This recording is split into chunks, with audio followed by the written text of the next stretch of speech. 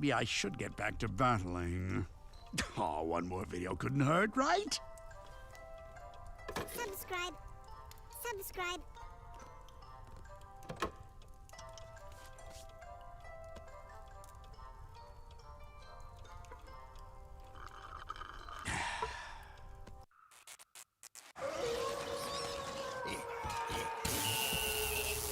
This is the best Halloween ever!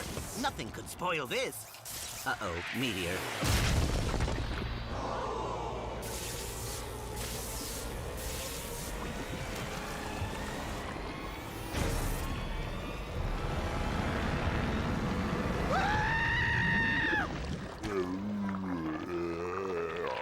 I'm sorry, what? I don't speak Gollum. Does anyone here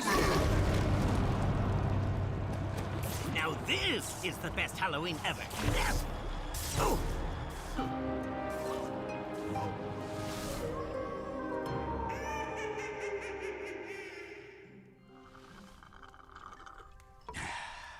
Good video. Very good. I do hope the Blue King loses in this next one, though. Subscribe. Subscribe.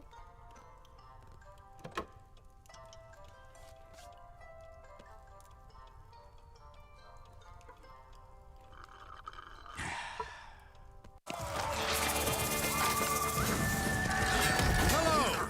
I'm looking for 8 ferocious warriors to help me duel for glory and honor in the Royale arena. Who will join me?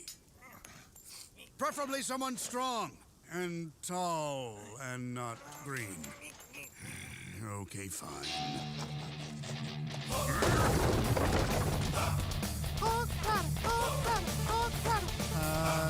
Yeah.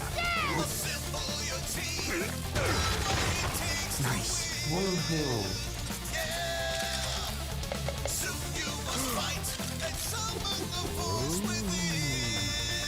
All right!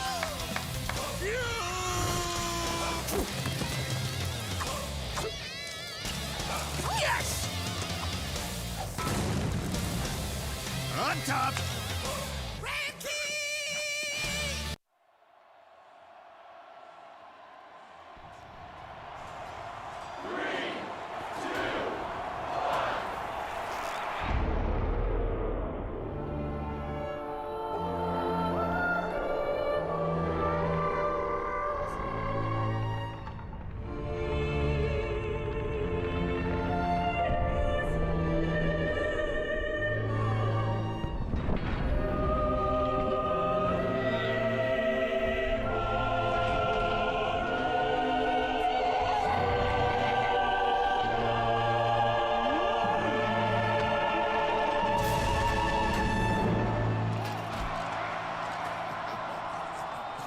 Clash Royale. Download for free.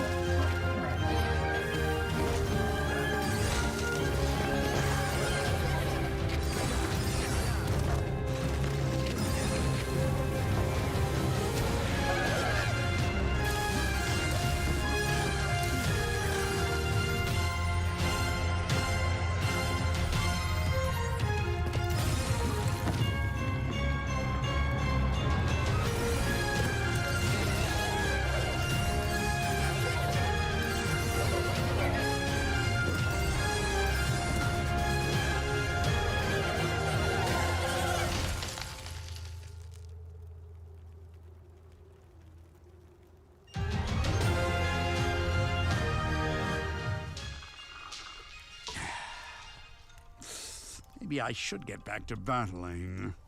Oh, one more video couldn't hurt, right? Subscribe. Subscribe.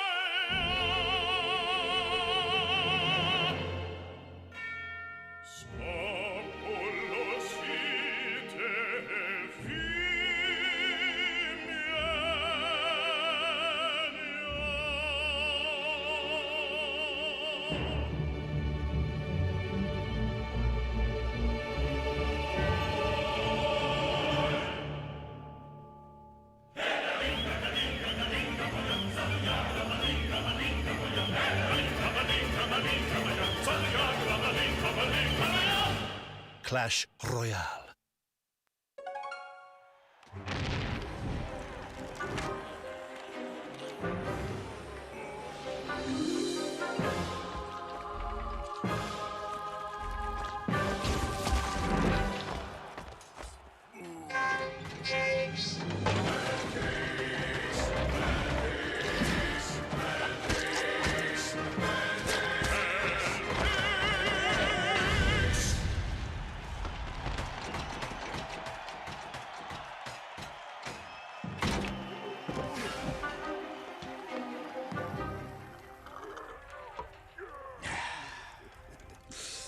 Maybe I should get back to battling. Oh, one more video couldn't hurt, right? Subscribe. Subscribe.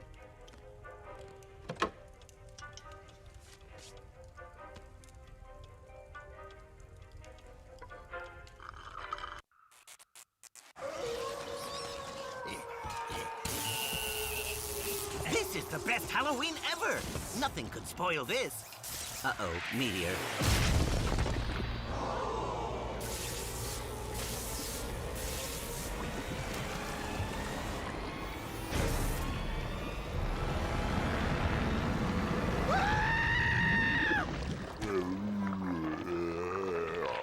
I'm sorry, what? I don't speak Gollum. Does anyone here Now this is the best Halloween ever. Yes! Oh!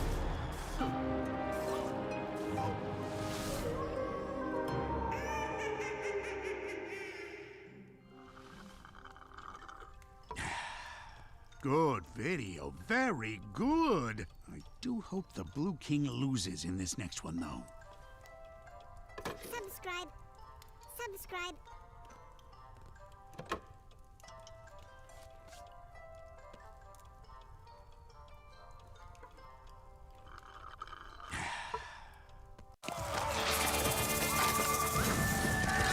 Hello! I'm looking for 8 ferocious warriors to help me duel for glory and honor in the Royale arena. Who will join me? Preferably someone strong and tall and not green. Okay, fine.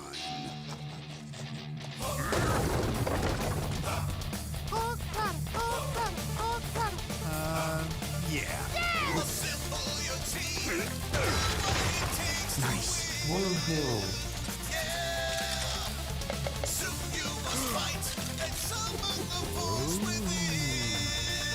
All right!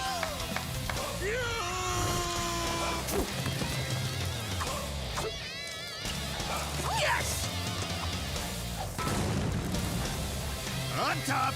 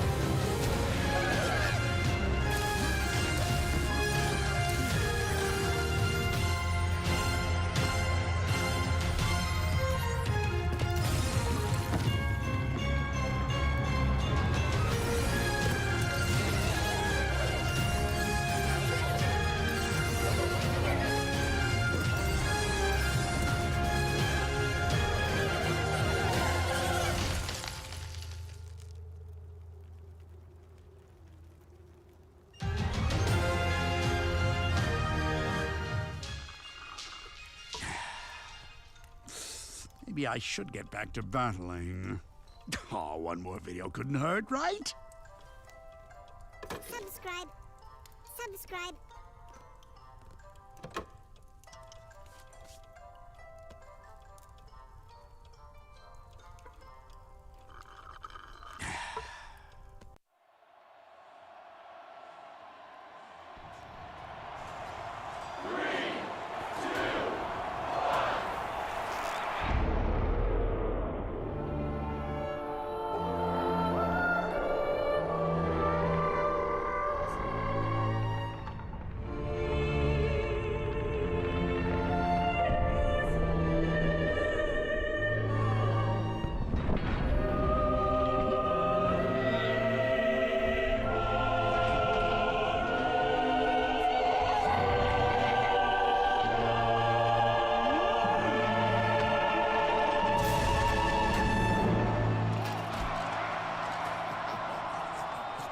Clash Royale. Download for free.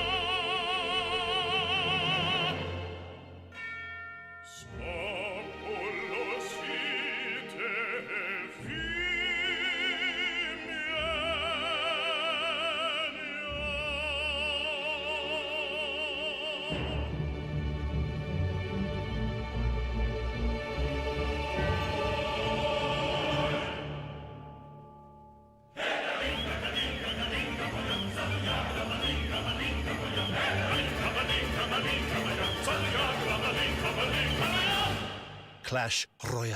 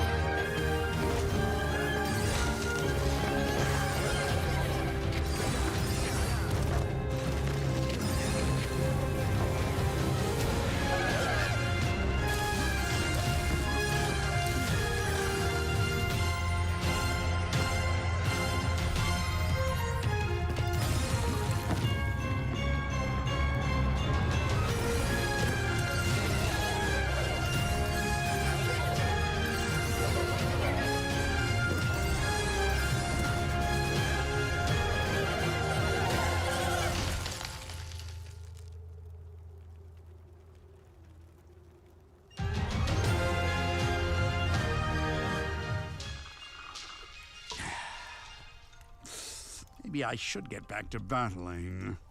Oh, one more video couldn't hurt, right? Subscribe. Subscribe.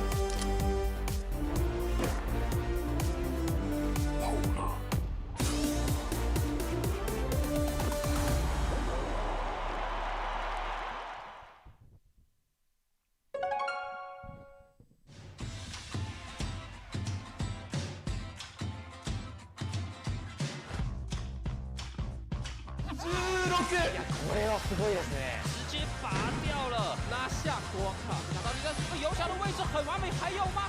まずはタロンが一本選手。球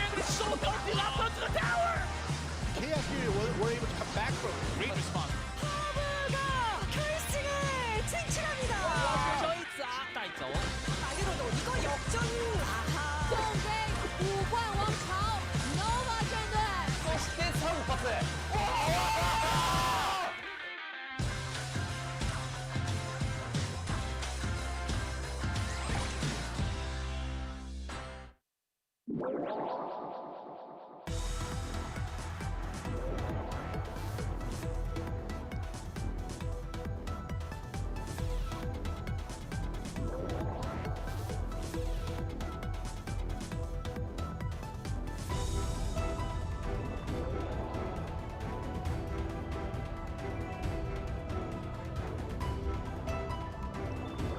Hello guys and welcome to Clash Royale League East Special Season Day number 2 here. It is 2020, which means it's time for G-Clef and Paper Thin here. How are you doing? And as we've seen day number 1, it was pretty hectic, pretty wild, crazy. What's going to happen in day number 2? And good to have you back. Yeah, thanks, man. Good to be back. I am so excited to be here for CRL East. Yesterday was really intense, but the Chinese teams came through very strong yesterday, as I think a lot of people would have expected, but we did see some fight. And, of course, Fav Gaming still looking to be very strong in their own right, as Jack is a really strong player. So I love to see him continue to play very, very well. Overall, I'm really excited about today's matchups, though. I tell you what, there are some really darn good matches. Yes, and the matchups, of course, we're going to see that on screen very soon, but only the second day. And after the first day, the main topic, lots of talks about the triple draft, and it's been pretty wild about the selections. We can't see the cards still until it's actually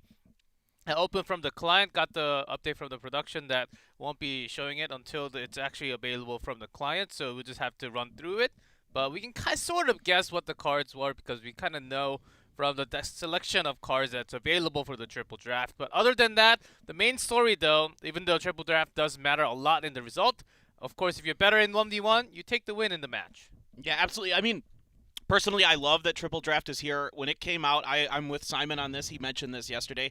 I absolutely love the format. Anytime I can play it in our clan wars or when it's in the party mode or whatever, I am like just going headlong into it. And you can see sometimes with the triple draft, like players are able to kind of build a deck archetype that, you know, is pretty well balanced, right? You'll see like, you know, a Mega Knight type thing, or if somebody gets Graveyard and Poison together, a lot of times that's a really strong combo. We saw the Mortar deck come out yesterday. So there is a way to kind of build it, and you do have to get a little bit lucky with the way the cards come up, of course. But at the same time, there's still general rules you have to follow. There's a reason you see obviously Flying Machine, Magic Archer, certain cards that are really hard to counter. Yes, there's some anti-air, there's some distractions out of some of the options, and of course the winning condition cards also. So just understanding all the concept and how it's going to turn out. Very likely, small spell, big spell, just talking about some options. And if you have a good understanding what the deck choices are, basically what cards already came out, what kind of deck you want to build, as you just said, I think that's exactly how these pros will take it. As selection can be really hard. Sometimes you expect this card to come out later, but it doesn't, and then your entire deck you're kind of screwed at that moment. So you have to think about lots of options when you're building. At the same time, you look at your opponent's card, what they can actually have. So it's a lot of things to do in your head. It's a mental workout for sure. I mean, I find it to be super fascinating, and you're seeing a lot of certain types of cards come out. Like you're going to see more bowlers than usual. You're going to see a lot of battle healers, that kind of thing, because they're really hard cards to counter with spells, right? With the bowler, he's like basically invulnerable to most spells in a way. Yeah. I mean, yeah, they can do decent amount of damage to him. Same with Battle Healer, but at the same time, there's no like direct spell counter. That's why you're going to see them sometimes valued a little bit more than other cards. Yeah, exactly. As we will go towards the overview, it is a special season. That's why we're talking about the triple draft, and it is different. First set is actually King of the Hill. We got 3v3, maximum of 5 games. Having 3 different players from a team. And set 2, what we just talked about, triple draft. And then we go into 1v1 for the final set, if we need to go to that final set. It's going to be best of 3 for the regular season until we go to the playoff. For a playoff, best of 5. So guys, get ready for that May playoff. Is going to be a wild one. Yeah, and the prize pool, very significant here as well. $40,000 for first place is a nice chunk of change. $20,000 for second, $75,000 overall. Here is today's matchup. Woo! The first one, a rematch of the semifinals from CRL Worlds last year. Well, with somewhat of a different roster, or especially for Fav Gaming, so it's going to be very, very interesting. Especially because Expo Master was playing for that triple draft yesterday, went down 0-2 straight on. It was Jack who actually saved the day for the team, so that's going to be a wild news. Yeah, production just going straight ahead. I mean, the next page, we're just clicking through the PowerPoint here. Let's go, baby. Next match, the TTs. TTG versus TT. Oh, that's another match. I saw that. And we're going to say TT, and then everyone's going to get confused. Like, so which team is he talking timing about? And Team TT? Timing and TTG. I'm just going to try to stick with timing. That's my plan. Yeah, timing and TTG. Let's just call it that. Yeah. Okay? But that's still also a really great match. And then, of course, we get to see the 2 teams that we didn't get to see yesterday square off with Nova and Talon. Oh. Yes. been waiting for that moment because, yeah, it's gonna be that's going to be. Yeah, I still think Nova does have a slight favor in terms of the matchup and how strong they are and how they have been persistent in terms of history and also the skill level they have shown within the last few weeks. As Talon is now a full Korean squad, as they picked up all the Korean players in the Talon team now. I wonder how strong they actually are at the moment. Yeah, going back to last season, I would say that, in Talon they have 3 of the top 5 Korean 1v1 players on this team, maybe. But who knows going into this season what it's going to be like. I mean, we saw Blizzard.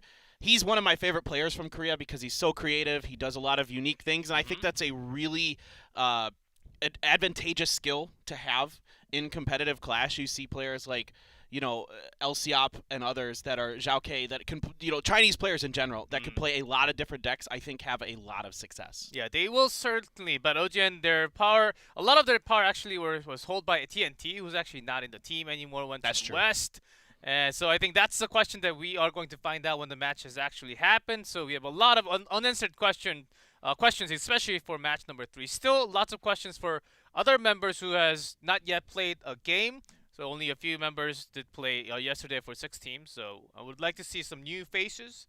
Of course, some new faces that haven't been playing 1v1 also. Maybe some triple draft. Maybe we're going to see a rising rookie superstar for triple draft. Maybe like 10 wins and 1 loss or something by the end of the season. That's going to be something else if triple draft does stick with the league. It is a special season, so we don't know if it's actually going to the second season or the fall season or into Worlds. We have no idea yet. I think, personally, it should. I find it to be, outside of the normal 1v1 matchups, to be the most competitive system that we have for 1v1 play. So I really enjoy it personally. I think it's really fascinating to watch it, and hopefully someday we can get the, get to see the cards. But let's take a look at the rosters here, G-Clef.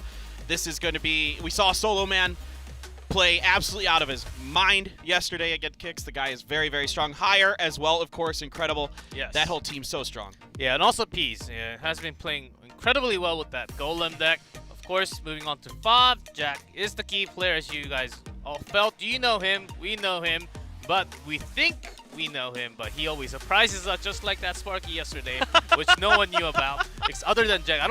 Maybe Jack didn't even know about it. Which was a weird Expo Sparky. Okay. Well, it's so, I can see it if you thought you had a read on your opponent where they were going to bring something. Like, it's not too bad against E-Golem, right? Sparky's great against regular Golem as well, which we were seeing a bit of yesterday. So if you thought you had a read on your opponent, I can see bringing it in there as like a pocket Sparky, pick. but it's 4.1. It's super heavy, and if you really want that Expo to connect at all, I mean, with that kind of deck set, you can't connect the Sparky onto the tower. There's no way. I agree. Yeah, let's just move on. Was that Donnie on the screen? I think it was.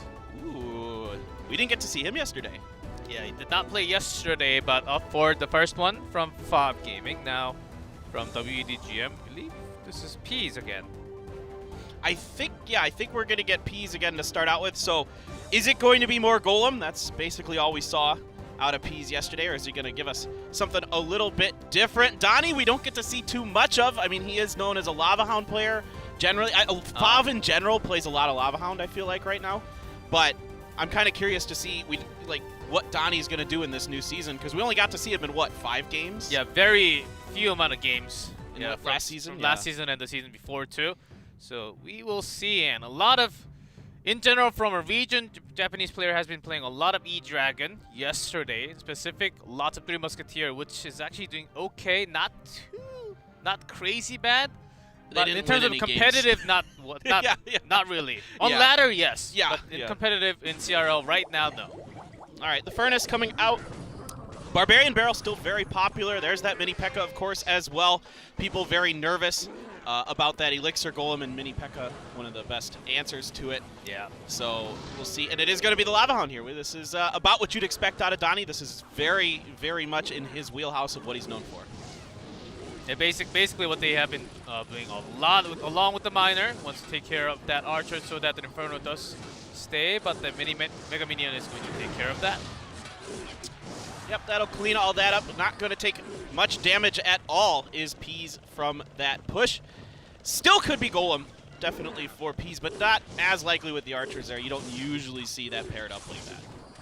And yeah, for Donnie, you still have to look. Is it just going to be the guards or a few other cards connected to it? He does need a few more. But against the Furnace, maybe he's just saving that for the perfect chance. I think that actually landed a hit. Yeah, so he's not really happy about the Barbarian hit. Right. I mean, most likely this is going to be like the bomb tower with the guards like we saw yesterday with this particular deck. Seems to be very fashionable as well. Bomb tower very strong, of course, because of a lot of the Royal Hogs. Yes, it is indeed Golem here from Peas, so a little bit different of a pick here with the archers behind it, but not out of the realm of ordinary. Yeah, because there are lots of tools, especially the mini P.E.K.K.A just chopping away the musketeer all the time. You do want that secondary option to have you making it a little slower. Now instead, he's gonna bring Barbarians against the Golem, which is not too bad. Yeah, Barbarians is about the perfect counter you can have to it. So a nice change of pace here from Donnie to counter his opponent, reading him very well, gonna get some extra damage with that poison as well. The nice thing about having archers as well is that they're a little bit harder to counter with spells because of the popularity of Fireball and Poison. You're losing an elixir trade on that. So they're kind of a nice little addition to that. I wouldn't be too surprised if as things go on we might see a little bit more arrows from time to time. But yeah, it's exactly the perfect spell against those small troops. And also Mini P.E.K.K.A getting 2 hits onto that tower. That's big for Peas as he got the big furnace set up, but now Donnie on this just chase, but Lava Hound's already down. Yeah, this is looking pretty good now for Peas. A little bit more damage from that miner, but not much. The archers are still alive, so they're going to clean that up. Only a few shovels coming in. The Barbarian barrel rolls over them. A few fire spirits from the furnace take them down, and this Inferno Dragon is about to be mincemeat himself. Does get a bit of damage in there. He lets that charge go through, but he's willing to sacrifice that with this Golem deck. Very, very calculated play from Peas. Yes, because against the Golem, Barbarians are supposed to be doing all the damage, but with that furnace set up now, of course, the fire spirits are going to the lava, but once it goes through, it's going to be hitting the Barbarians. So that's exactly what Peas wants to have as a setup. That Mini P.E.K.K.A goes down. That's a big deal, because that Mini P.E.K.K.A can one-shot those Barbarians. It does buy enough time for those Golemites to get up there, get a few punches in, get their death damage done. But now a Mini P.E.K.K.A on the back on that miner cleans him up. More fire spirits coming up here, but one of them is going to get taken out by the Belch. 2 of them gets taken out by the Belch. Good lightning there, just trying to cycle it through. He knows he can just spell this down if he buys time. Yeah, great timing, Don. You knew that lightning was coming very, very likely very soon. He's about to just finish the game. Don, he has to push now. There's no way. One more lightning cycle will be game over, game win for Peas. So trying everything to make it possible. Yeah, miner's on the back. Mini P.E.K.K.A is going to be right there. He deals with that miner very, very quickly. The poison is here as well. Just waiting to get to that 6 elixir, I think. And he tried to block it with the Barbarians, but does not get it. Yeah, he's just having a perfect read. He knew that something was up. There was no other follow-up after the miner. He knew that he was going to block that lightning with the amount of troops that he had. Yeah. Good read after all that happening, and it was pretty hectic, you know, just going back and forth, but he's understanding what could happen. Yeah, Donnie also had a good try at the end. It was actually very, very close. You're right. Donnie was a couple more seconds away from winning there. And it's a really interesting battle when you have 2 players just basically playing their decks, right? And then they do a little bit of sneaky changes in there, right? We have the Barbarians instead of the Guards under the Lava Hound to try to counter the Golem from Peas. And then you have the Archers in there to try and make it a little more difficult for certain things that have been happening in the meta, including something like the Miner, right? Like, so it's a little bit stronger than the Musketeer in a way. Yeah, also against all the Inferno Dragon, instead of one single target, it's 2 targets. Against the Inferno Dragon, Mini P.E.K.K.A and all that single target damage, it takes a longer time. So I think that was a great change-up. If he's just having a massive understanding about the Golem deck, how to finish the game with the Lightning, you could basically tell from just watching this game how many times he has played the Golem deck before. And I'm a big fan of the Lightning spell right now in this current meta because we're seeing a lot of cards that you can really effectively use it against. There you can see against the Inferno Dragon, it does quite a bit of damage, resets that beam, completely eliminates the Electro Dragon, which we're seeing a lot of recently. So there's some really, powerful, including like Magic Archer. So there's a lot of, utility you can find with the Lightning spell. Yeah, that's exactly the reason why Mini P.E.K.K.A actually started to rise. You are trying to target down a single target, just like the Lightning spell, but it's a lot less cost efficient compared to Lightning, and you can actually position perfectly where you want in the defense, and to push that with the mini P.E.K.K.A. It moves pretty fast too. So that was also the reason I follow you 100%. Also use that of that furnace along with that tornado, grabbing all those lava pubs. P just made a great game against what Donnie had. Lava, yeah, it could be very effective if you can actually control it. Yeah, but against the tornado and furnace and fire spit, lots of those AoE damage, it was going to be very tough landing any of those pub shots. Yeah, and if this had been the Lava Loon variant here from Donnie, which we saw a lot from Fav yesterday, just in case, like, then you have that tornado to drag the balloon into the tower or something like that. So I think it's a really good setup there by Peas to kind of play around what Donnie is going to do. But this guy that's coming up next, Jack, he is a lot more difficult to plan for. Yeah, who also played Lava Loon Miner yesterday, I believe, twice. Yeah, with the 3.8 average elixir deck. Yeah, which actually he pulled it really nice, getting all the death damage from the balloon most of the time, and it worked out pretty well for him. So, yeah, and if that didn't work, he at least made sure the death damage went into the defending troop, so that the miner could do the damage. The other way, he was always finding a way to win the game. So that's Jack. Usually not playing that deck as much, but as a region right now, Japan, they seems to focus a lot on the air. Well, and Jack is so creative, especially with building placements. He's one of the best building players I've ever seen. His ability to know where to put that bomb tower, for example, so when it dies, it blows up and kills all the pups from the Lava Hound, is so smart. He's really good at Graveyard now, too. I mean, this guy has so many tools in his arsenal. That's what makes him such a difficult player to play against and such a strong player. He did lose the one game with the Expo, which, we talked about enough already. But overall, yesterday he was very strong, 4-1. So yeah, except for that Sparky, I think he's got the 2 wins from the King of the Hill too, and then also the set number 3 for the team. So has been basically winning all the game except for, let's just not count that Expo Sparky game for Jack, but that's exactly the reason why he's there. And can he go against the Golem deck? He knows that he's going to be going against Golem. So what do you exactly bring? Do you actually bring the same, which can include Inferno Dragon, which might be good enough, but you've seen the Lightning just from Peas of what he can do, how he can reset, or you can just bring something lighter like a Zap or even his E-Dragon on his own. Very likely P is going to play Golem all the time if he's allowed, and there's no ban card this season, so I'm pretty sure that's going to be it. Just judging from what the following cards would be with that Golem, I think that's going to be the key for Jack. Yeah, it's hard. We have seen Jack do like Goblin Giant Sparky from time to time, but that's a tough matchup against Golem because of the Lightning. The Sparky does a pretty good job of countering a lot of what you want to bring in the Goblin Giant Sparky deck, especially Sparky itself. So This is a tough one for sure. I mean, Peas is so good at Golem, you feel like anything you bring against him, he's going to be ready for it. I mean, this guy is the master. And then we see a log. Okay. Well, but with a tomb, maybe we might just be going back to those air decks. Yep. Yeah, first log from a Jag. The first thing you think about is the Hog Rider, though. All right, and a Battle Healer this time. Tornado once again. Going to pull that Hog Rider over to the Furnace. Battle Healer is going to do a nice job helping clean that up. So no damage, not much damage from Jack's first push. Actually, none because the log was the only damage there. So Battle Healer is fine against skeletons. They do not scare her at all. Mega Minion a little bit more so, and a Lightning used here. Good job by Peas, getting a lot of value out of that, but still a very healthy Battle Healer coming up. Yep, he knew that was the timing, and also he was burning Elixir anyhow. So great timing from Peas to actually do the maximum damage. Yeah, going to activate the King Tower, but that won't matter too much, as very likely Peas is going to try to have another big push.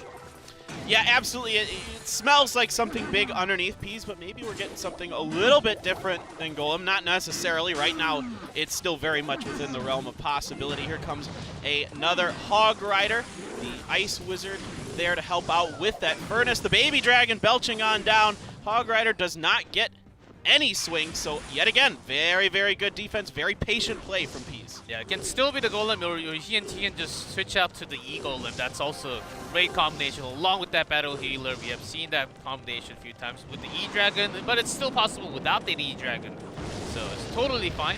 So this is the nasty thing about the Battle Healer. You're absolutely right, it is the E-Golem.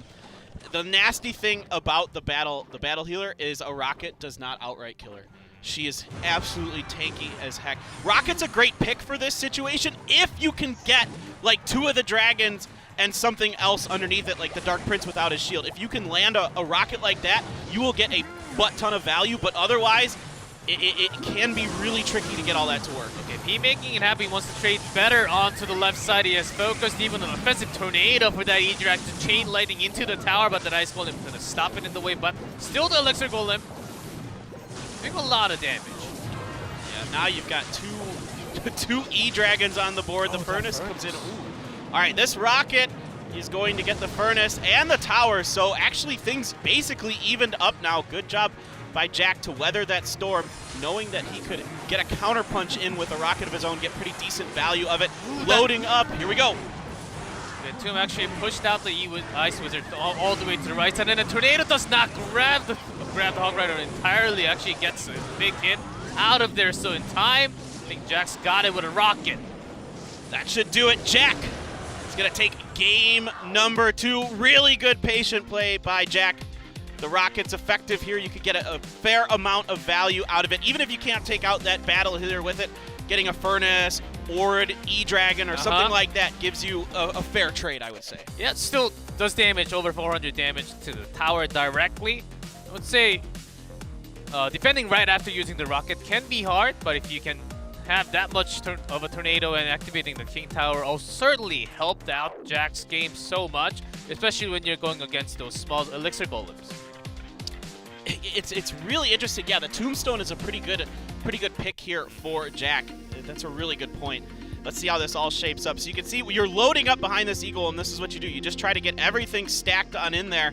You get decent value out of this lightning, and then everything's tornadoed in there. So a lot of death and a lot of damage being done. Of course, though, we did have the King Tower activated, so some extra damage comes through there. But then Jack is able to get underneath, and that Furnace, I think one swing from the Hog Rider first, right?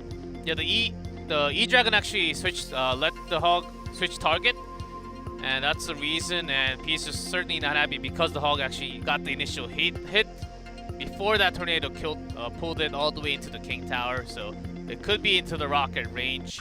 So Jack just making everything work. In terms of cycle, because the Elixir causes so much less for Jack to just cycle out his card, yeah, it was really hard for Peace to actually have a perfect defense all the time, so he basically went for all-in attack onto the left side, even having an offensive tornado, but Jack just a little too fast with the cards. Yeah, even if he was able to land that tornado and prevent that Hog Rider from getting any hits in on his Princess Tower, there was still an issue that Jack had already cleaned up his push on the left-hand side, so Jack was still ahead even after all of that. So really well played by Jack. You'd expect nothing less. Coming up next, it's going to be Solo Man, the hero for WEDGM yesterday. This guy, very, very strong, doing it with the E-Golem deck yesterday as well, the Goblin Giant Sparky deck, and then he won both games in his triple draft matchup. So I'm really excited to see what we're going to see from him because, again, a lot of different decks being used by these guys. Yeah, Solomon just was also having some really great action with the Mega Knight and Flying Machine, just controlling the cycle really well, and we've seen it from the NT Worlds just a week ago. So, and yeah, it's not just him, as they also got higher. So WEDGM stacked with a big roster, similar style for 5 Gaming. Let's see who they actually bring this time after Jack. Yeah, I'm really, really curious if we get to that. I think, Mega Knight's pretty powerful in some ways. It's not like you're not seeing it a lot in the meta right now. It's just basically like yesterday you saw E-Golem, Graveyard, Lava, and then a few other things in between. Goblin Giant Sparky was pretty successful yesterday. That deck didn't lose yesterday, by the way. So that's been pretty powerful as well. But those I would say, the 4 big archetypes we're seeing right now. But Mega Knight is perfectly valuable. There's like the Royal Hogs as well. Excuse me, that was another one that was used a lot yesterday. Yeah, with the Healing Spirit, that's actually one of the most popular deck right now until tomorrow, guys. So yeah, if you want to use it, yeah, this is the time. With the Magic Archer, I'm saying, because that Magic Archer is getting a big nerf, the range nerf from 7 to 6. So that's going to put not an end, but it's going to be a lot harder because the shooting distance, the amount of the distance that arrow travels, it's going to be the same, but because of that range, it's going to be just a little bit tougher to actually put out that much DPS onto the tower. So we'll see how that nerf actually affects the pro player, because they are still so good with that Magic Archer. Yeah, I mean, a lot of times it's not going to make as big of a difference because anything that's within, what is it, 1, 2, 3, 4, like within 3 of the bridge, right, or 3 or 4 squares of the bridge, will still be targetable by the Magic Archer if you put him right at the river. So somewhere around that range, depending on exactly what the triangle distance is, like the trigonometry. because of that lower range now, I think the Magic Archer has to walk towards the bridge just a little more to target the actual target right before the Princess Tower. So I think that's going to be the real deal, and how close you can actually get with that angle. It's going to be just a little bit harder, and also easier for the opponent to target down because it's going to be closer to the bridge. Yeah. So it's going to be a big nerf if you think about it. Like Mini P.E.K.K.A can just walk up and just. It's like you have a cone and you're narrowing the range of where exactly. that effective cone of the Magic Archer is the best way to think about it. But yeah, today we're still on the regular old thing. I'm really curious. Another thing that we just don't see much anymore is P.E.K.K.A. Yes, because the Mini gone. P.E.K.K.A does a whole lot of damage, a lot less elixir, a lot less HP, but yeah, still can chop a lot of chunks. Right. I still do see some people having success on the Grand Challenge with the P.E.K.K.A Battle Ram deck, but it just has fallen completely out of favor in the competitive scene. Yeah, it's not as fast as the Royal Hogs or some of the wall breaker decks. As you can always trade better in a cheaper cycle, because the wall breaker still does a whole lot of damage. Speaking of, yes, Solomon with the wall breakers this time. Yesterday he was the one just absolutely trashing people who were using it, so now he's going to give it a go. I like the idea. It's kind of a mind game, right? I beat this deck, so now I'm going to show you how to use it. We'll see with the Valkyrie. Jack might just be staying with the similar type of, or like an old traditional deck of Hog Rider with the Executioner. You're looking for that Tornado. I was just about to say, we were just talking about this unit, and I expect it to come out now. Yeah, definitely Executioner. Almost 99.999% of the time coming with that Tornado. Now, this is going to be, I think, just about an even trade here. There is a zap, though. All right, has to use the Hog Rider to buy some time so that Mega Knight doesn't get in there. It does get one hit, but one swing. That's it for that Hog Rider, and here comes a decent-sized push. Valkyrie in the way. Should end up blocking with help from that log of that wall breaker. The wall breaker on the left, though, does get through. Yeah. Will be an important one if Solomon actually chooses to go towards that left side all of a sudden, because you know that the big troops are coming. Usually the Hog Rider just focusing onto the right. But Solomon does have the chance to actually switch lanes on his own, because Jack, he has to push through one side for that Hog Rider instead. All right, just waiting now. We'll see exactly how they want to attack each other. It is going to be Gobs to finish this one out for Solomon. Just spammed at the bridge. You're going to use the Tornado to activate it. Good job by Jack there to get his King Tower activated again. Jack, one of the best with that. Of course, the rocket at the end of all of this is going to be used on that Musketeer. Yeah, Solomon knew that was coming. That's why he had the Musketeer going on to the left instead. Valkyrie goes all the way towards the back, but still one of the wall breaker does connect. Yeah, that zap was just a little bit too late there from Jack. Now he's going to try to push with the Ice Spirit behind. It's going to get distracted by very good Goblin placement there. Keeps that Mini P.E.K.K.A very unstunned, so he can do some damage into that Hog Rider, mitigate the Hog Rider damage. Now you're going to set everything up. Yeah, Solomon making it really tough for Jack to actually have a perfect defense, always letting the miner connect at least a few times, or like a wall breaker onto the left side, so making 2-win condition. Yeah, Solomon just had zapped on his own, so he could stop on that previous push. Yeah, Jack's going to have to start playing some really, really good defense and get some good rockets in to get this done. The nice thing for Jack is he does have the Tornado to drag everything into the middle and get all 3 towers to shoot at something if he wants to, but like you were mentioning, the problem here is this miner is getting back there and getting untouched and getting free damage in. Yeah, at least the King Tower is activated, so it's a lot less damage than before. Even that Mega Knight just perfectly placed for Solomon to continue his attack onto the left side. Now, where does he focus his wall breakers? Onto the right, exactly, making it really hard for Jack to perfectly defend. Oh, he just is able to do it. Yeah, the zap was just a little too late for Solomon. Yeah, it was just a little bit too late. A little bit of damage there.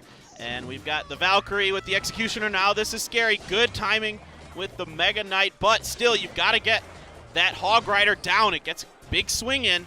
So now Jack's making a bit of a comeback here. He's, for all intents and purposes, almost evened it up, but now we get a Mega Knight jump in. There isn't any defense available for Jack. Yeah, only the Executioner with the zap, and that will actually be in more than 2 zaps needed for Solomon to actually finish that left side. So does need to work on it. Still the Hog Rider gets one more big swing. Yeah, now we got the Valkyrie on the bottom right swinging away. There's got to be some kind of defense here. Miner. Is that going to be it? The Miner with the zap. Good enough. Jack is going to go down. Solomon, undefeated so far here in CRL East. That's insane. Instead of focusing on to one side, of course, all wall breaker players should always look for options of damage, trying to do straight on damage on both. But what made it really hard was Jack had no other backup other than the Hog Rider itself usually, because it was always fighting against all those really quick cycles of all the other units coming up from Solomon, and also the Mega Knight. He didn't really have a mini P.E.K.K.A. or one a target unit that could actually destroy that mini P.E.K.K.A. I mean the Mega Knight. It was really hard to actually chunk that up. It took the Executioner forever to get that down. Yeah, the Mega Knight's really powerful in the meta right now. We talked about it before this game started. I want to elaborate on it a little bit more. Adding on to your point, right? The mini P.E.K.K.A., yes, if they have it, it is good against the Mega Knight, but there's no regular P.E.K.K.A., which was such a brutal counter to the Mega Knight. Yes. And the Mega Knight is really good against fast cycle decks. You can use it against so many different kinds. Even it's not terrible against the Elixir Golem and the Golems and that kind of thing. And then if it keeps it healthy and it keeps jumping around like that, all of a sudden you've got all kinds of weird matchup problems. Now, if you have something like a graveyard deck with a Knight, you can kite it pretty well, but then you're sacrificing that Knight to deal with the Mega Knight. And you can kind of use the Mega Knight on defense against Graveyard fairly effectively too, so there's kind of some give and take there. Yeah, usually, look at that, that circle. That highlight circle was on Jack's face. That doesn't even move. It's a picture of Jack. I don't know what happened there, but that was kind of funny. But usually what Jack brings, instead of the Executioner, it is the Musketeer, which actually chunks down Mega Knight a lot better than the Executioner, a lot faster at least with a single target damage. But in this case, it didn't really help Jack at all, and Musketeer is actually Jack's favorite card. Switching that out in this kind of matchup was also a somewhat of a lucky game, lucky deck shot calling for Solomon here. Yeah, I think Jack might have been suspecting the E-Golem deck again, possibly, would be my guess. Executioner Tornado's pretty strong against that. You can get quite a bit of value out of it, especially if you position that Executioner correctly and you're able to hit all of the E-Golem's little droplets that come out. So, and then the Rocket, of course, is very good. Like we mentioned last game, right? We saw it be very effective. You can use it against the E-Dragon, and it kind of works against the Battle Healer a little bit. So, I think that's what he was maybe expecting. And also, Solomon used a lot of Lava Miner last year, so if you're thinking about all the lava in the pubs, Tornado, Executioner, you're good to go. So I think that's exactly what Jack was thinking about. Yes, having that defense tool 100% right for yourself, and also having your key card, Hog Rider, and all the other swords. I think that's exactly why he brought the Executioner in the Hog Rider deck, but Jack went into the challenge of not having a mini P.E.K.K.A. right there. Yeah, this reminds me a little bit of what we saw with this matchup at Worlds, right? A lot of Mega Knight from EDGM, and this seems to give this FAV team a little bit of trouble. They seem to have a little bit more trouble dealing with the Mega Knight. I mean, we saw Higher beat Jack 2-0 with Mega Knight Ram Rider 2 times in a row at the World Finals. So this is kind of interesting. Yeah, it's also really hard. Do you actually bring... So you're basically thinking about the mini P.E.K.K.A. all the time. So that's the reason why skeletons are being put everywhere. In this case, it was goblins instead of the skeletons.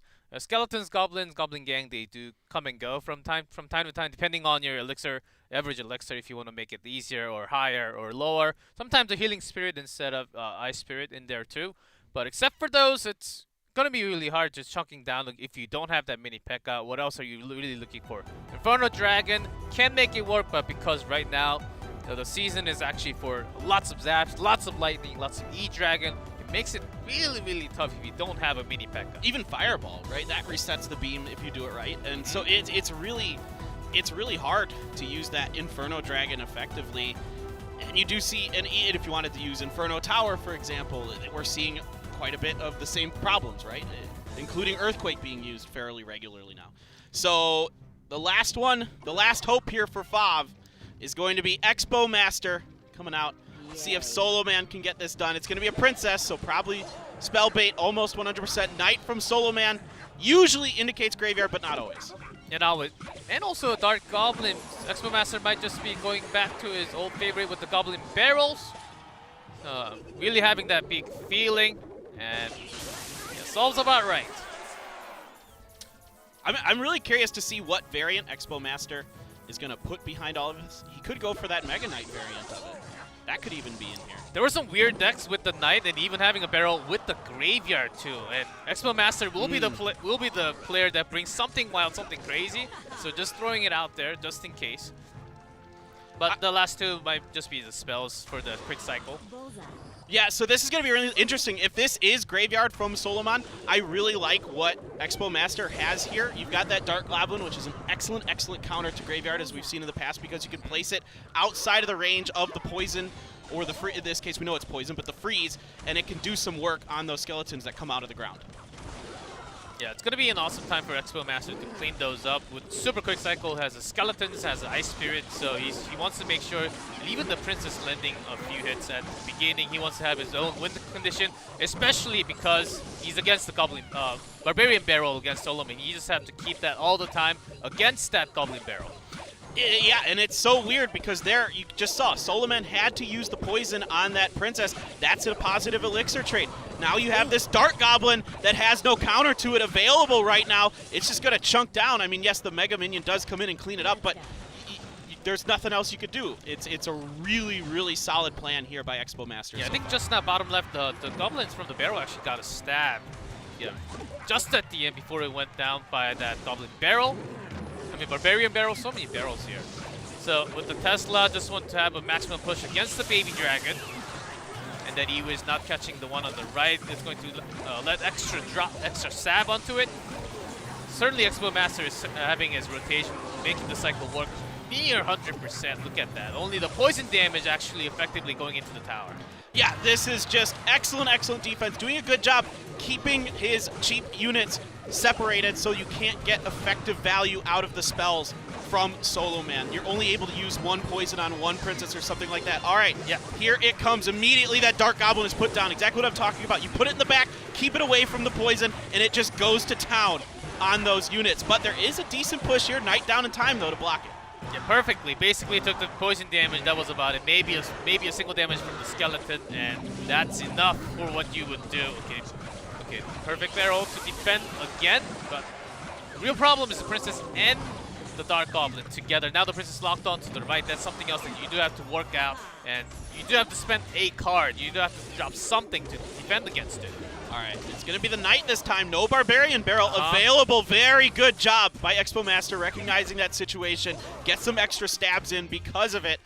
And now we've got a decent little push coming from Solo Man. He's got quite a bit of elixir available. He's going to have to make it work here, I think, G-Clef. Yeah, he's put down 7 elixirs for that Barbarian. He needs to make that work. But the Dark Goblin just went into the poison, so that might just be good enough to clean all the skeletons with the Knight defending against it. And meanwhile, that did a whole lot more damage at the bottom left. Yeah, that bottom left is absolutely getting shredded. This time the Barbarian Barrel is available. That's going to be a very dead Mega Minion on the left now, as that Barbarian will also go down. I think there were some skeletons that got through onto the bottom left as well. So here we go. Last minute. Here we go. Let's see what we've got. E-Wiz comes down, but you're still getting stabs in. If you don't have that Barbarian Barrel available, then it's a ton of damage. This time, that Dark Goblin does get caught in there. A little extra damage. Nothing super major. Yeah, nothing crazy, and I like the different placement of that Dark Goblin again from Expo Master to keep the poison away, making it just a little bit harder. Look at the amount of princess that's all the way in the back, basically saying, okay, Solomon, you gotta use that poison. Now he misses again, putting it all the way in the back. Yes, defend perfectly against it. Now does get that perfectly defended with that E-Wiz, nicely done. But the log is chipping in damage. 4 princesses here behind this Knight. Get on my back. These princesses are raining death and destruction down onto Solomon. One more Graveyard. This is infinite elixir mode. What's happening here? So Graveyard still doing some damage, but even the defensive skeletons, it's counting down to the clock. And the lowest HP tower, you guessed it, the bottom left. Solomon's gonna go down to Expo Master with that Goblin Barrel cycle, which is super impressive with their placements. Just having that mind game, tossing that Goblin Barrel, one square to the left, one square to the right, one square back, front, all the time. Same thing with the Dark Goblin and the Princess. It was a hard game for Solomon to guess all that right. That was an excellent performance there from Expo Master. I mean, just so well thought out, perfectly executed, knew how to take advantage of his opponent's weaknesses, knowing that with that bar barrel basically being relegated to Goblin Barrel defense, he can just keep putting Princesses and Dark Goblins on each side, and there's just no good answer. You don't want to use the poison for just one of them, but Expo Master is forcing you into situations where you have to. I think Dark Goblin is one of the cards, if you know how to use it with the cycle, if you have the right cards along with it, in this meta against the graveyard, one of the best. I've said this last year too, when we had so many graveyards against 2v2, when we were talking about 2v2, Dark Goblins are actually one of the best tools, taking out those skeletons with that attack speed. It's so fast, skeletons do not get near to that tower. Its range is pretty quick. If it goes through the bridge, it shoots at least 4 without any other units onto it. So it's actually really, really good for that 3 elixir value. You're 100% correct. If you can utilize it correctly, it's really, really good. And here you can see, look at the good defense, the Tesla, and the skeletons of his own. Expo Master getting it done here. And the 1 crown win. 2.5 cost for this deck, by the way. Cheaper than that 2.6 you see. Yeah, you can switch out, usually you switch out Skeleton or Ice Spirit for a Rocket. Yeah, to have that final blow, or if you get a chance on the Rocket or Unit Plus onto the tower, you just use it. But this time, without the Rocket, 2.5. And it was really hard to catch on today. Yeah, Expo Master in the middle. Didn't really have to use that log that many times because he was really cycling through his offensive card, making sure all the units are down instead. Just really, really excellent play. It is going to be higher as the last member for WEDGM.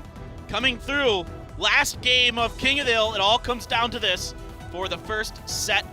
This should be a really, really good matchup.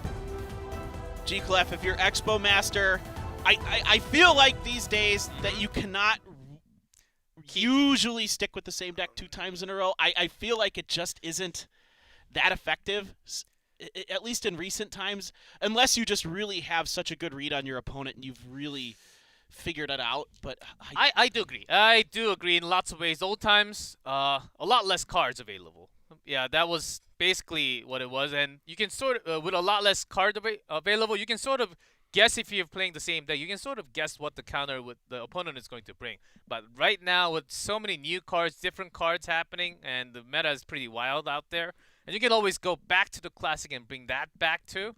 So sticking with the same deck, I don't think that's a good idea at that moment. Maybe back in like 2017 or early 18, that was okay. If you had that kind of skill and confidence, it's okay. But as you can see, even Peas with that, even if he's changing few cards on the back of the Golem, still, if the Golem's being broken really easy against the Infernos, then you're having a problem on yourself by keeping the same archetype on your own. So I think it's not the best best time of the year right now, or even in the future, to keep that same deck. Just switch out into something else. Expo Master, he's got a lot, and I've seen his account, and previously he has been working on lots of Hog Riders on his own too. Hog Riders? Yeah. Maybe he stole some secret recipes from Jack or something.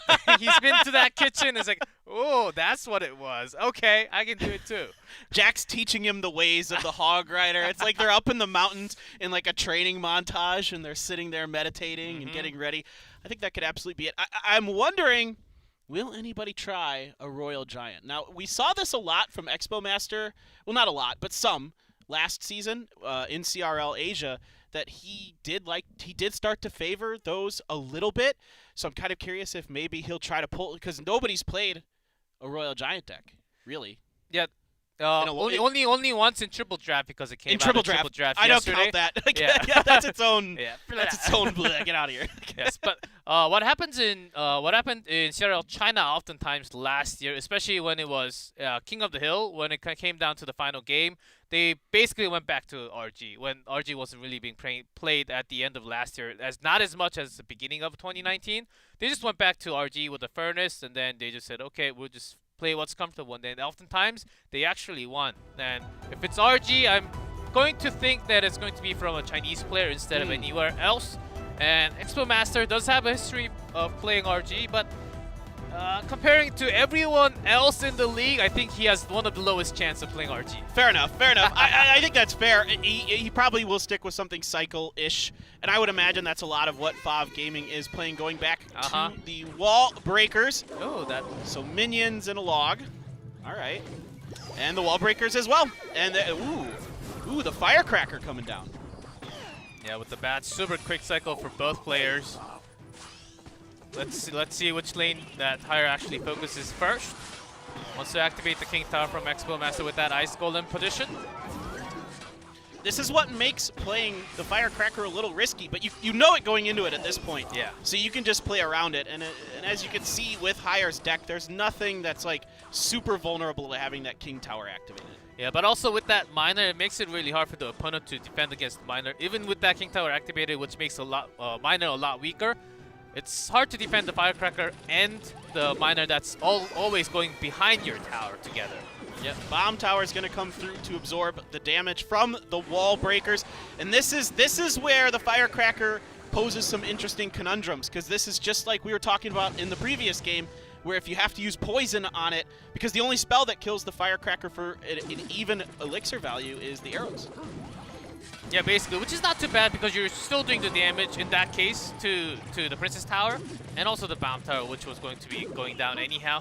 So there's that Miner, really easy to predict because you know units are coming down from the bridge side. It has to be on the back. Very likely for both players. That's basically the archetype for both decks. I think a lot of this matchup could come down to Expo Master's utilization of the Magic Archer. I think because Expo Master, I think, has just a slight advantage in his spells. If he can make this Magic Archer get a lot of value along with this mini P.E.K.K.A., he can definitely squeak this one out. He's a little bit behind right now, but he's loading up for a big push. Barbarian Barrel comes down, gonna clean up that Magic Archer. Good Bomb Tower as well to mitigate most of that damage. Now you've got that Firecracker on the left. This will be the moment where Expo Master says, okay, I've done so much more damage and I want to keep my poison damage onto one stack tower, but the Firecracker is making it really hard to do all that damage. Okay, let's see that with the minion. Okay, the second wall breaker does connect, and it's just blowing out all the minions in the air too. Yeah, that was really nicely done there by Hire. Just a little late on the defense was Expo Master, so those wall breakers clean up the minions along with doing damage to that Princess Tower. And this is where the Firecracker gets really problematic. It just is so hard to get a bead on it, and it just bounces around all over the place. All right, here we go. Minor poison on the bottom right. See if you can get some decent amount of damage out of it. Yeah, a little bit, but now the counter miner on the top right. Yeah, and so far the Firecracker has been a great sense of defense for Hire. And yeah, about a little less than 170 difference in HP onto the right side. Now Expo Master has been using that Magic Archer in defensive build for a long time because Hire positioned Ice Golem so well away from the tower zone. But once that Magic Archer gets close, that will be a problem. That was so much value out of that poison for Expo Master. That Magic Archer as well just going to town. The counter punch coming. It is much better defended this time by Expo Master. Nothing from those wall breakers getting through. And that time the poison is going to be used. He just wants to push this down. See if he can finish this right now. Yeah, with that Ice Golem blocking the Magic Archer's shots, going through nowhere. Has to defend perfectly against those miners. The wall breaker's coming in just a little too late, but still gets caught in the log, and the Magic Archer even finishes that. All right, any extra damage and a poison will do it. Can he get it through? He's going to have to play a little bit of defense first. If Expo Master gets one hit from this miner, now he can just poison it down. Can he do it in time, though? Here come the wall breakers. Yes, he's going to get it. And Hire is going to be dropping, and that will be the end. Expo Master bringing the games. Unlike yesterday, will be the king for Fav Gaming today, just like how Jack did it last night. I'm getting some old school Expo Master feels here. It feels like it. Yesterday was a triple draft, and then we thought, okay, it's a triple draft. It can be different for him.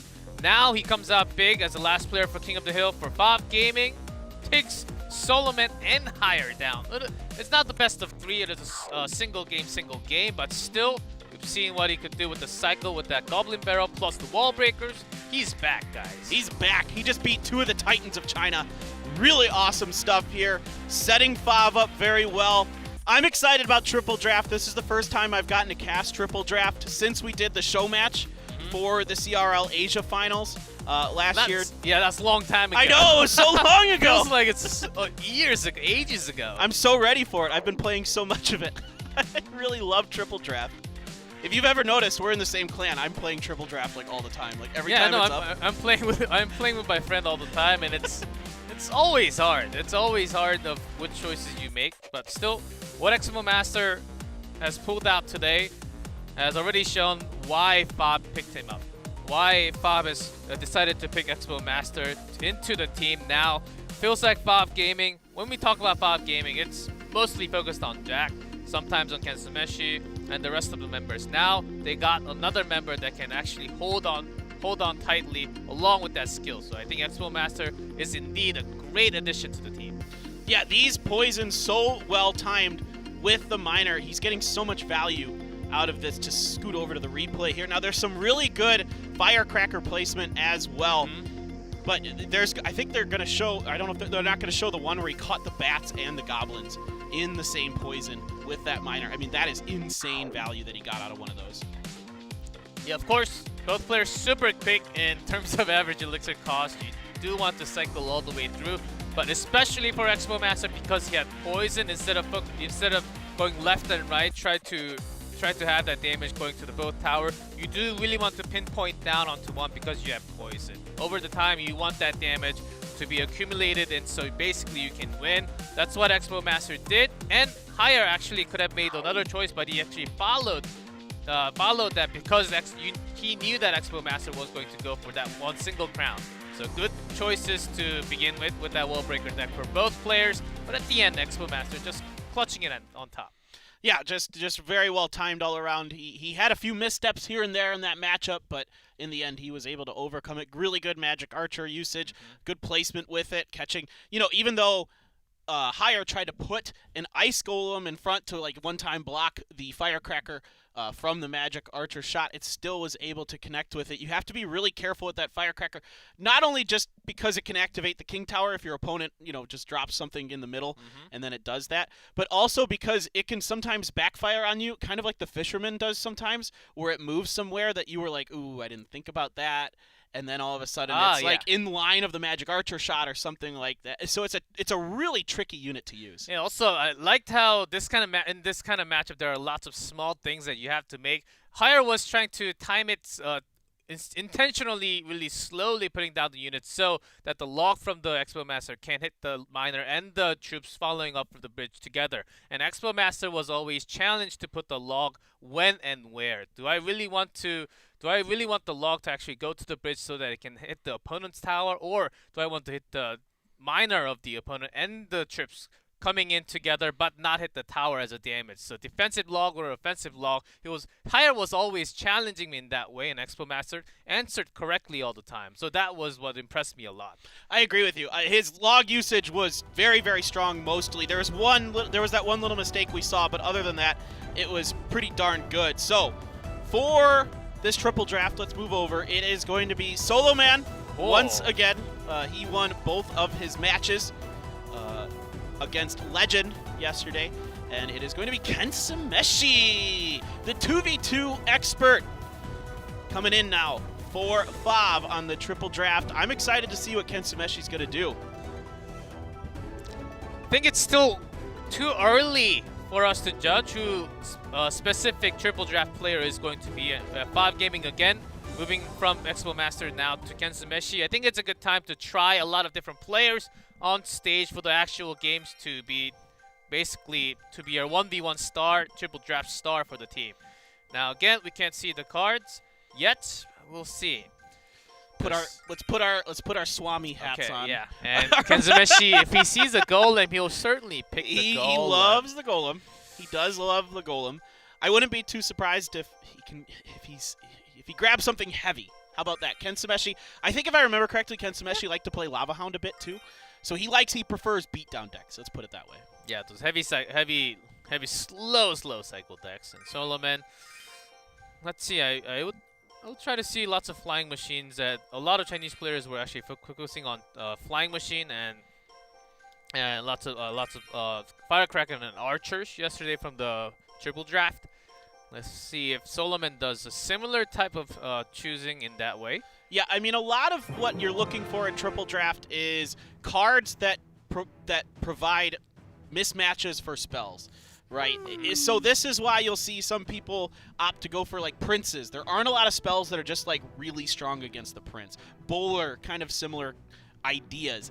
Magic archers and fireballs, they're just so difficult to deal with, and if you use flying machines. If you use your fireball on those 2 units, the flying machine and the magic archer, then it opens up a door that, you know, it's like a bait, right? Yeah, so what you're saying, if you can set up a double trap against a single spell or unit, that you can get massive value out of that.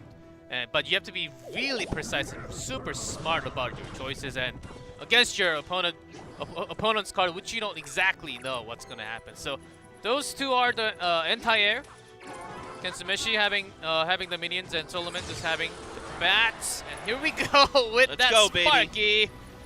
Not bad against the Night Witch if you can pair it with something else, especially if you get a baby dragon. Sparky baby dragon, so powerful, but he does have lightning. Now this is a huge problem here for Solo Man. It will end up defeating this, and I think that is really well timed and placed with that Dark Prince, but the Mega Knight gonna come down. Mega Knight does offer up a ton of matchup problems for not just Sparky, but a lot of things in triple draft. Yeah, still ready to go against the Barbarian Hut too. It's chunking that down, and the Mini P.E.K.K.A.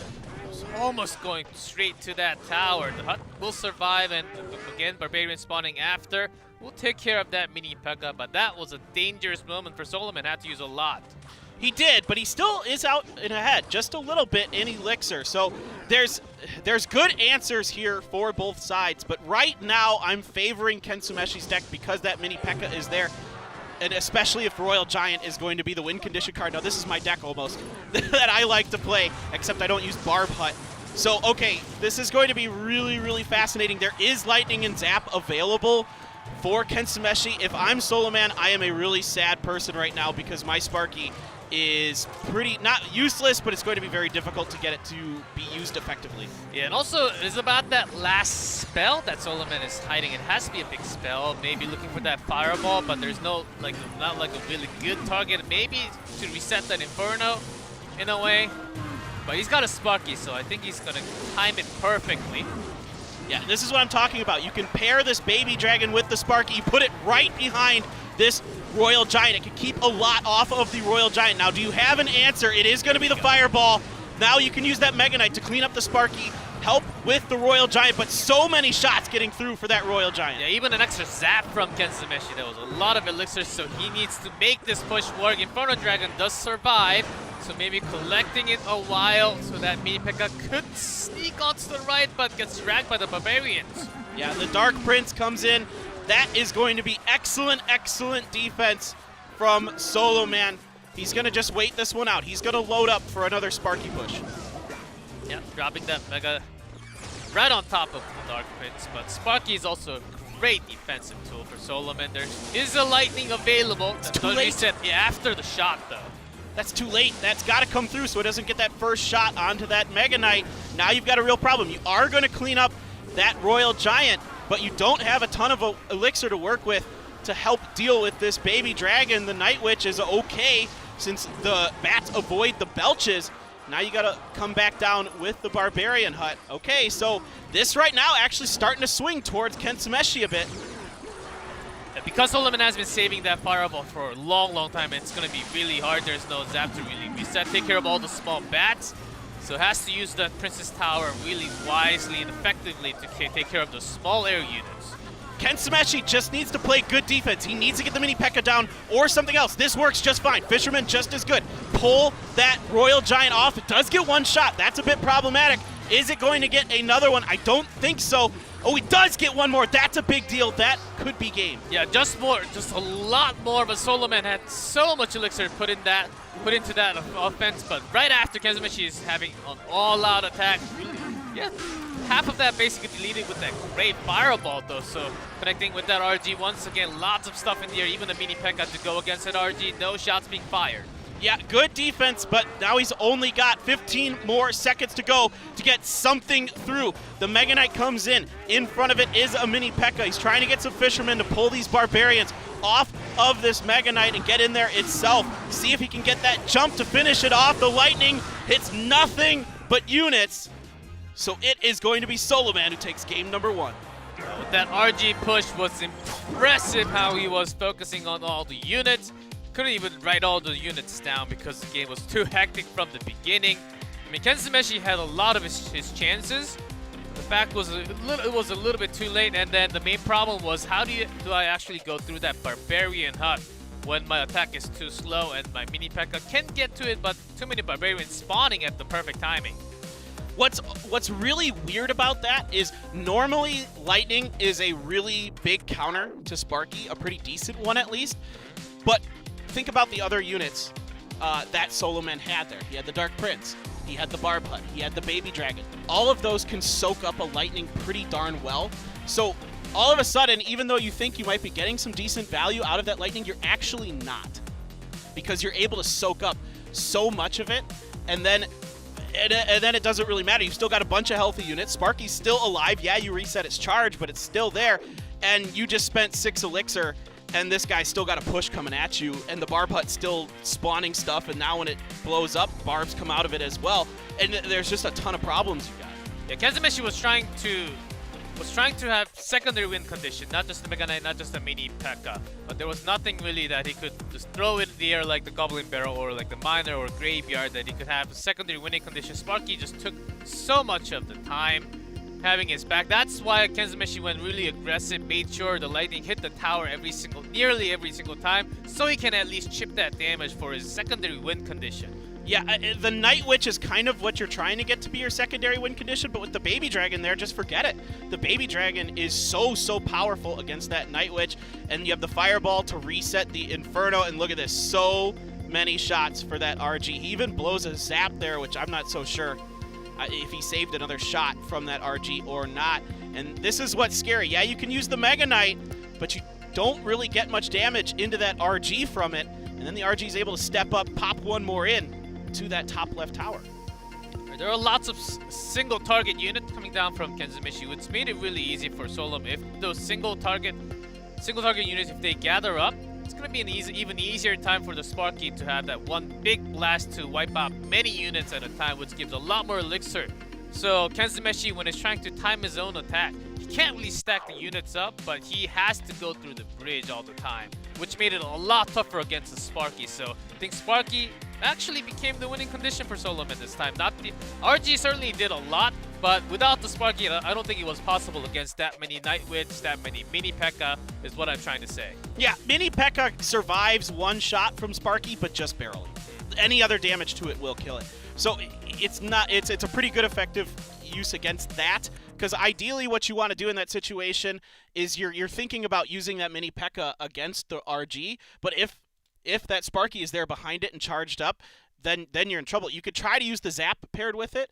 That's going to be an okay way to do it, but then you're using, like, let's say you use Lightning and Zap, and the Sparky's still not dead. By the way, it's not dead, it's alive, just barely. Yeah. But how much is it worth it? Unless you actually connect your Mega Knight jump into the tower along with that Sparky to kill the Sparky and connect to the tower, maybe then you consider using it. I think that's the reason why Kensumeshi was holding on to that Zap for some time, because you can't really use it against the Barbarian Hut or the Barbarians. It's not really effective too much. When your Mega Knight is already having that cone damage onto all those units, could have maybe used it with the mini P.E.K.K.A. had a chance to get to the tower, but that Barbarian Hut was an excellent tool for him to actually defend. Yeah, and we saw this a couple times where Kensumeshi tried to put the mini P.E.K.K.A. on the other side, on the other lane, and then it got dragged over. Yeah. Because there's just too much going on in the middle of the map. I think Kensumeshi was trying to time it so that the hut goes down at the right time so that the mini P.E.K.K.A. can just sneak into the right side and have that straight damage. Because Solomon, he was also lacking that many ground cards to actually go against that mini P.E.K.K.A. Yes. Yeah, which never worked, by the way, because of that perfect positioning of that hut all the time. There was one big moment in there as well where Ken Sumeshi was just a little behind on his lightning. Now, I don't know if that's just because his elixir wasn't built up enough that he could use it yet. So you get an extra shot out of the Sparky, which is actually a huge, huge deal. And you need the later, so this is the weird thing about Sparky, the later you can stun it so you reset it, the more value you have. Because if you stun it right after it shoots, that's basically worthless because it starts charging up again. But it's hard to time it, especially with a zap, it's easier. With a lightning, it's a lot harder. Yes, you're absolutely right. Because there's that initial delay with that lightning, which makes it just a little harder. But that was only one game of triple draft, and we're having too much fun. I love triple draft, man. It's hard. It's so hard. But at the same time, it's fun. Because on the surface, I looked at Ken Sumeshi's deck, and I'm like, yeah, this is good. This should do okay. But then, as time rolled on, my brain started rolling over. I'm like, no. Solomon has a lot of answers for this. Yeah, that's what makes it so cool. Yeah, Fireball was also a really good choice for Solomon to have a big spell. So Ken Sumeshi, last time his big spell was Lightning. Against Sparky, it was okay, but you're always saying as a Sparky master yourself, yes, it's okay, but not like crazy effective as a Rocket. Like Rocket's always a better change. Rocket is the best spell. It kills it. It oftentimes hits the tower too. Yeah, look at this. Solomon got it again. Again? Again. Okay, this time it's lava. Though. So, yeah, Sparky can't shoot up. Well, he does have an Inferno Dragon, though. That trash can doesn't have anything underneath it to turn it up, but Inferno Dragon's pretty decent at dealing with the Lava Hound. Okay, so yeah, Solomon did shoot that arrow a little too early. I think he wanted that to get the pups perfectly out. But that doesn't really matter too much. It wasn't going to make a big difference. Only, it actually kept the Inferno a lot longer. And also, if you're Ken Sumeshi, having to use a Valkyrie to take a Sparky shot, not ideal.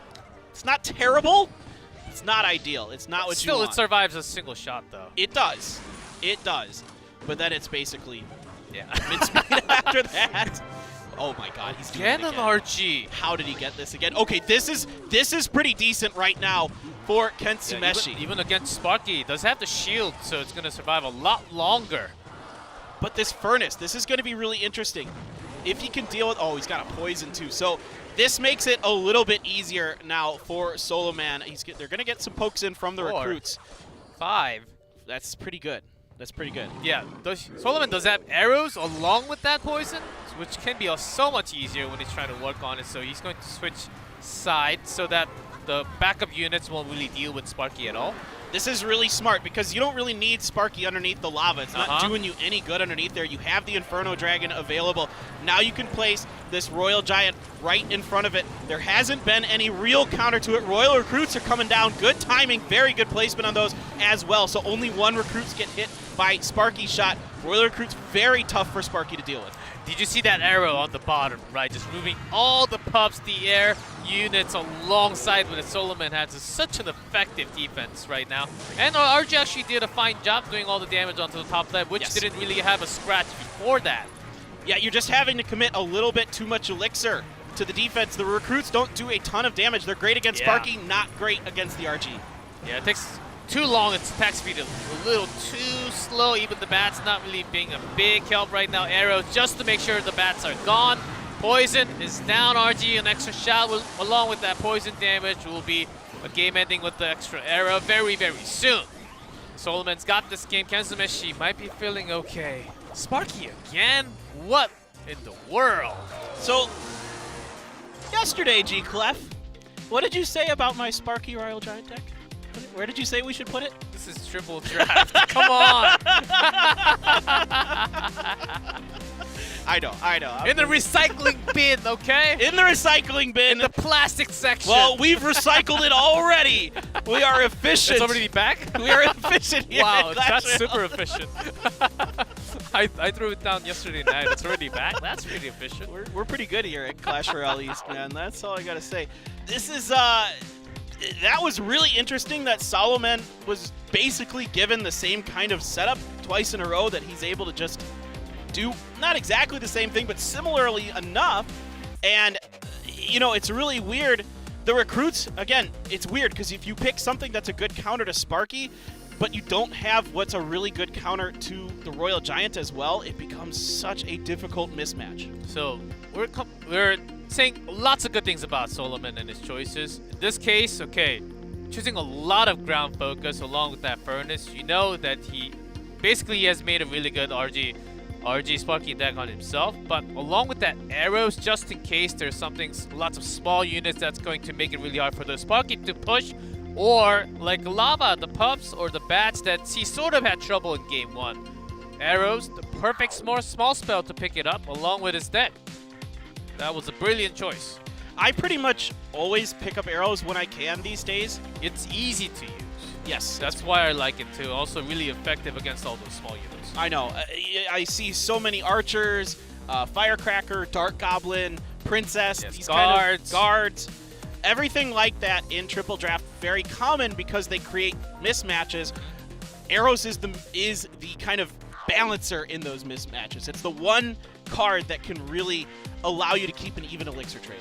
Yep. If you get just FYI guys, if you get you can actually choose the royal delivery if it comes down to triple draft only, but you cannot use it for 1v1s this weekend. Starting next weekend, it will be available along with the healing spirit and everything else, of course. It's a good card. It is slow. I get it. It's slow. It takes some time to come down. It's slow. Well, that's why it actually does a lot of damage because it's a good counter to Sparky. It does a lot of damage. Comes down. The recruit takes the shot. Writing that down. Pro tip out there for you guys. It is a pretty Already decent know. counter to Sparky if you use it properly. It is tough to time, yes. But Sparky's slow enough, you'll be fine. We just saw Sparky, so I thought I'd throw it in. Yeah. Well, that was another great game, though. Kenzumeshi yeah. switched out to Lava, which was a great choice, but against the Inferno Dragon, It's so heavy. which was pushed by the Snowball, which was the right small spell used by Kenzumeshi's Snowball, pushing away that Inferno, resetting that beam damage. But even with that, the pups are supposed to be connecting. Arrows, everything's gone. It's so hard.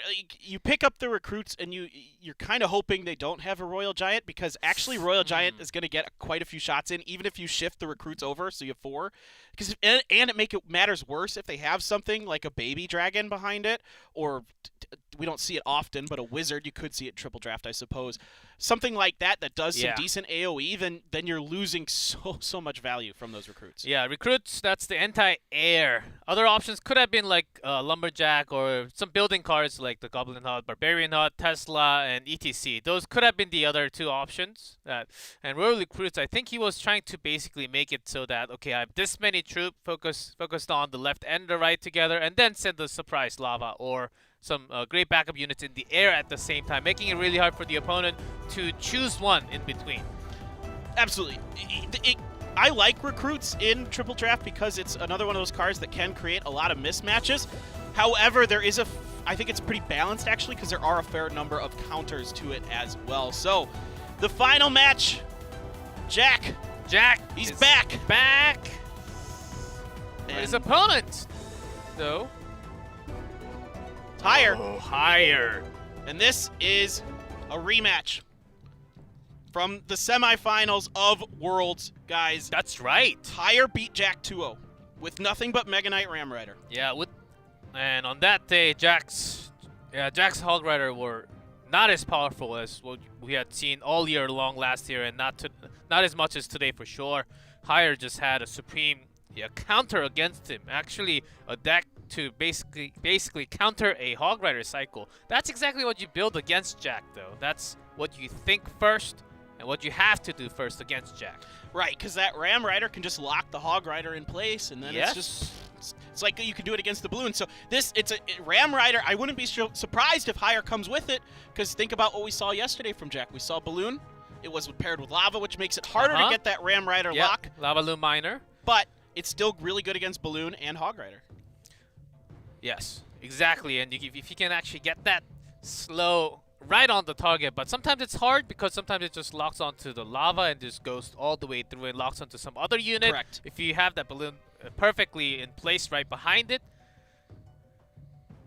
I agree. It is much harder in that situation. But we used to see a lot of Jack, like you mentioned earlier. He likes the Musketeer, so we used to see a lot of balloon miner Musketeer situations from Jack. Speaking of the miner, there he is right up. Only a baby dragon to counter from higher. And that's not the end of the world. A few extra hits. Yeah, so far we do see the Well, with that Inferno, we might just be talking the lava again from Jack, very likely and higher.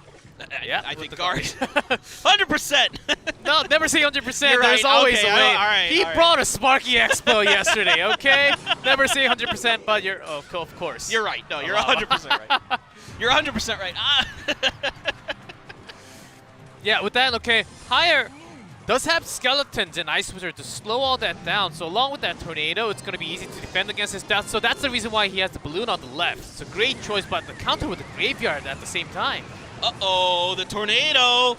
Now that balloon does get taken down, but you're going to get a swipe from a minion. You're going to get a little help with distraction onto that Inferno, but that means that Miner is very healthy down in the bottom left, just swinging away. You have to use a Barb Barrel and the Baby Dragon to help with the guards. Now, that Inferno Dragon survived a very long time there. Yeah, Graveyard actually did about the same damage onto the top left because Jack really didn't really have too many tools other than the guards to go against the Graveyard. But when that poison comes, the guards will not be as effective, so that's going to be a big trouble. But Jack has to really push through every single time, so he can't really get that free combo. Yeah, and whatever the spell card is here for higher, he hasn't been able to get it down yet. Now, it could be freeze. He does like to play that. We did see it very recently from him in a recent tournament. Now, here comes the graveyard. Will this be the moment of truth? It is going to be the poison this time, though, so you're going to get those minions inside of it as well. A lot of damage coming through here. That tower is down.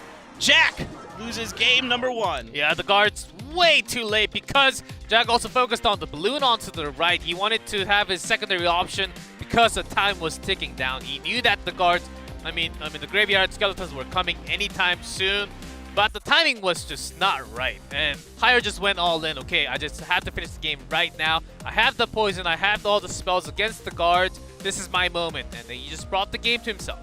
Yeah, just perfect timing from Higher. Absolutely smothering him. Good choice to bring poison here instead of freeze. I've been seeing freeze from him on some of the tournaments he's been playing recently. However, in this situation, why poison is better, you know that Jack has been playing a ton of lava. Poison is just better against that deck. Yeah, especially in this meta right now where freeze don't really kill. Sometimes it doesn't really kill all the small units. Of course, it does grab those skeletons, but a lot of those decks does have some kind of answer against the mini P.E.K.K.A, and you're looking towards those small troop units. And the poison is a perfect spell against those. Yeah, that tornado was no good. That tornado did not do much for Higher there. Everything survived. It didn't pull anything into the baby dragons. It didn't finish off the minions. That was a big game-changing moment here for him. Yeah, I think that highlight was also saying, okay, that Barbarian Barrel only got the minor damage, not the guard, so which could have been a lot more efficient with his own push right after. So yeah, this is the moment where Jack says, okay, I have my lava set up already onto the left. I just have to connect it with the balloon. I have never been able to connect that so far because he has been sending one onto left, one onto the right all the time, which didn't really end up being too much effective. It didn't really connect to the tower directly. Yeah, it's just a little bit slower than what Higher wants to do. And Higher, if he's able to keep that Barbarian Hut alive, he can wait for the moment when the Princess Tower locks onto a Barbarian. Then right away, you saw that at the end, he drops the Graveyard and the Poison, gets it done. So that's going to be game number 1 going to him. Is this going to be a repeat of Worlds? Is he going to just 2-0 Jack here and give the win to WEDGM? Whoa, in this kind of situation, 1 game down, last game to go for Jack. Do you just go back to your hogs, or we haven't been seeing? Yeah, yesterday was a day for lots of Three Musketeers and also the Royal Hogs. Maybe it's about time for him to switch back to those really common deck that has been having one of the highest win rate right now until today. And the patch actually hits tomorrow. The season's already, we're on to the new season already, but the patch hits tomorrow. So until that moment, you can still play. You're good to go. But once that nerf hits, and I think a lot of the pros were saying, maybe it's going to be a meta with the Skeleton Barrel because it's getting a speed boost. Ooh. Yeah, which has been a thing with some Clone and the Mega Knight deck that has been floating around sometimes, not too often, ever since last year. With that Clone, it's if you don't really have the right spell against it, you're doomed with that many skeletons and everything. But yeah, with that buff coming, I don't know what's going to happen. We'll see. It's going to be really interesting to see how that does work out because in some ways, yeah, you want it to be as fast as possible. That's kind of like the balloon, right? The faster it gets there, the better. So it makes it harder to counter it. So I'm excited to see that. Already, though, yeah, the Mega Knight deck, especially with the Skeleton Barrel, I always found to be a viable kind of pocket pick that you could kind of throw a curveball at somebody if you think they might opt to try to cut corners a little bit and not use a Barbarian Barrel or a Log. Yeah, there can be some lots of good answers if you just have one or two right spell against it. So far, just a snowball, which can also just mean, yeah, Jack can actually just go for an all air again, because he actually just got his own chance at the end. It was just a bad timing.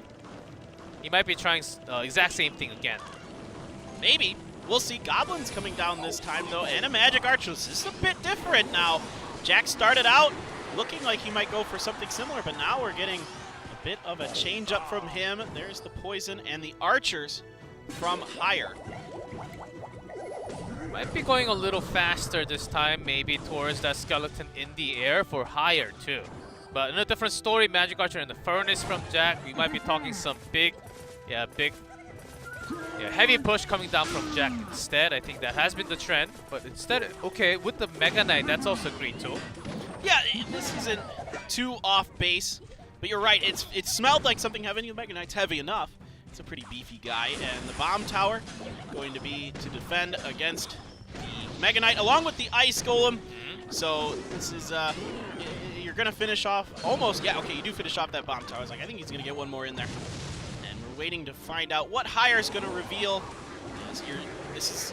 Again, a little bit of a weird situation. It is going to be the Graveyard. Yeah, Graveyard versus Graveyard is what I'm feeling. There's a defensive poison, and the Dark Prince right before the Inferno Tower, actually, Inferno Dragon reaches the tower directly. That's going to be an okay defense. Let's take the poison damage, but that's okay. So keeps the Mega Minion, but nothing following it.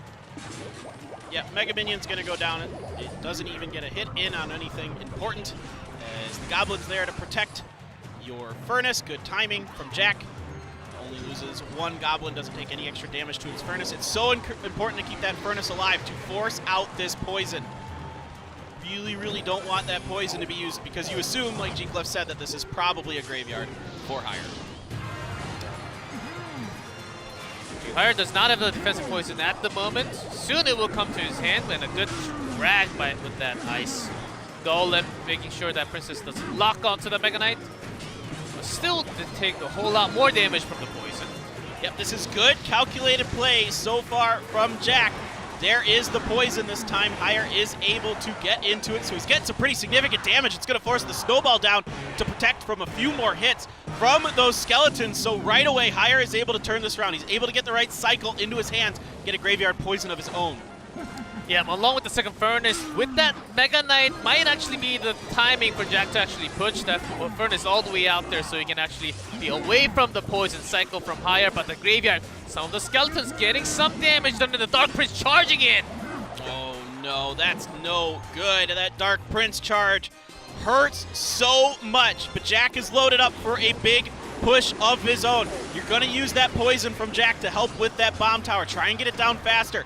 See if you can get that Mega Knight to get his leap in there, but the Dark Prince does come down just in time, keeps it inside the bomb damage, and now this push is no more.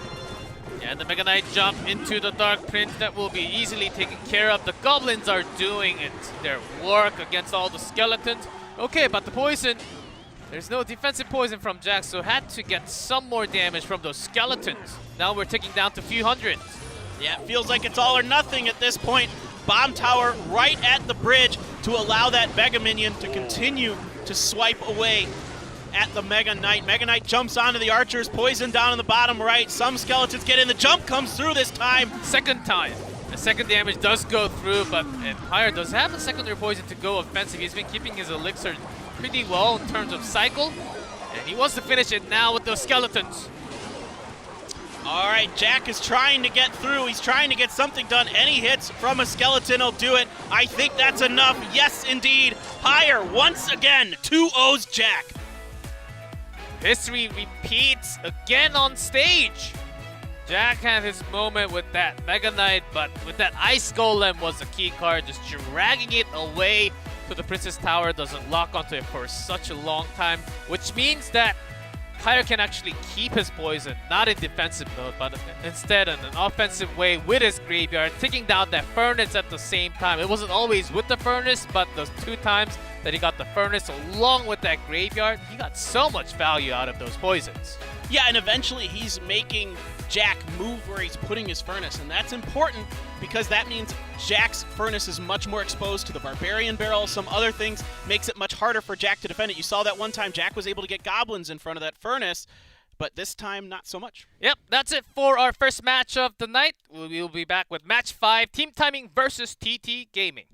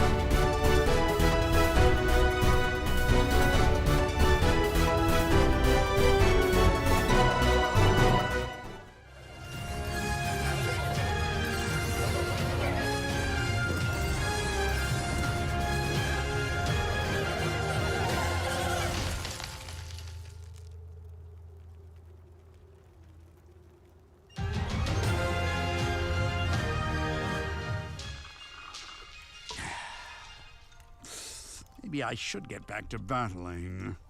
Oh, one more video couldn't hurt, right? Subscribe. Subscribe.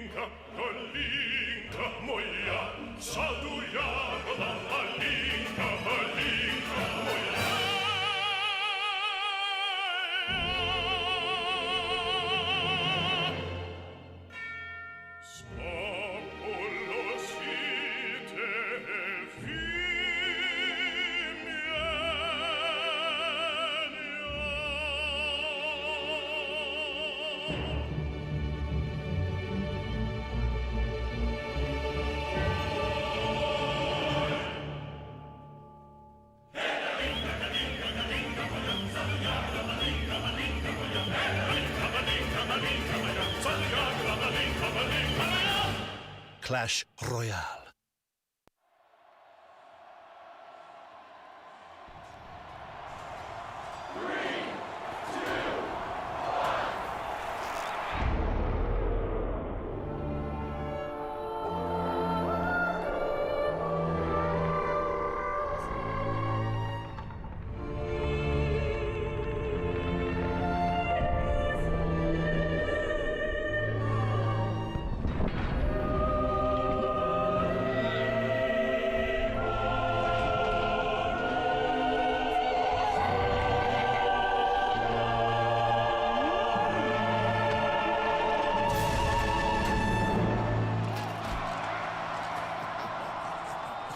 Clash Royale. Download for free.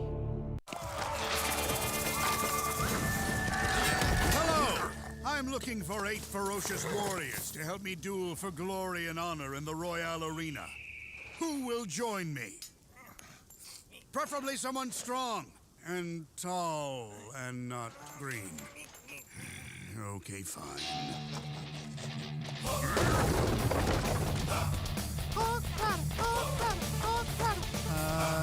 Yeah. Nice.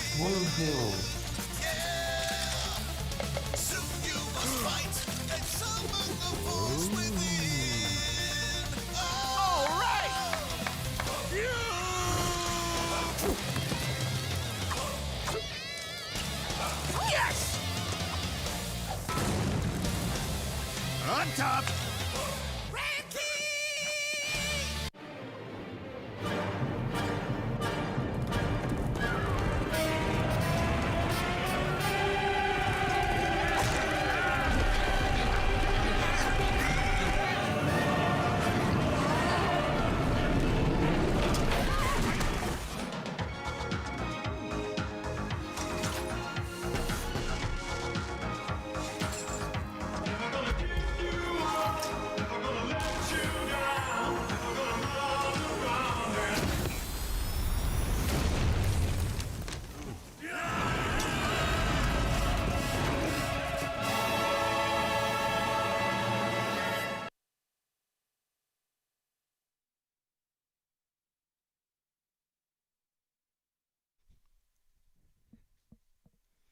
All right, we are back with no music. It was kind of weird to just It's a little pop awkward. us, like no sound. But the moment the camera shows our faces, Then well, we know. and then we Then start we're here. talking. Yes, exactly.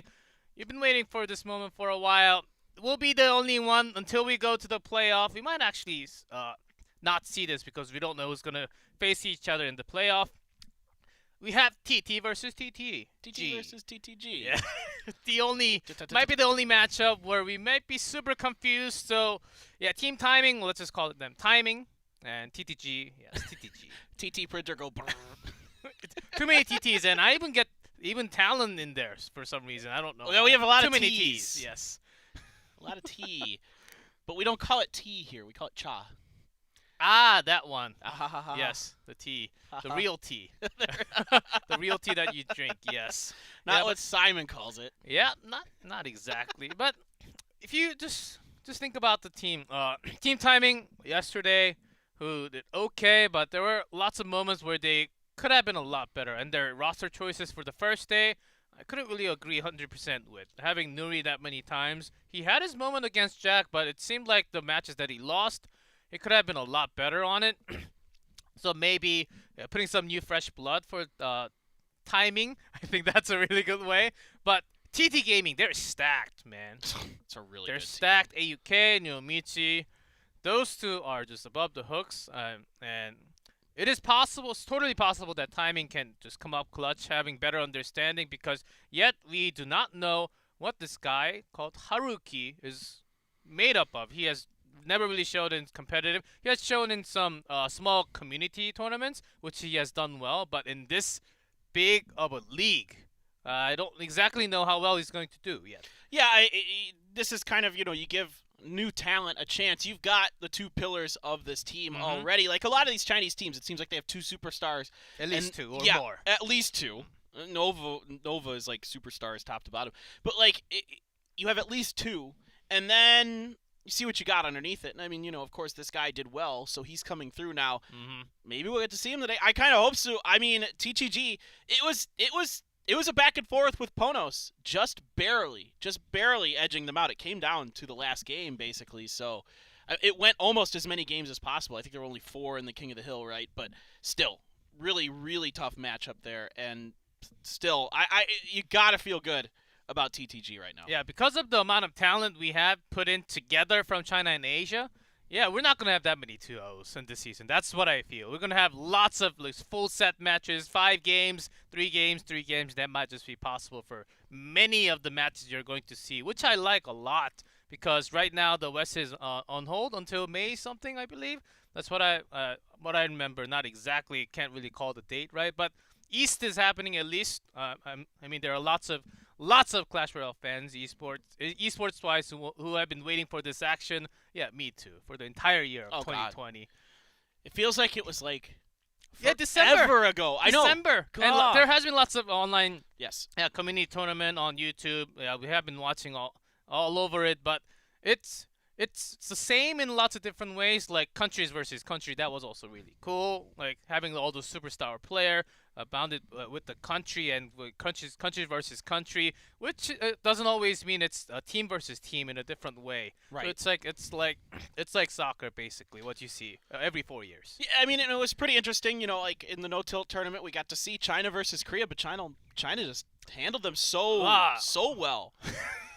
That Korea until the finals they did really well. Yes. Until the finals, and then China just performed like one of their best at the finals, which was incredible. We're gonna see one of those guys potentially here. Yeah, we have a few of those guys at least. Well, many of those guys in this league, including Team Korea also. I mean, yes, there are. Yeah, I mean, you've got like Line and some other people that were in there. Expo Master, of course, he's always there. And so there's a lot of that talent, but the Chinese teams right now look so scary. Yesterday, especially with TTG, coming out with the Elixir Golem decks, with the Double Dragons and the Battle Healer, that is such a powerful combo. Now, we did see you got to kind of adjust your spells if you think you're going to go against it. You got to bring something heavy, like a rocket. That seems to be a way that you can help deal with the problems and the bad matchups that ball of death creates. Yeah, also, we got to see some of those Healing Spirit with the Royal Hogs. Yeah, Three Musketeer came mostly from the Japanese teams like Fab and Ponos. And yeah, went with the faster cycle with the Royal Hogs, with the Magic Archer, Ice Golem Hunter. That was the usual what we have seen from the TT Gaming yesterday, at least few times from AUK. And it seemed to work really well and competitive as well as on top of ladder right now. So I think that might actually be the deck that we see a lot more coming into this matchup. But for team timing, I think they have to really select their color right now because it's still day number 2. You can call it very early, but once you start to lose right now, you may actually never come back by like week 3. Right. And you have week 4 to actually go through the regular season. It's fast and furious, and like you said yesterday when I was listening, you only get to play each team once, right? Yeah, so seven matches. Yeah, you get 7. That's it. It is not a lot. You gotta perform right now. You gotta come out and start winning games, or else quickly, if you go down 0-2 here, you're quickly gonna find yourself towards the bottom of those leaderboards, and that's 2 out of 7 games, guys. That's a pretty significant percentage of the amount of games you have to play. Yeah, and with that music, I believe we are ready to show the roster. That's Sado, Nuri, Greed, Haruki. Let's see who they're actually going to have for their King of the Hill and Triple Draft and 1v1. Yesterday, I believe 1v1 was played with Nuri. Was it Sado playing that Triple Draft, I believe? Yeah. Yes, I think so. Yes. I believe in my memories. Yeah, I believe Sometimes you. Yes, it was Sado against Oftentimes Expo. I don't. Yeah, Sado against Expo. Good matchup there, by the way. That's kind of a rivalry of sorts that's been going on for a while. But this roster is stacked. Shao K, D King, Nuomichi, scary. AUK. Everything is not okay when you play AUK. That guy, so good. I've seen him so many times. I mean, again, these guys really seem to be favoring the Elixir Golem, but we did see a lot of Royal Hogs from them. So I'm kind of curious where we're going to go from there. Will it be more of the same? AUK did play a little bit of Royal Hog, and he played a Ram Rider deck, and then more Royal Hog. Okay, Shao K up first from TT Gaming. Let's see if it continues to... Yeah, TT Gaming seems to be super trendy in the decks, like bringing that Healing Spirit to begin with. And it is Nuri from Team Timing. Okay, has done pretty well against Jack, but did end up falling against him. Let's see if he continues to bring that Lava Miner, and as you all know, Night Graveyard. Yeah, with the Musketeer. Lava Miner, Miner Balloons. That's what he was focusing with the Mini P.E.K.K.A. Talking about Nuri, of course, the 3.6 cycle, which he has done okay, but in terms of the cycling, he did make some positioning mistakes. Yeah, he tried to bring back the old school Miner Balloon deck as well in his King of the Hill match, and that didn't fare too well for him. Let's see, Nuri, let's see if he can turn it around, get his team a much-needed win, or will the Chinese teams continue their success? Yep, Shao K previously played for Genji for a long time. Now in TTG, one of the all-star players that you would see from China. Let's see what he's going to bring. He's on top this time, and Nuri on the bottom in blue. Yeah, we're just going to wait this out. We've seen a lot more of this this season, teams. It seems like I was kind of wondering if we'd see maybe a little bit more cycle-type decks, but I think people are much more comfortable with heavier types. We're going to just cycle the Snowball, get that little extra damage.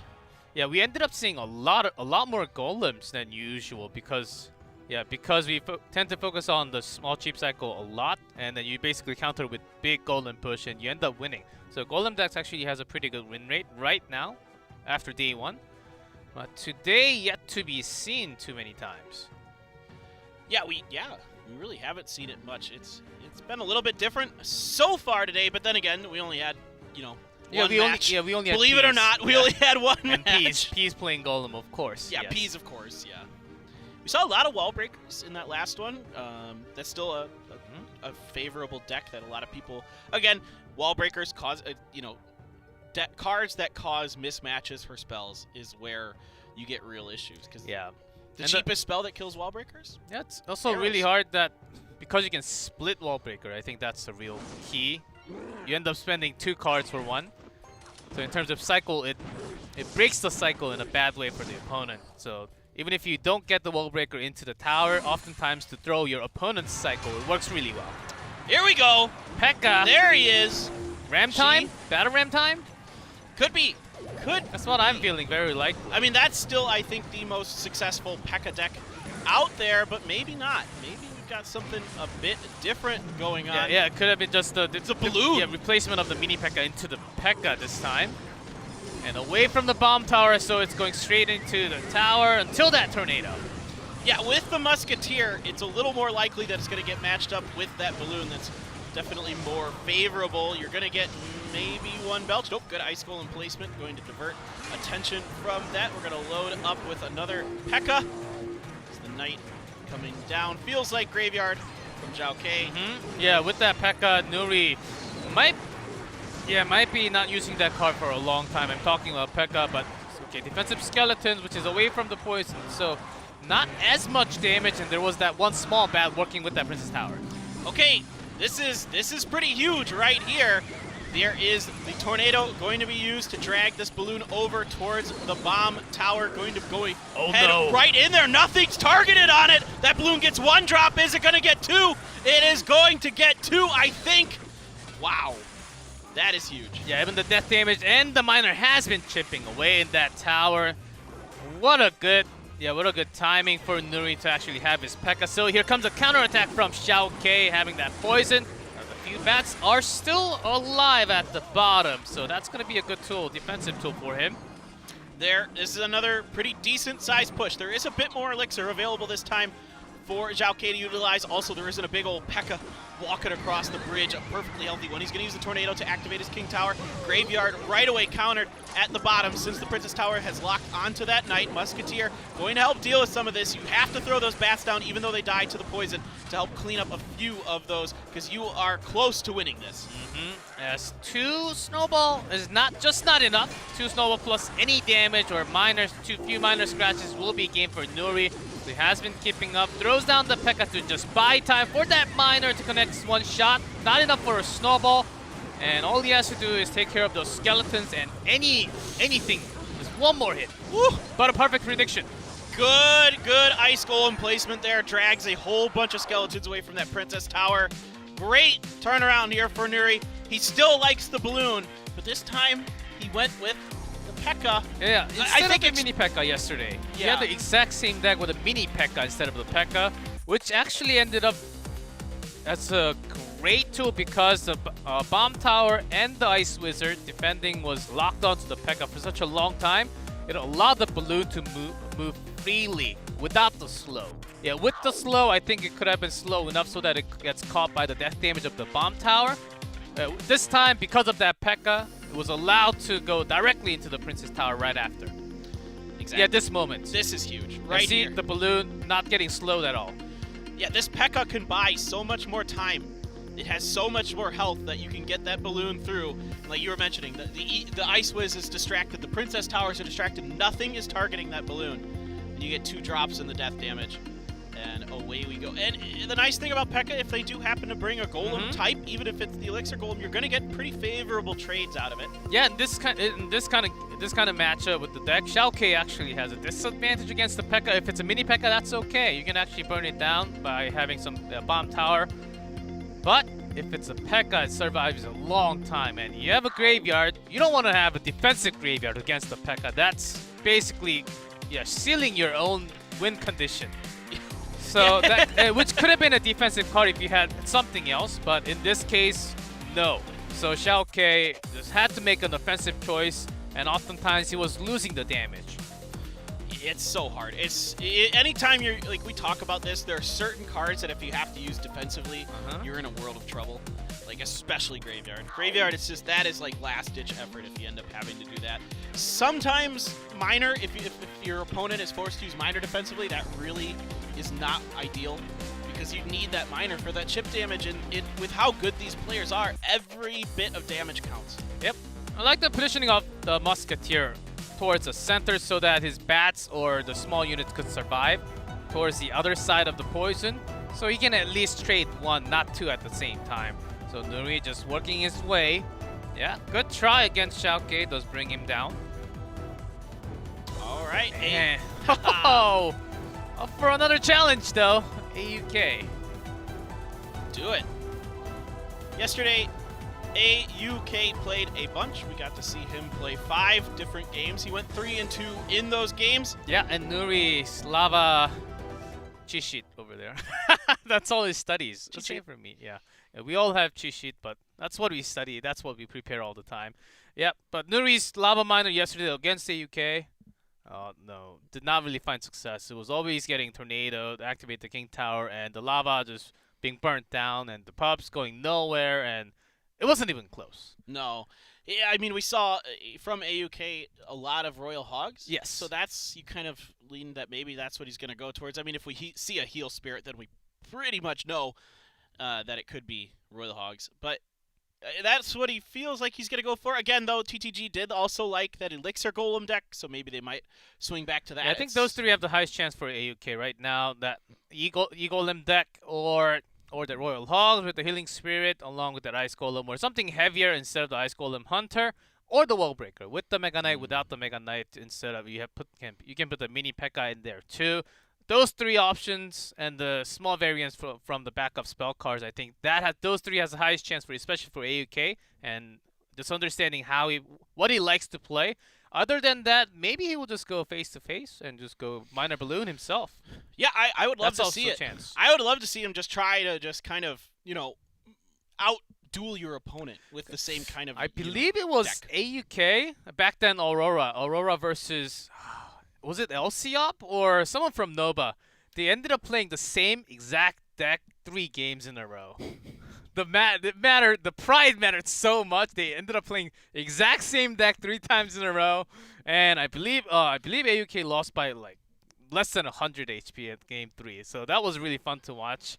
Yeah, I can't remember. It was I believe season 1 of last year, but yeah, that and it was one of those balloon games that AUK actually brought. So he does have a lot of professional gameplay with Minor Balloon. So yeah, can still bring that back anytime. Yeah, with any player, especially from China, you're talking about their ability to adapt and use a varied amount of different decks. So what are we going to see here? They're preparing for this next match as we're swapping the players out. At this point, what's fascinating is we have hundreds of decks that we can go through that are viable for competitive, and then there's little changes you can make to them. We saw a lot of this at the end of last year where you can kind of splice 2 decks here. That's what we just saw Nuri do right here, right? He's splicing a Minor Balloon with a P.E.K.K.A style deck. So you could see those 2 things happen a lot if you kind of have an idea of what your opponent wants to do. You have a pretty good idea, but you're not 100% certain, so you kind of fit in a pocket pick to try to protect against maybe a weakness in your deck. Yeah, so and there was a lot of question in the chat. If they're playing 1v1, why do they need a mic? So that's exactly the reason why AUK put that mic up. He doesn't need it. He's playing by himself. What if you gotta talk to yourself, bro? Well, it looks cooler with the mic, with the headset, as always, right? Well, let's see if Nuri kept the same deck or AUK bringing something else than what we have seen yesterday. Wall breaker it is. Yep, wall breakers. Gonna be the Magic Archer. So one wall breaker is ours to get through. Ouch. Still hurts a lot. Remember when the wall breaker did about like 400 damage each? Oh gosh. When they first came out, they were actually brutal. Mini P.E.K.K.A and a Minor coming down the log, gonna clean up some of that. You're gonna get some skeletons to help, and then with some bats behind this Mini P.E.K.K.A, what's gonna be the answer? All right, the Magic Archer, he's gonna go down. No, Valkyrie down just in time. Ooh, so the log at the end, yeah, with somewhat better timing, could have pushed the Mini P.E.K.K.A also, but that didn't happen. Okay, Magic Archer actually connects to the tower. Okay, that's a lot of shots being fired. Yeah, that might have been a bit of a misplacement there. With your Mega Knight, you want to get him so you can get that Magic Archer off the angle. We've seen this. Bomb Tower is pretty effective against the Mega Knight. Why? You can get both Princess Towers to shoot him. He does get the jump in, though, so there wasn't just enough available for Nuri. Yeah, the Mega Knight can tank a whole lot of shots. And even though it's slow, it can actually jump, pretty quickly. So that was going to be tough. So AUK mitigating all the damage that he has taken from that Magic Archer. Now trying to focus on both, as he does have that control with that wall breakers. Nice zap to reset. No more Archer damage into the tower. Ugh, that Mini P.E.K.K.A just chewing through everything. Isn't able to get a hit off that Minor. Wasn't able to get there in time. The take for it doesn't matter. It's still going to get some decent damage done. You are able to clean up the wall breakers with the log, but right now it's not looking good for Nuri. He is down a sizable amount. What's he got in store for us? He's got to get something to go with that Bomb Tower if he's going to defend that Mega Knight. It can't be a lone Bomb Tower to deal with it. Yeah, so these kind of minor wall breaker push straight on naked. Yeah, need to time that a little slower so that it can bounce back from a defense. Or keep that Magic Archer alive a little bit further. This time it does have a pretty good positioning, but it's too far away so that it can't really reach the right side. Those wall breakers didn't even need to get to the bottom right tower. Now we're focusing up to the top left. Poison with the Magic Archer, but there is the Mini P.E.K.K.A. And only one swipe is all he needs to take down that Magic Archer. Okay, he's naked into the... There you go, just in time with the Valkyrie, and we get the I'm on fire. Everything's fine here. It's been on fire for some time, as a wall breaker has been pretty explosive throughout the game for both. But AUK is going to swing this one easily. Nuri making, I hate to call on all the, but did make lots of positioning mistakes, especially with the Magic Archer and the timing. Plus, the skeletons at the end, as you can see, just want to square off. He could have saved a lot of elixirs by keeping his units alive. And it's sometimes hard with cheap cycle decks to go against Mega Knight decks. The Mega Knight is a really strong counter to a lot of what you want to put in there. Your best answer for the Mega Knight is a Valkyrie and a Bomb Tower. That's more elixir than the Mega Knight costs, so you're losing in value on that trade alone. Mega Knight's, the Bomb Tower is good, but you got to pair it with something else, and in this case, he didn't really have anything that was great to go with it. Yeah, you can have the Magic Archer, but again, like you mentioned, that the Mega Knight's so darn tanky. That skeleton, yeah, he surely had enough elixir. Yeah, was just a little too late with the timing. And this poison does help with the bats, but Musketeer. That's just brutal. Yeah, and the skeleton's also not catching the miner 100%, so lots and lots of skeleton mistakes. Also, if this archer was one more to the right, it could have been a lot easier to, that tower was going to go down anyhow, but still to remove all the units. It's really good ideas here from AUK, knowing that once the Valkyrie is out, you can use that Musketeer a little more effectively, because that's one of your best counters to it. Because you have to use it against that Mega Knight. You have no other choice. And then you can put that miner in front with the Musketeer and the bats behind. You force out a poison. That's not a great trade. And what are you going to do? You have to use a miner defensively if you're Nuri against the Musketeer. There's not great choices. Yeah. As you have seen from the highlight, there were lots of skeleton mistakes. Sometimes you think, okay, skeletons, they do damage, so I better surround the unit like the Musketeer, but it doesn't really kill it too quickly. It does, but it takes a long time anyhow. So just take the bullets by just putting it on towards the center becomes a better option from time to time. And I think that's something Nuri did forget in that game, and also why AUK was having that much advantage. Even though it's one elixir, over the time, if you make that 2-3 times of a mistake, then it becomes a problem. Yeah, skeletons, I don't like to use them because they are actually hard. really, really hard to use. They're really, really tricky. It seems ridiculous because they're so cheap, but it's like the Ice Spirit, how hard and how exactly you have to be. It's just now we have the Heal Spirit, another one cost where you have to be really precise with how you use it, when you use it, the timing. The Heal Spirit's I think even more tricky because it doesn't have any stun and no CC available to it. So all it does is it just kind of does a little bit of damage and then heals around it.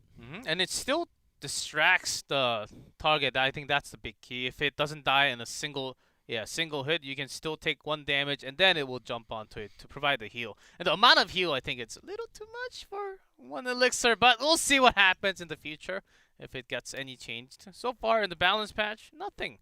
It just came out. Yeah, we don't have enough time to balance it.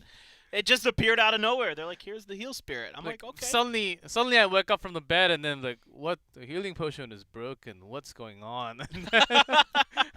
And then what's next? Goblin Spirit? What's next? Electro Spirit? We were talking about about all the this. spirits. Like, what if they make an Electro Golem? Then I'm like, well, then I can't call it E-Golem anymore. Then I have to really spell out what I'm saying. Electro Golem. How much does that cost? 11 elixir? 11 elixir. So you can't ever actually So use you have it. to have double the pump? No. No. What if you could build a building that allowed you to collect like an extra elixir? Yeah. How about a mode that you can collect up to 12 elixirs? Whoa. That would be weird. That would actually be really weird. Everything else the same, but you can collect up to 11 or 12 I don't know if I elixirs. could like. Whoa. I don't know if I can handle it. I've been playing 10 Whoa. elixir. Is that a good idea, Supercell? I think I like that one. I'll back you on it. I don't know, but I'll back you. I don't know what kind of difference it would make, but I think it could be, a challenging mode for an event. It would be. It would be fun to try. I mean, I love the creativity that we see from Supercell with the various events that we have. Yep. So everything dropping out of nowhere. those are nuts. Yes. So, Haruki, a rookie from the team. I'm excited. I'm very, very excited. Just an Ice Golem right now, and a Bandit. So are we going into some kind of comfort pick to start out with? Or a bridge spam that we have seen not too many times yesterday. Mini P.E.K.K.A. Pretty good. Good timing with it as well. Keep it under the Princess Tower. Pretty easy peasy stuff. Magic Archer. So what are we going to see? It is going to be Mega Knight from AUK. Yeah, an early drop onto Magic Archer. Haruki might not be too happy about that drop, but did get that pierce damage into the Musketeer, but just one. Another dash into the Musketeer, not bad. With the cycle of that bandit coming through for Haruki. Yeah, things are basically even right now. One of those goblins going to get a stab in, but he's willing to accept that damage to build up his elixir for his next idea. Wall breakers, and it is the Royal Hogs. I figured with the bandit we were going to be seeing some Royal Hog action with this setup. All you have is the mini P.E.K.K.A., which is not great. It doesn't kill a hog in one swing. It takes a bit of time for it to chew through. So good trade there by Haruki, allowing the wall breakers to come through, knowing that he's going to win in that exchange. Yeah, he didn't force too much, and I like that kind of play because he's still, both players still having a lot more time in this game. They want to take it slow and see what they can actually do. The Goblins will actually be the problem along with that mini P.E.K.K.A. against the Royal Hogs, but that's going to be the next problem that he has to work with the cycle. But the fact that he can actually use that bandit as a defensive tool, yeah, I'm really liking the play. He's willing to sacrifice just the right amount of HP. Wow. So the Three Musketeers variant, yesterday it was all Japan. Now we're seeing a Korean player opting to go for the gold here. This is tricky because that Mega Knight can get a lot of value if you use it right. Oh, and then 3 onto the left, and the mini P.E.K.K.A. goes to the right side instead. Great choice by Haruki there. Yeah, this is really, really pretty strong play so far. Healthy Mega Knight getting some jumps in. Good bandit placement to prevent the Mega Knight from getting another jump. Yeah, without the dash, I think he could have saved one more damage from the Musketeer or so if he had the dash connecting to the Mega Knight, yeah, deleting it just a little bit earlier, possibly even saving that bandit. We'll see the highlight if that actually comes true or not. But because of that, Haruki took a whole lot of damage on both. Yeah, I don't know about this. I don't know about loading up again with these Musketeers. Didn't work the first time. Let's see what he's going to try the second time around. He's going to have to find a way to protect them. Just cycling in a miner in front to protect his Musketeer, and he's going to split. Going to split those Royal Hogs. There you go. The Mega Knight, the jump and a hit is all it takes to kill the Three Musketeers. This is why I'm a little skeptical about using it. He was doing pretty well just cycling around without him. I think he needs to go back to that. Just eliminate them from the equation. I don't know if he's actually going to have time to do that. Yeah, Wallbreaker Miner on the left and the Mega Knight onto the right. Actually getting that splash damage along with that Dark Prince. That's a big problem, down to 613. And about the same onto the bottom left. Haruki cannot have such a good defense on both sides. That's tough when he should be the one attacking that much. We just chewed through a bunch of elixir to get those Three Musketeers down. This time they're in front. They are going to be able to... Oh, the Wallbreaker does get through! And the shot from Musketeer with a zap plus the miner, or a zap again, and cycle will be game for AUK. Haruki needs an amazing push or the game is over. Nope, it is an identical deck for AUK coming through once again. We're trying to use the Royal Hogs, but with the Three Musketeer variant, continues to struggle here in CRL East so far. It's only been 2 days, but it has a 0% win rate. It has not won. Three Musketeers have not won yet. It does have power, and it somewhat feels like on top of ladder, it's still being played very often, Three Musketeer. But in terms of competitive, you lose your tempo, and you lose your tempo because your opponent can actually control the tempo of the Three Musketeer player, which makes it a lot harder for you to drop that. The moment you drop it, you're going to lose a lot of your HP onto either the Princess Tower or the both. So that made it really hard for Haruki to have that. Even this all-in with the Three Musketeer plus the Dark Prince plus the Royal Hogs, it barely scratches onto buildings. Yeah, I thought I was going to like that bandit placement, but you were right. It didn't get the dash. Yeah, if it did, then it would have been fine. Then Mega Knight, or at least it survives and maybe attaches into the Musketeer, or at least it kills a few things, doing some more damage to units before it goes down. Mega Knight is just such a problem for so much of what's going on in this deck. It's pretty decent against the Hogs. We've seen this now that Bomb Tower just can't chew it down fast enough to really be that effective against it. You have to use something like a Dark Prince or an Ice Golem or a Bandit in front of it. And the Mega Knight's so strong against Three Musketeers. You can get two of them basically for free. Yeah, I understand the Three Musketeer because we don't really see that fireball too much in this meta right now. Not as often as before. So there's certainly a good place for Three Musketeer when there's less fireballs. That's always been a thing in history. But if it's way too slow and there are a lot of tools, this time there's no building, but there's Musketeer mini P.E.K.K.A. That's already 8, but there's also a Mega Knight that can control an entire section by himself. And I think the real big problem and how Haruki had a big problem was because AUK was using those goblins so well, blocking all those dashes, making sure it cost a lot more, burning down all the ice golems, making sure he was getting, well, you were saying Mini P.E.K.K.A. needs a shot and more to bring down those hogs. Well, goblins are there to help. That's a good point. Yeah, with the Mini P.E.K.K.A., he can start it. The goblins can finish it. Next up, it's going to be Sato. Kind of would expect that, the anchor for the team, the key player. As we saw, definitely, you know, the highlight of Sandbox this season, last in 2019, Season 2 of CRL Asia, when we still had that. That was Sato's old team. Now they're over here with timing. He was the highlight of that team. He was the player that you always looked forward to seeing. He was their MVP. He was the one that they would call up for in the clutch 1v1s. Yeah, Sato and also Greed. I don't know where's Greed. Why isn't he really coming out on King of the Hill? I was thinking that Greed was certainly going to play today, but no, again in the King of the Hill. And Greed has not like a 3-0 sweep all the time, but he had his moments, and I thought he had some creativity in his own decks too. Sort of like Dandelion, who's now Blizzard. He was in Talon now. We're about to see him in match number 3. But no Greed so far. Maybe this meta just doesn't fit him too well. Yeah, right now I mean, typically when I talk to the coaches of these teams in the past, their idea is they scrim all week, they play, you know, they try to get teams from all over the world to play against them, and they do that. And then they have like usually a mini tournament within the team itself, and whoever wins that generally gets to kind of go forward and prove that they were, you know, the capable player for that week. So maybe Greed just hasn't been faring well against his other teammates or in the scrims, that kind of thing. We're hoping he can turn it around and we get to see something from him going forward. Can AUK just sweep it? After, I mean, of course, we had Zhao K lose 1, but... Yeah, but AUK is almost there for his own 3-0. Sato is all the way here to stop. Well, he's the last one. He does have the team timing.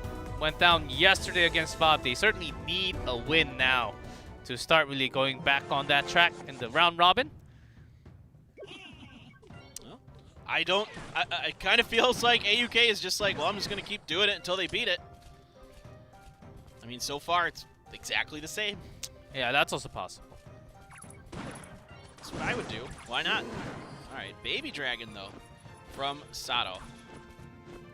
Paired with a Musketeer. That's pretty interesting.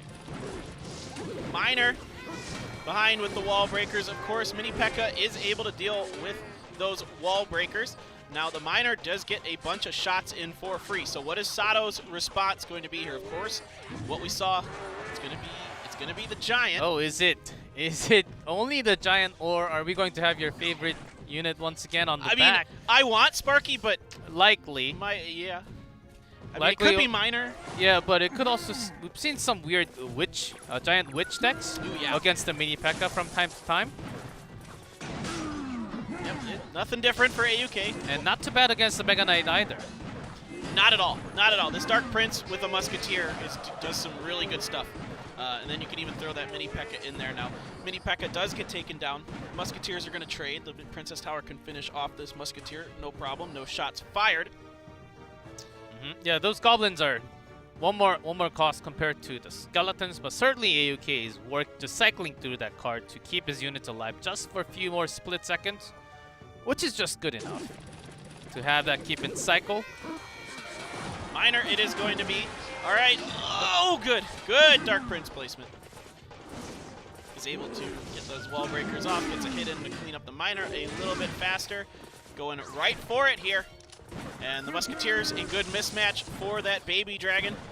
That's why you see it fairly often because of the overwhelming presence of the Baby Dragon. That Baby Dragon's so well-rounded. Yeah, not the zap that was going to be hit from the Dark Prince, but a good use from AUK all the way on the top. So Sato, defensive miner this time, has to bring down some kind of body in front of that Musketeer.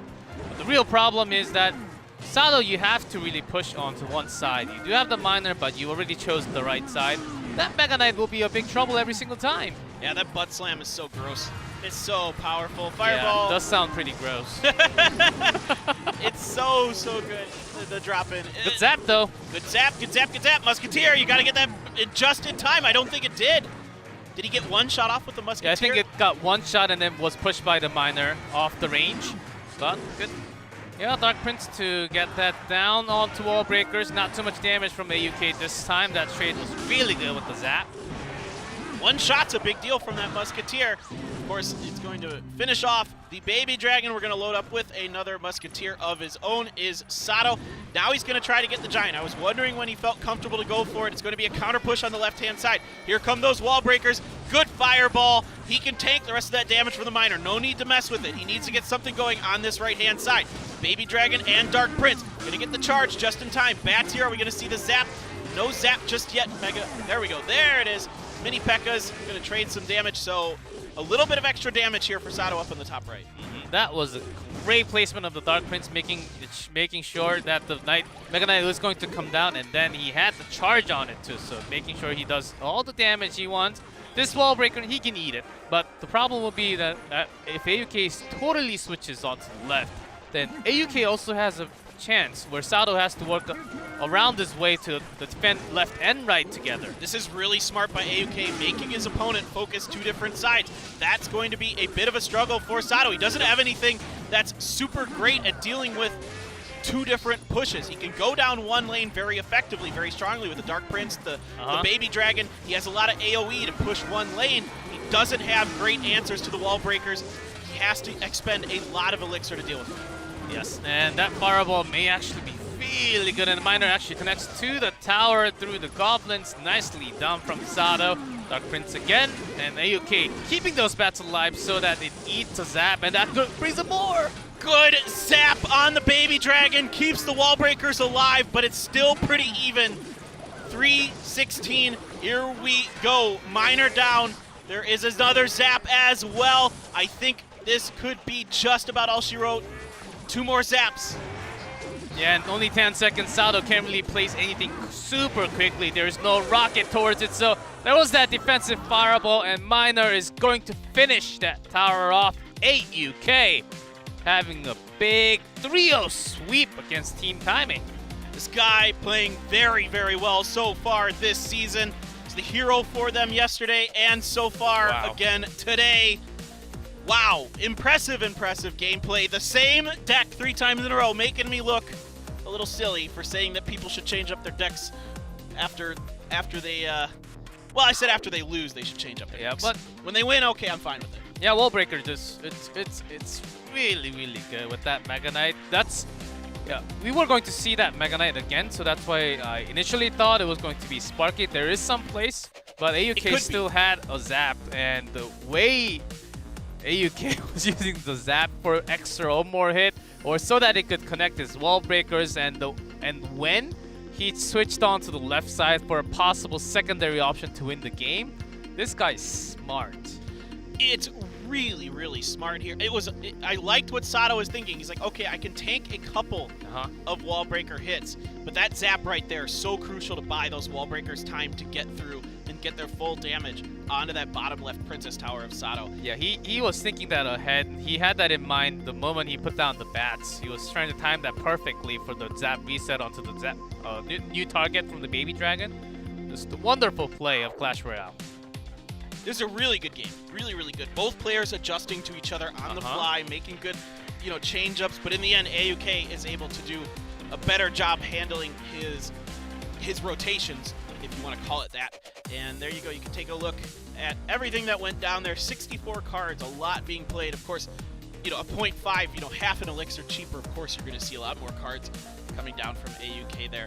Yeah. I mean, Sato doing a great job managing his elixir. Yes. I mean, 0.02 leaked is good. I don't care who you are. Well, there was also a really great moment where Yeah, Sado also had a chance of his own offensive zap and made it connect to the tower by having that. I believe one few of the hits from the Dark Prince and also Baby Dragon, that was pretty impressive. Opening that wall with a single zap, that was really good. And H2O time for Paper Thin. Yes. Sorry. It's warm in this room. It is getting warm, so we kept the door open. And I don't know when I'm going to be on camera. Not exactly. Oh, well, after, yeah, that was a pretty cool King of the Hill. And I'm That was good. liking the style of AUK even more. Okay, let's see if anyone can actually beat me with the same deck.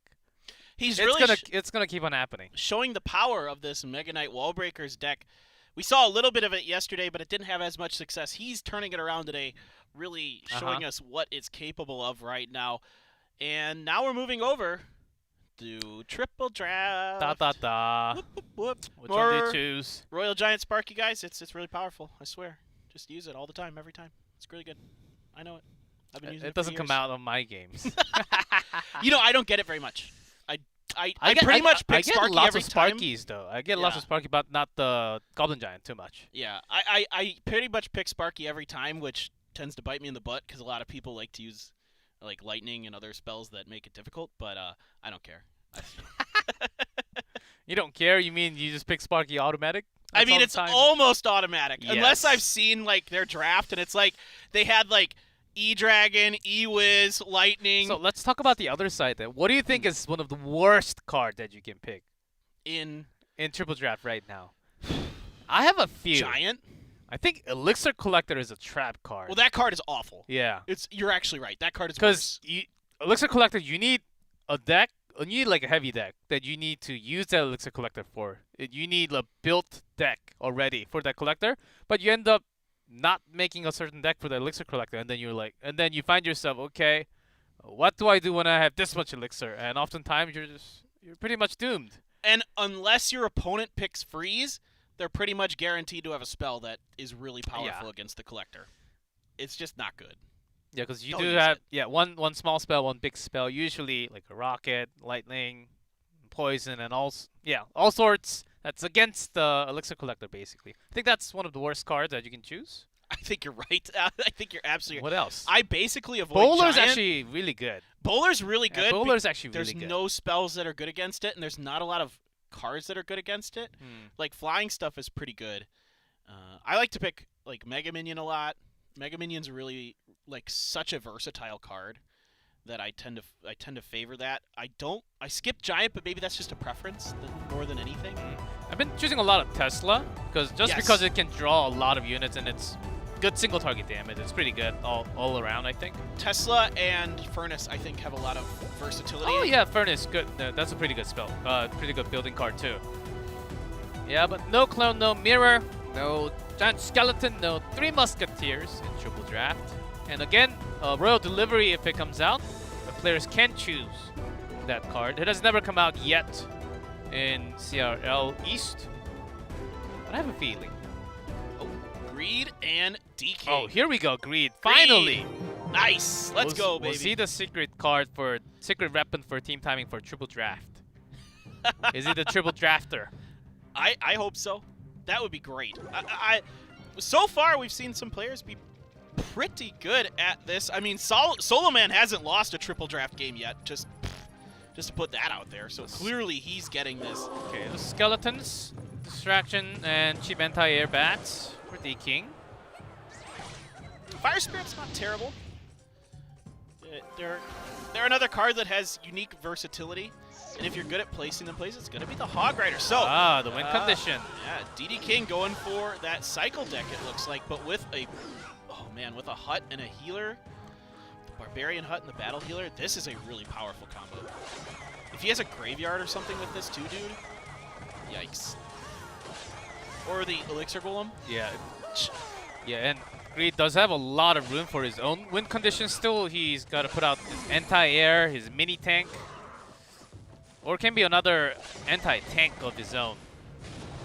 Okay, Fireball. So Fireball log, so no Tornado in this. There it is. No Tornado for D King.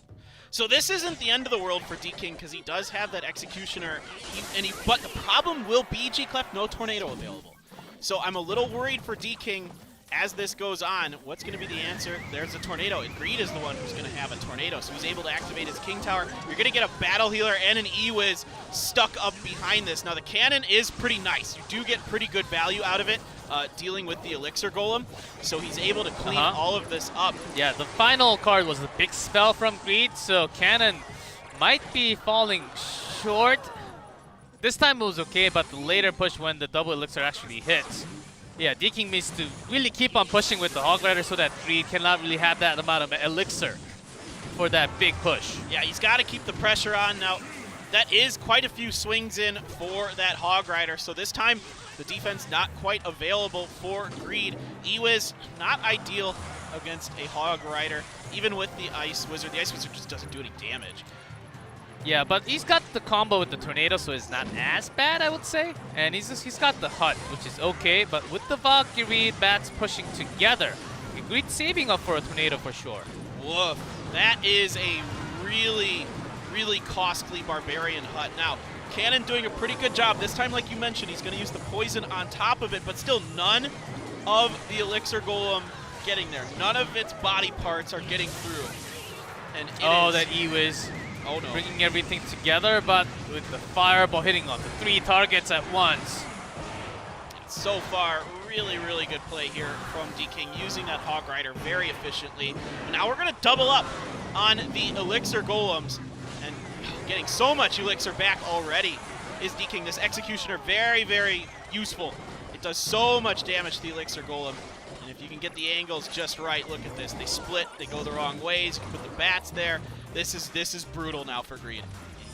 And Hog Rider just moves back and forth so much faster than everything else. Does have to slow, but if you look at the amount of HP that Greed has, and he has to really take a good control, but that poison and his units are all super slow, so he has to make something work really well with the Tornado.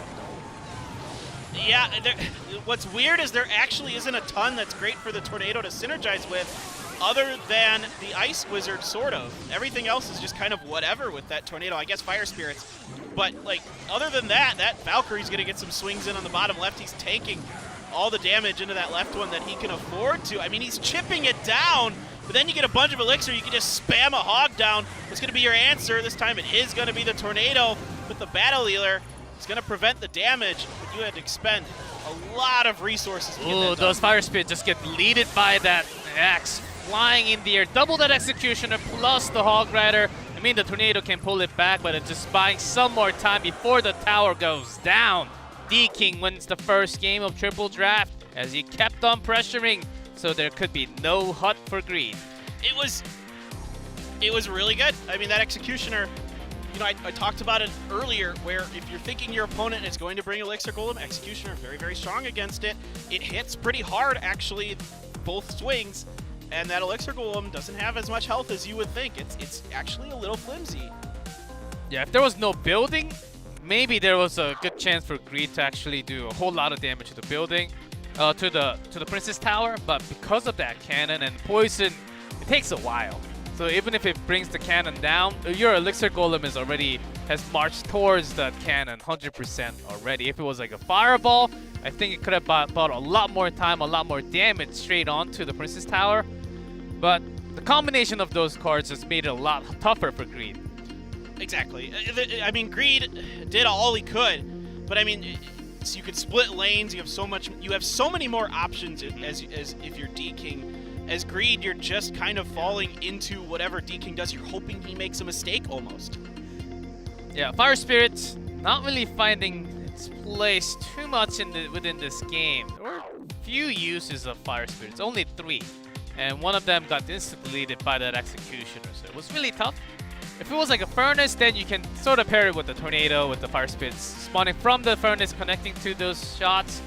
As you pointed out already, Ice Wizard, basically the only tool along with that Tornado, which is fine sometimes in a cheaper cycle deck because you can always put other units right next to it so it can buy more time or distract it to the other direction. But in this case, when you have lots of heavier tools and you're looking to put down the Hut instead of anything else against the Hog, you are in deep trouble. It's okay. It's like you think about Tornado and you're like, if it's in there and you get something like an activation of your King Tower out of it, I don't think that's enough to justify bringing a Tornado. You need to synergize with it with something else. Baby Dragon actually much better than Ice Wizard to synergize with a Tornado. That's why you'll see it a lot with like the Baby Dragon, Dark Prince, these kind of things where you can bring all these units together to effectively deal with the AoE that you bring available. Yeah, oftentimes you think because okay, I have an Elixir Golem or any type of Golem, you basically think of a poison because you're getting a lot of poison value from keeping your units across the bridge, and it takes a whole lot of time. So you oftentimes do the full damage with the poison on many units, but in this case, when you're only doing poison damage to the tower, I mean there had to be some other choices along with the poison. It could have been Rocket, Lightning, Fireball, and also I believe Earthquake is also another option in there. If that was Earthquake, I think Greed actually had a really good chance. Yes. Even a Fireball, I think another really good chance. Lightning, maybe not, but there are also lots of small one units like the Executioner, Hog Rider, and Valkyrie, which doesn't really entirely like all die to a single lightning, but still, if you can pinpoint on all those 3 targets, it's doing the damage. So any other choices, yeah, could have been a lot better. Yeah, I 1,000,000% agree. It's another big problem with poison is its damage over time. Earthquake is much faster to deal those damage to buildings, so the poison you're getting a lot more value out of that cannon, not just because it costs less, but because it's alive longer and it gets more shots. Yeah. So you're 100% right. So lots of hard choices, and we're saying that, but you don't know what your opponent's going to choose. You don't, but you sort of see what they can choose from. You see the other 3 cards that can be possible from your opponent. I think that could have been the choice. Let's see what kind of card selection they bring down this time. This Game 2 D-King does have a lead in this set. No more poison. Well, this poison I like. It could be a good. I love though. poison and fireball in Triple Draft just because they're so versatile. Yeah, they counter so many different things. Yeah, I think bigger the radius, it's often better. I mean, my ideal, if you're going to ask me, my ideal spells is either Arrows Fireball and maybe Arrows Lightning, depending what they got. Prince, I love to pick. He causes so many matchup issues. But Ice Golem, great to have against him. Stab him on the back, but on RG straight on naked with the Scar. Because the log was just used and the wizard! Competitive wizard, guys! We have it! We did it! We have it! This was the reason for triple draft. We lied all the time. This is the reason we have wizard. You need that AoE. You know, Greed just felt like he needs that AoE. There's that flying machine, almost an insta-pick in triple draft. Yeah, Greed does have a fireball, so it's okay. It is not as bad. Yeah, Furnace, again, another just really all-around solid card. Great place into the Goblins there. Completely nullifying that flying machine. That's a great elixir trade for Greed. You can see he's just barely ahead because of it. You're going to use these archers. They're going to help you clean up these fire spirits so you don't take any damage. He's going to use the fireball on the Furnace this time. I don't know. It is going to get one more spawn. This time, one of those fire spirits going to find that archer. The archer on the left takes one shot, but whatever, not the end of the world. My God, how can you even talk about other things when we actually have Wizard as anti-air? Greed is out of his mind. I mean, other choices, there are Hunters, Executioner, E-Dragon. There's so many more, but oh my, lightning. It's not what you want to see. You're going to need a little bit more than just Goblins against the Prince, by the way, and yes, it is going to be the archers, so no problemo there. Good defense available, really even fight so far. Yeah, there are lots of counter cards. Like against the Prince, there's archers, goblins, and also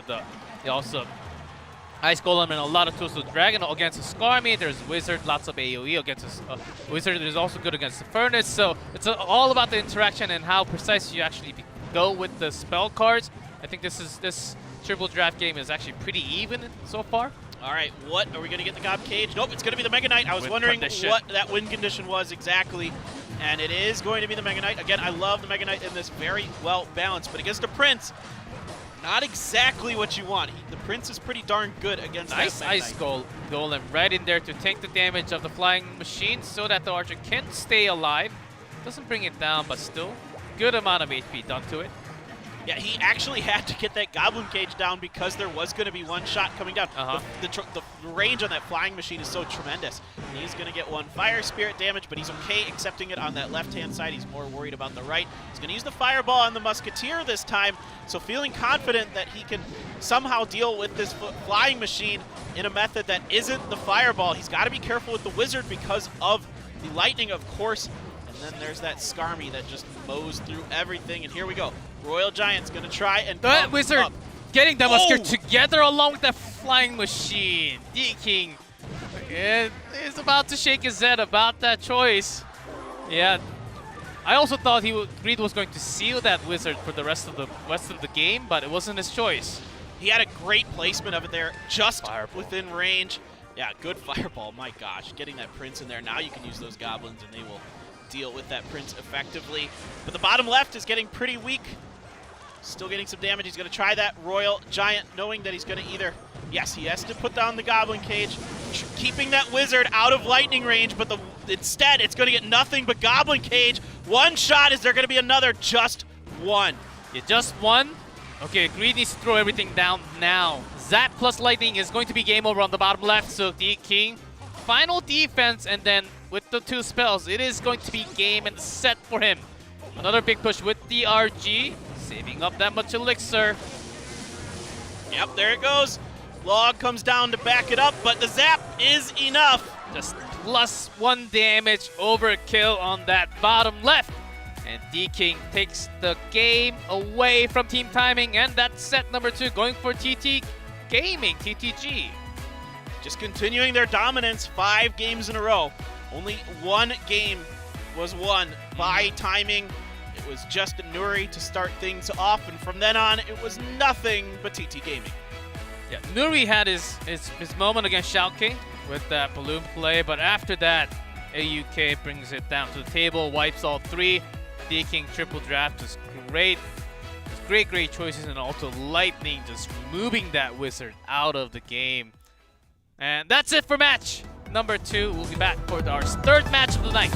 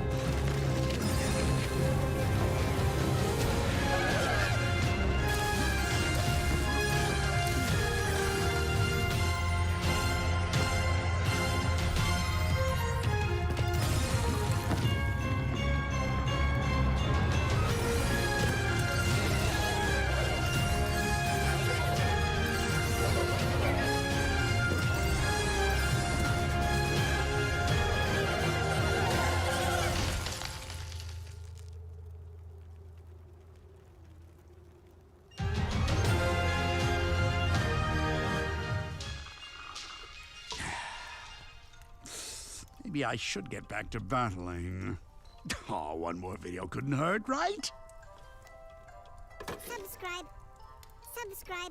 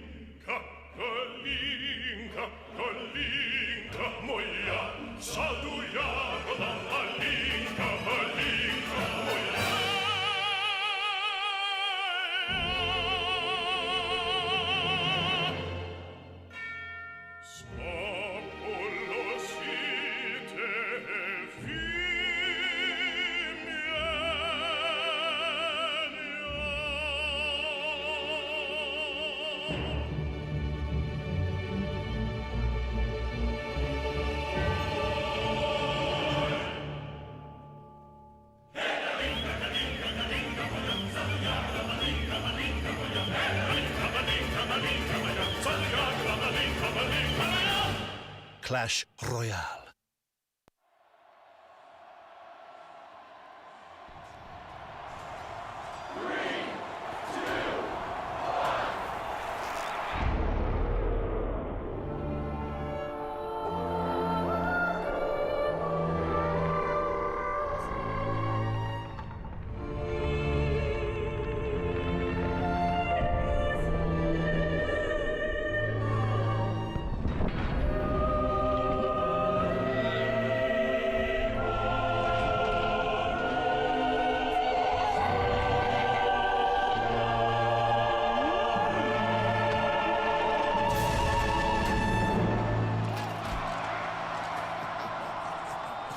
Clash Royale. Download for free.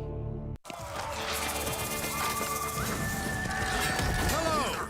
I'm looking for 8 ferocious warriors to help me duel for glory and honor in the Royale arena. Who will join me? Preferably someone strong and tall and not green. Okay, fine.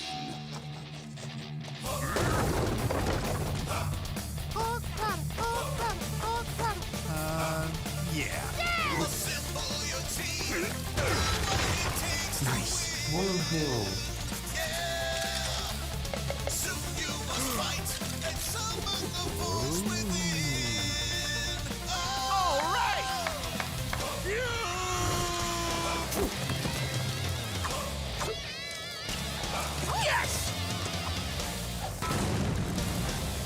On top!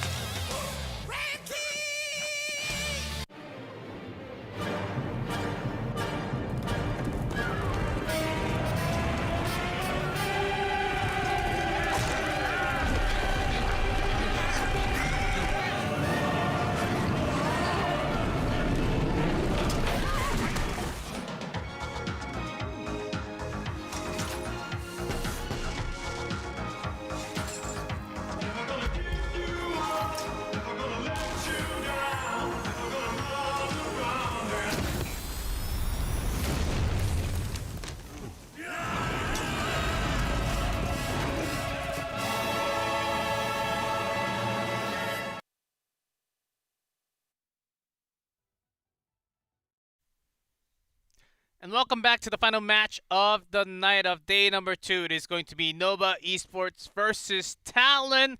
Nova Esports, well, somewhat of a roster change, but Talon, it's a brand new Talon, Paperton. Excited. I am really excited. A lot of the players from the old OGN team coming over to Talon. A lot of the top Korean players are here.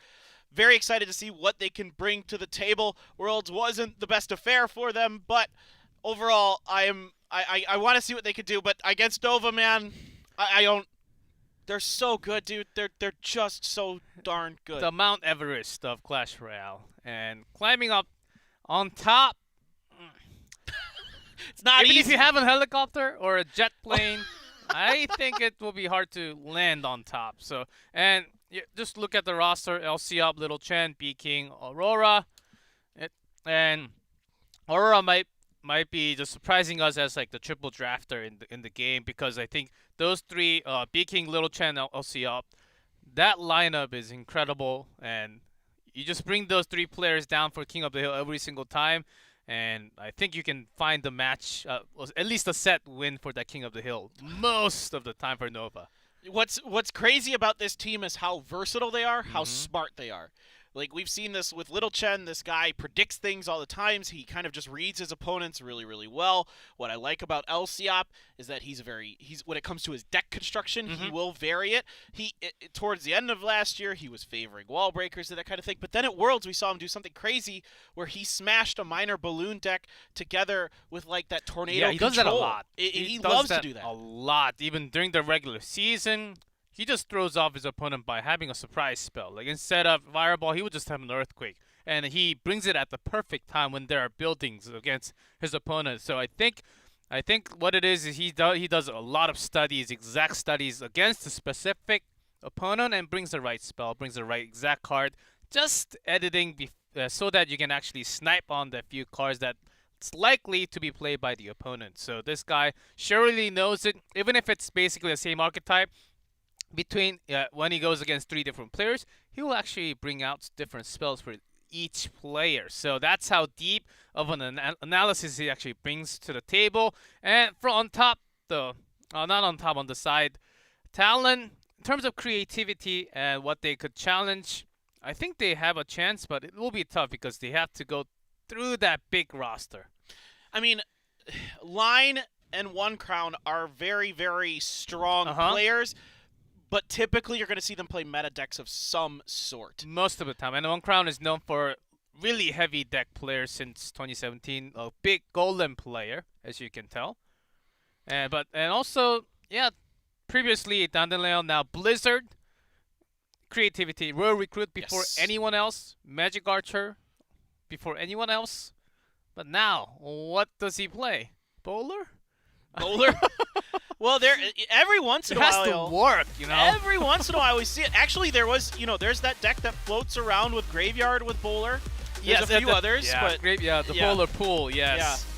Yeah, it's a classic old one with some new cards and new spells, but it's a little too slow compared to the Knight, you know. Oh, it takes its time. It's got all day to get there. It's practicing social distancing. Yeah. What?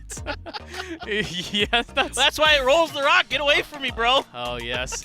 But some units refuse to get away with the rock. Yeah, Aurora, a new player in Nova Esports. Yeah, certainly looking an eye to see what she can do in the team. And this roster talent, that's right, it's an all-Korean roster now. And yeah, also the coach named Bechu, means cabbage. Really weird Thanks name. for that. I actually did not know. Really weird name. I looked at the paper and said, what? Your ID is cabbage? Okay, we have onion, we have peas, now we have cabbage. It's not a name that particularly strikes fear into your opponents, I would say. That's okay. I mean, Nova, this is the team that, I think all of us are very excited to see. The history, so much. But Talon, an upset here would be awesome to see. Neither of these teams have played yet. They didn't play yesterday, so we get to see them for the first time today. And it's LCOP versus Blizzard, a matchup that a lot of the fans would have been waiting for. We get to see it right now to begin with. That will be crazy. LCOP brings some different spells in his deck, but Blizzard brings different decks, not just different spells, different cards. Well, I kind of wonder if he's been watching today. He's known recently, Blizzard, for playing a lot of Mega Knight wall breakers. So I'm wondering if, he just watched that last match and saw how successful it was and thinks, yeah, I can do this. But going against LCOP, man, this is a treat. This is a treat right here. 2 excellent, smart players. What's going to be their choices? One of the most well-known and well-skilled player in the world, that's LCOP. Blizzard certainly up for a challenge here. He's okay with taking 1 in there. LCOP looks like the minor wall breaker, some kind of situation. Whatever will be the back end. Oh, that skeleton. Pretty nasty at the perfect timing. Okay, Valkyrie. So maybe the cheaper version with Bomb Tower from LCOP. And there's, of course, the mini P.E.K.K.A. He's so popular right now. He's the coolest kid in school. Yep. And everything's pancakes to him. Which is okay. Like, pancakes are pretty nice. Pancakes are delicious. Okay, instead of, Okay, Goblin Giant Sparky. yeah, because the skeletons were not back in his hand, he was willing to sacrifice one of the wall breakers, which is not bad. Or some kind of giant Sparky. Oh, no. Sparky a little too slow. Yeah, well, this is sometimes the give and take. Yeah, it is Goblin Giant. The give and take you have to accept with Sparky. Sometimes you have to accept damage because you just want, if you can keep stuff in front of the Sparky, the longer Sparky stays on the board, it's going to be that Rage variant we saw yesterday. Really powerful, and this is exactly why. He gets that one big shot into the tower. Yeah, you don't really expect that timing. With that Rage, you go in deep super quickly, and El Diablo is responding right back. Okay, you've got a Sparky shot, but I got a swipe from Valkyrie and the wall breakers, which is about the same damage. Yeah, it is worth it there, definitely for El Diablo. And this is what's so tricky about playing Sparky is if you come up against a quicker cycling deck like this one, one that's a little bit faster, that isn't going to rely on beatdown mechanics most likely. We still don't know what the last card is, but then you got to make weird decisions and try to keep it focused on one lane. Try to keep the pressure on your opponent. See if you can make them, lose in that situation, because if they're able to start switching around a lot, it gets really brutal really fast. It might just be like a snowball or some kind of small spell that you can rotate all the way at the end to sacrifice the bomb tower once again because of that Sparky shot. Yeah. Had to put down a little more because of that Rage, but that powerful push is going to make it a little harder for LCF to defend perfectly. Yep. Good idea there. He knows he's going to also keep the Magic Archer off his tower. It's really good Sparky placement for two reasons. Exactly. Gets the Miner, potentially even tricks the Miner into beating on the Sparky a bit. Another Rage.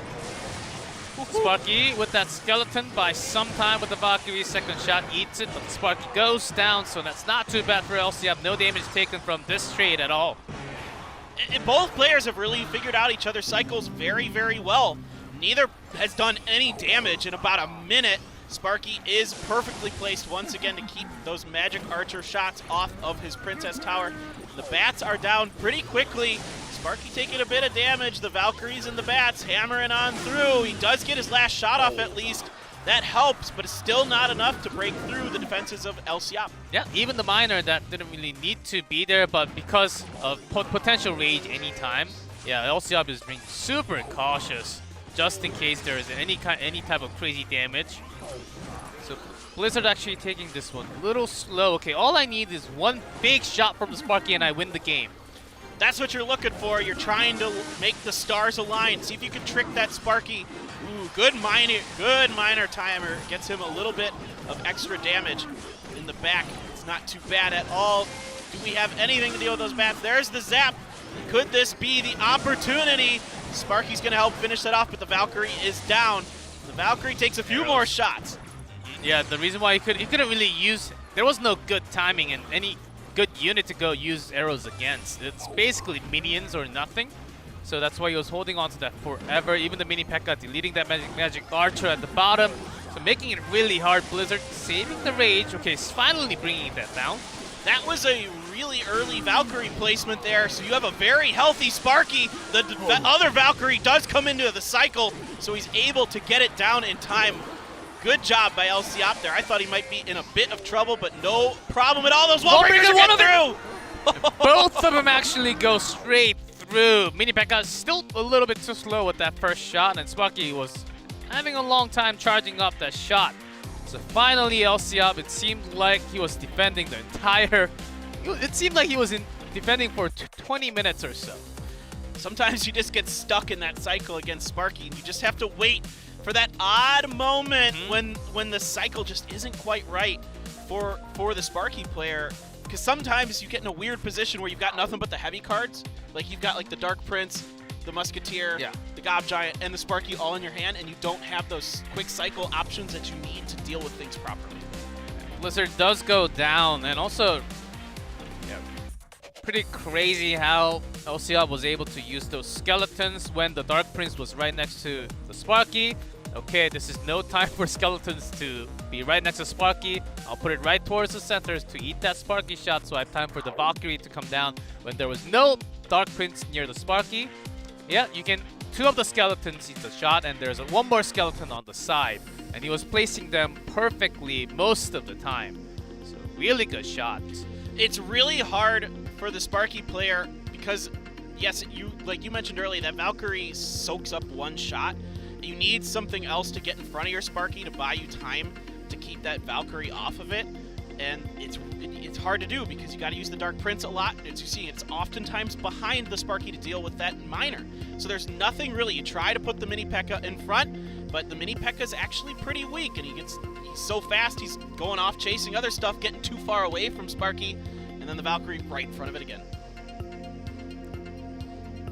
Yeah, not just this attack, most of his defense, LCF defense, was especially tough because you're not really used to the speed of Rage, not as much. And Sparky, especially Sparky, because you expect it to be super slow, but with Rage, it's a whole lot faster.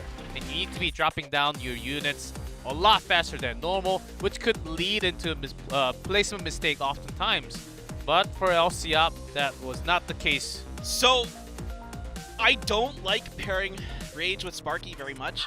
And why is because a lot of times what you're looking for with Sparky is just value over time.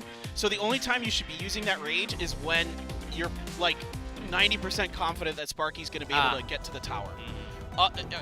And then you have just, you can try to squeak it in before it dies, right? Otherwise, it's just really weird because you just put the Valkyrie in front of it and it doesn't change much in that situation, right? You're not getting any more value out of Sparky with that Rage. Yeah, but I think that's exactly what Blizzard was also thinking, because that's what you expect out from a Sparky player.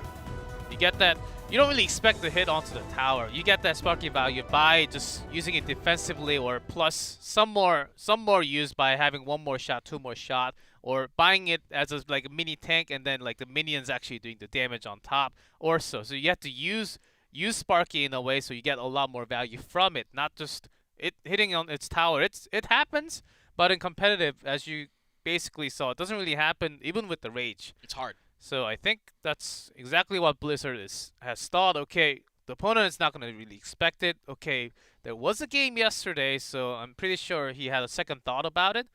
Yeah.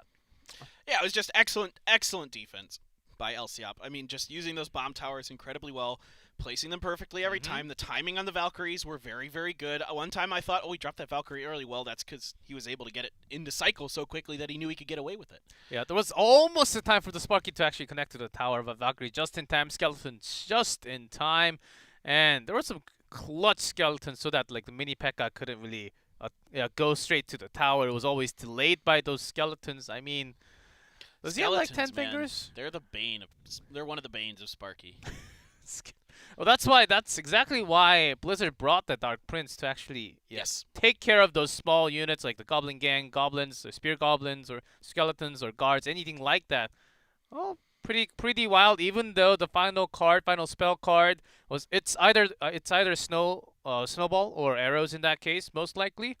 Arrows didn't really fit against those really big single units except for the minions, but still he made a really good use. Used the arrow when he could land on minions plus 2, plus 3 units that got maximum value, but just by doing the damage, it doesn't freeze anything, it doesn't stun anything, but when you can do that much damage, use it. It's actually really annoying to have arrows when you have minions, because usually your minions get bunched up with other stuff, and those arrows actually get even more value. And the range is so wide on those arrows. It's crazy. So you're able to hit time, and you could take out the shield of the Dark Prince on top of all of this. So there's a lot of benefit to having those arrows in there, especially in that situation.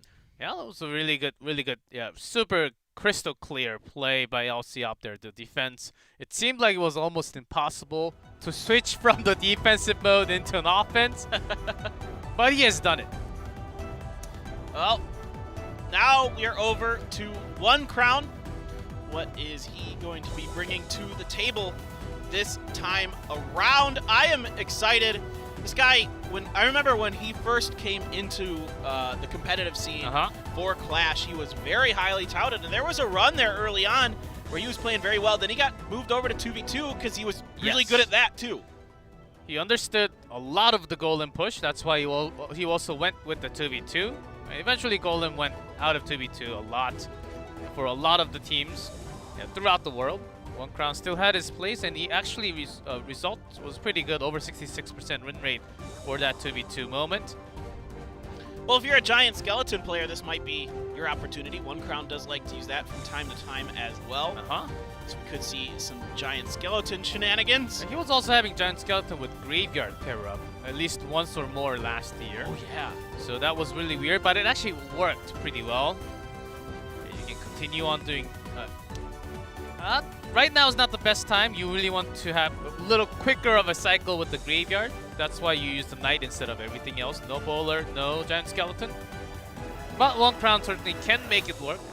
Of course, his opponent, if you bring a standard deck, this is what I think. Blizzard brought the rage because if you just bring a standard deck against LCOP, you might actually lower your chance of winning against him. You need to surprise him in a good way, and that's the reason why you bring the rage. Maybe the other players of Talon might actually do the same type of challenge. I think they should. I think that's kind of going to be the key to defeating LCOP here. Is you can't really play standard meta against him. You got to kind of find some way to catch him off guard. He's just so consistent, so good. And yeah, the rage is a nice idea. It can work if you time it correctly, but it is really, really tricky. And with a player like LCOP, who's just so good at his timings, even with that sped up Sparky charge and other things, he's able to get the skeletons and the Valkyries down, and then your Sparky's just kind of, well, it's there, but it's not what you want. We're saying a lot of good things about LCOP because we're really happy that we get to actually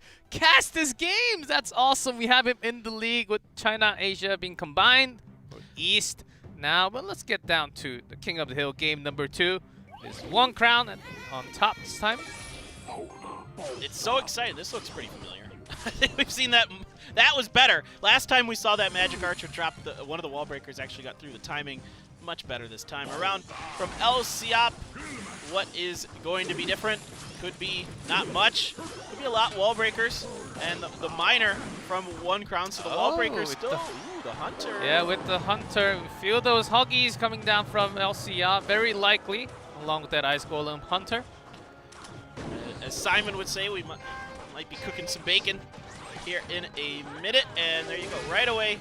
Valkyrie going to be countered by that mini P.E.K.K.A. You just want to get her down as quickly as possible. There's an Earthquake from LCOP. Yep, 100%. Royal Hogs are coming very soon. And from what I can tell, there's a chance for Bomb Tower still from One Crown.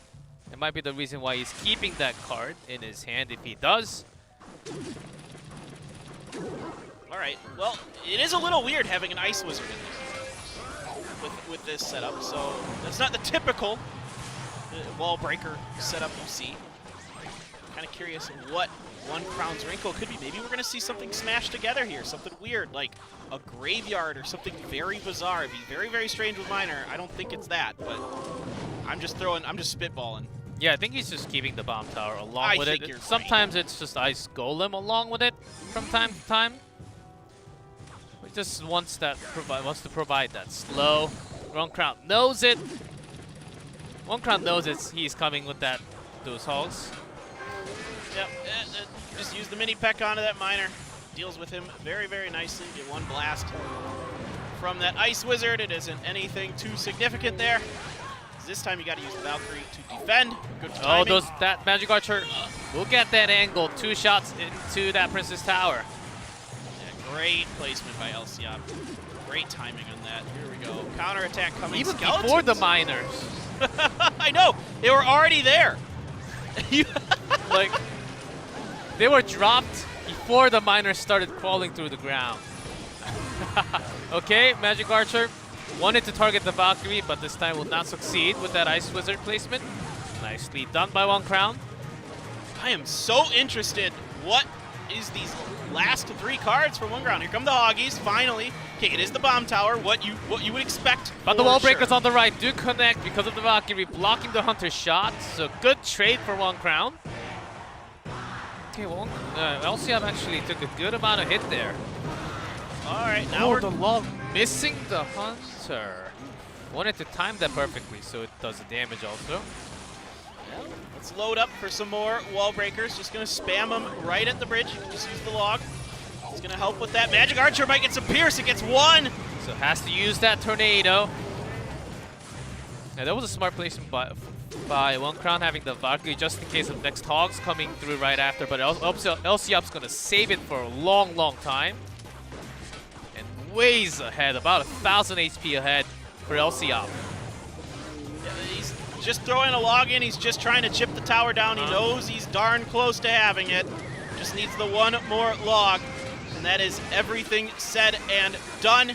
The defense is good. He throws it out. He looks away. He knows that this one is over. There was a poison there at the end.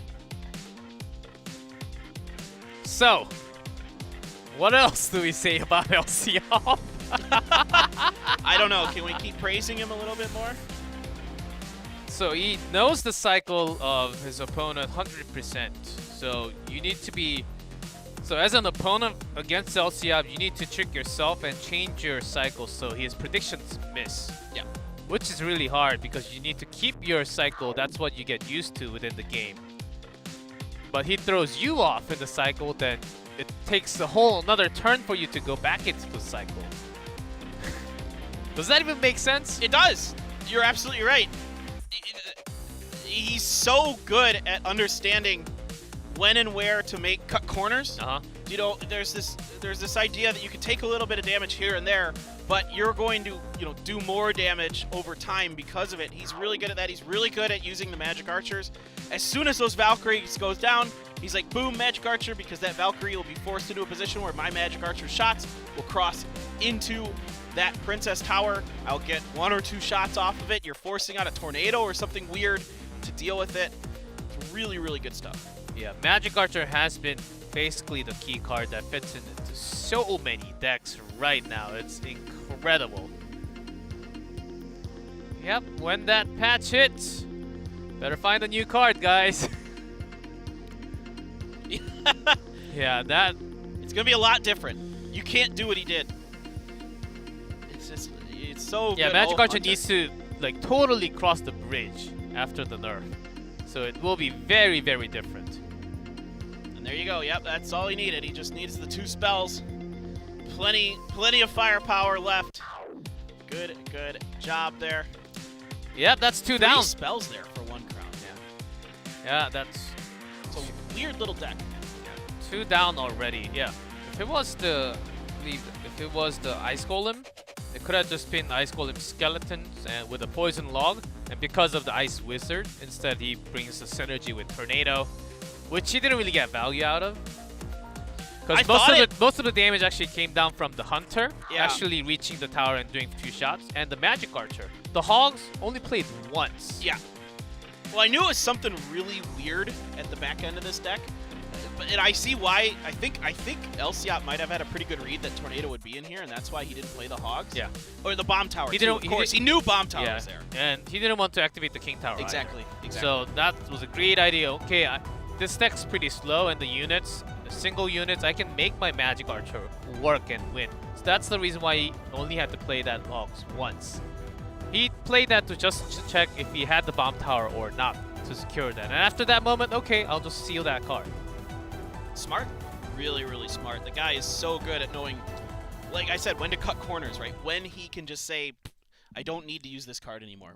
That's something that a lot of players sometimes struggle with, myself included, of course, where you think you just got to use all your cards. Actually, sometimes you don't.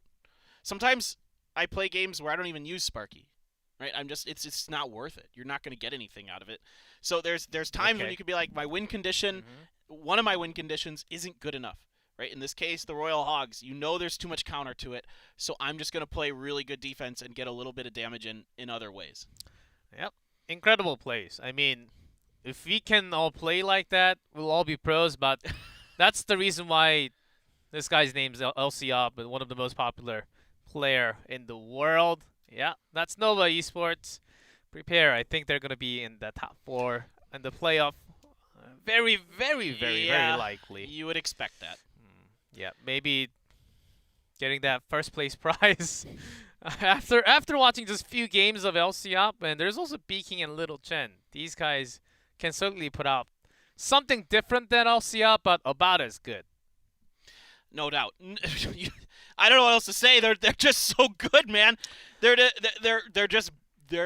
I mean, we're seeing them now already. 2 wins, nothing, and it didn't even look that difficult. I mean, I like what Blizzard and One Crown are thinking here. They're trying little different things, right? They're putting little tweaks in their decks that aren't usual, but it's still not good enough. This guy still has really good reads. He knows all the tweaks that you can do. He kind of sniffs out your ideas. He kind of has a pulse. He's played so much of this game, it's in his blood. Yeah. So if I was Talon, I would actually put Lion better chance, but just to throw off LCOP, I was thinking maybe trying Hal, because Hal didn't really play too many times last year, so you don't really have data on him. So that's what I was going to think about if I were the coach. But different storyline, coming in hot with that healing spirit. So maybe some more Hoggies. Yep. That's what I'm feeling too. Well, LCOP with the poison, maybe going back to his graveyard favorite. But then again, every time from Talon, we've seen slightly little off-putting things. Okay, never mind.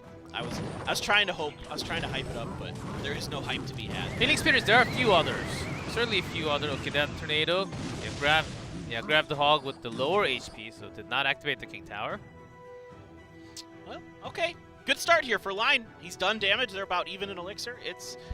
This is okay. He's only about 1 behind. He can just cycle his heal spirit, and it does get the jump onto it, so he's going to let it go through. LCOP is tanking a bunch of Elixir, trying to decide what to do. So Night Graveyard, which is actually okay. Double Elixir time, but Line can pull around with this. Yeah, this is okay. You can turn that Mini P.E.K.K.A around. You're going to get the splash. Whoa, Mini P.E.K.K.A! That's not okay. Yep, because Line knows the final card. It has to be Graveyard. And he can't. And LCOP will not use the Graveyard defensive. No way, Jose. And look at this. Right away with the Earthquake. So this is looking really, really strong for Line right now. He's keeping the pressure on, knowing, like you mentioned, that you got to get as much damage as you can in before Double Elixir when that Graveyard deck really shines. Yeah, LCOP, if he had the King Tower activated, I think he could have taken at least like 500 less damage than now. Yeah, but that isn't the case for now, and can't really drop the Knight that's coming into his hand now after the tornado. Yeah, this time he had to use the tornado. He learned his lesson from that last time where the Mini P.E.K.K.A still got through even with the Barbarian Barrel. So it's a lot more Elixir. It does save you some heartbreak, some damage onto that bottom right-hand Princess Tower. Here we go. Hogs with that Heal Spirit. The Bomb Tower.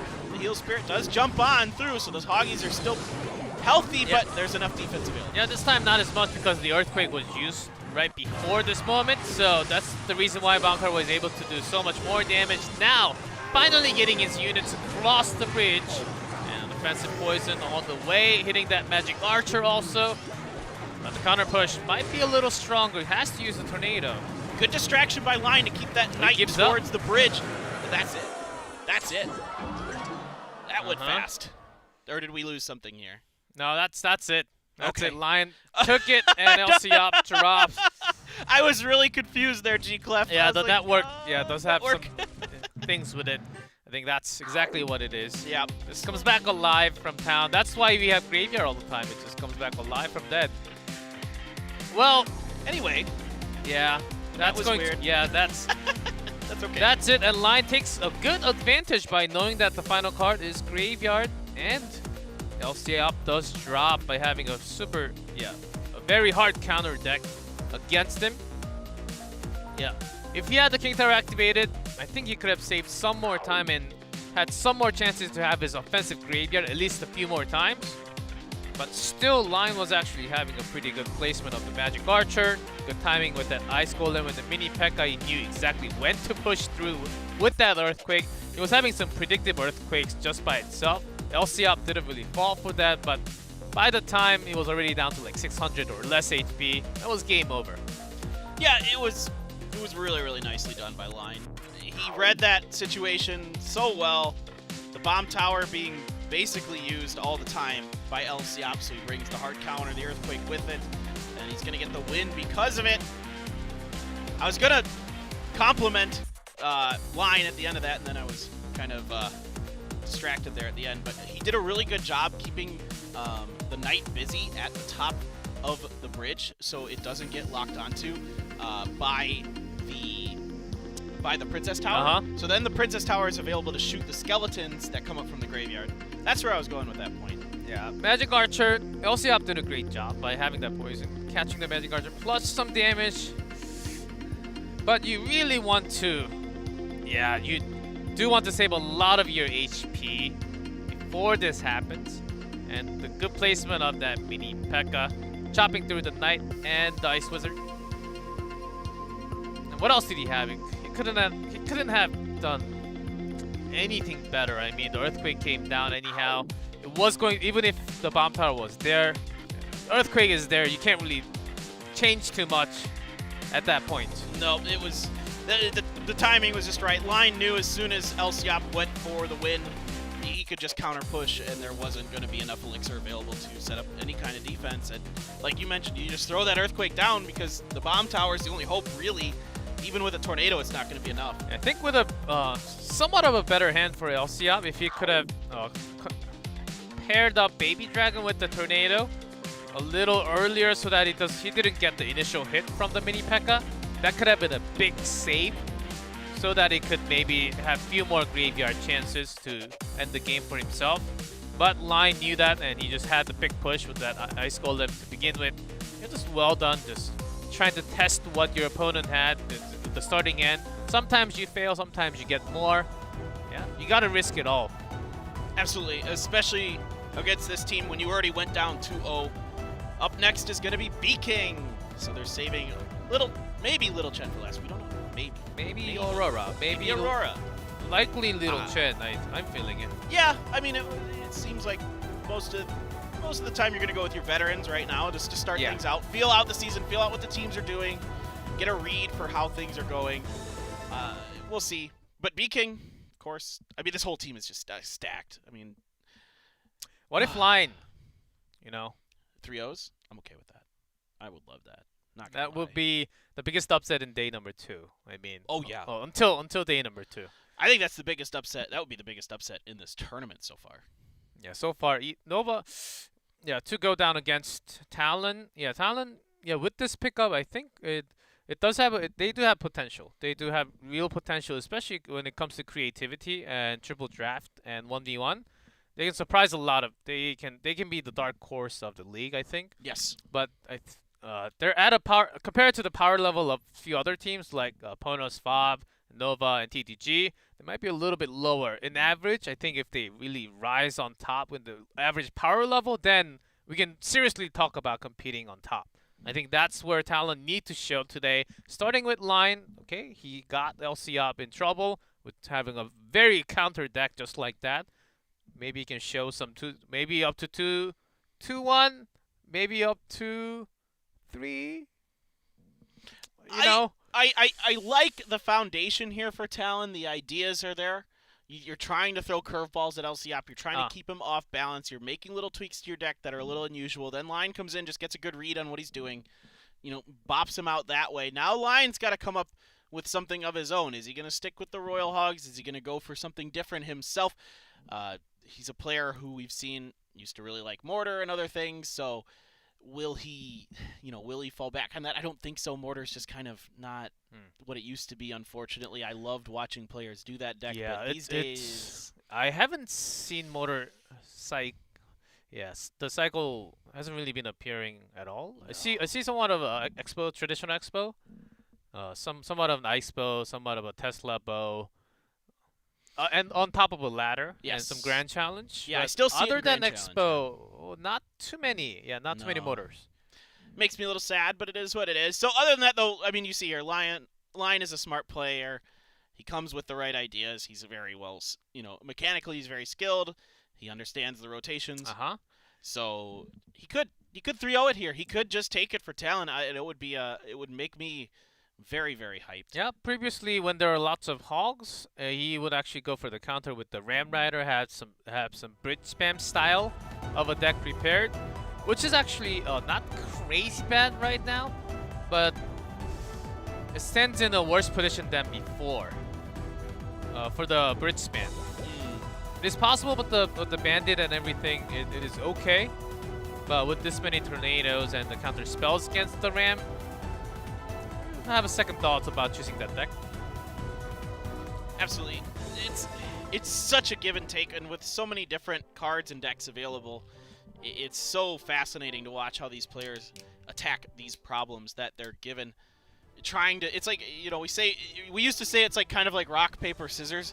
Now it's like there's like 50 different items you can choose from in your little battle. It's like rock, paper, scissors, hand grenade, Paper towels, paper towels, chopsticks, spoons, forks, and everything, even feet. So that's what we have to think about, okay? Gross. Yeah. Easy prediction with the first miner. Always think about the tornado, because there's no ban card. Yeah. There are no ban cards. Tornado very, very popular because here come the wall breakers. Bomb tower in here, so his line just going to switch over to that graveyard deck himself. Sure looks that way. Mega Knight going to be the option for B-King. Very, very popular today is this Mega Knight wall breakers deck. Rightly so, it's very, very powerful. Can line hold the line?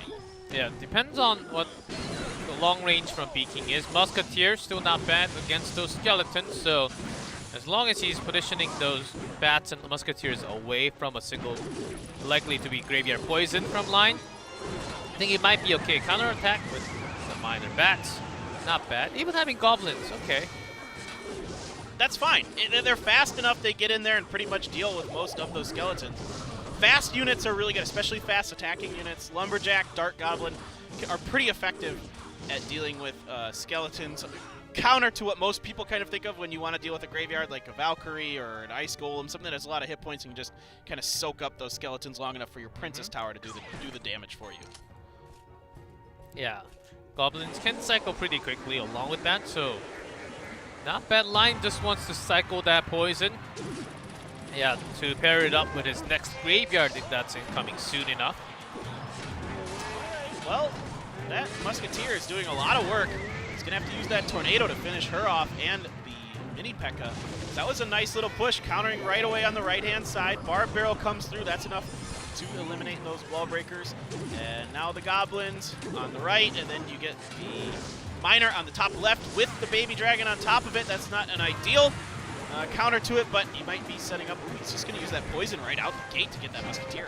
Yeah, when you're thinking about when that Baby Dragon actually goes across, and when that pairs up with the graveyard, he might be in trouble, even without the tornado. I see the bats are doing fine when that poison actually hits together. It will be hard line, really being pressured by all those. Did not grab one of those wall breakers. Oh boy, that top left tower is Top in a right with the bats world of too. trouble. Oh my god. And an extra swing that finishes off that Knight. Even a zap to get that Mini P.E.K.K.A. no. down. B-King just on top of all the things. No, it just wasn't enough here for Lion. He's trying to do everything he can to The stop. final hit from Miner. That's not game. enough. That's game for B-King. Lion tried his hardest against LCA, brought him down, but was not able to find another win. It is B-King who is going to take the set score for Nova Esports, and they will be leading 1-0 set score. There you are. Not too surprising here, as you kind of expected this with Nova, but at least Lion put up a fight for us. That was nice to see. We got at least one game on Talon's side. He did have a great read onto LCOP, but he had 2 games to see that ahead of time, and then the counter punch from B-King just going right back to that deck that seems to be in vogue today. So, Yeah, Peking certainly was pressuring Lion a lot because the moment you hit double elixir, Lion, I think he could have waited just a little more before that first graveyard. By having that graveyard without the poison, which was removed super easily by the bats, I think he should have waited just a little bit more to have that perfect time when the baby dragon goes through or the knight goes through, just by having some more effective tornado use on his own. I think he had some more chances later on, and I think he rushed a little bit too much because of the massive pressure from B-King, saying, okay, I'm taking a little bit too much right now. I better switch into offensive mode, which came in a little too early, which lost him a lot more elixirs than he should.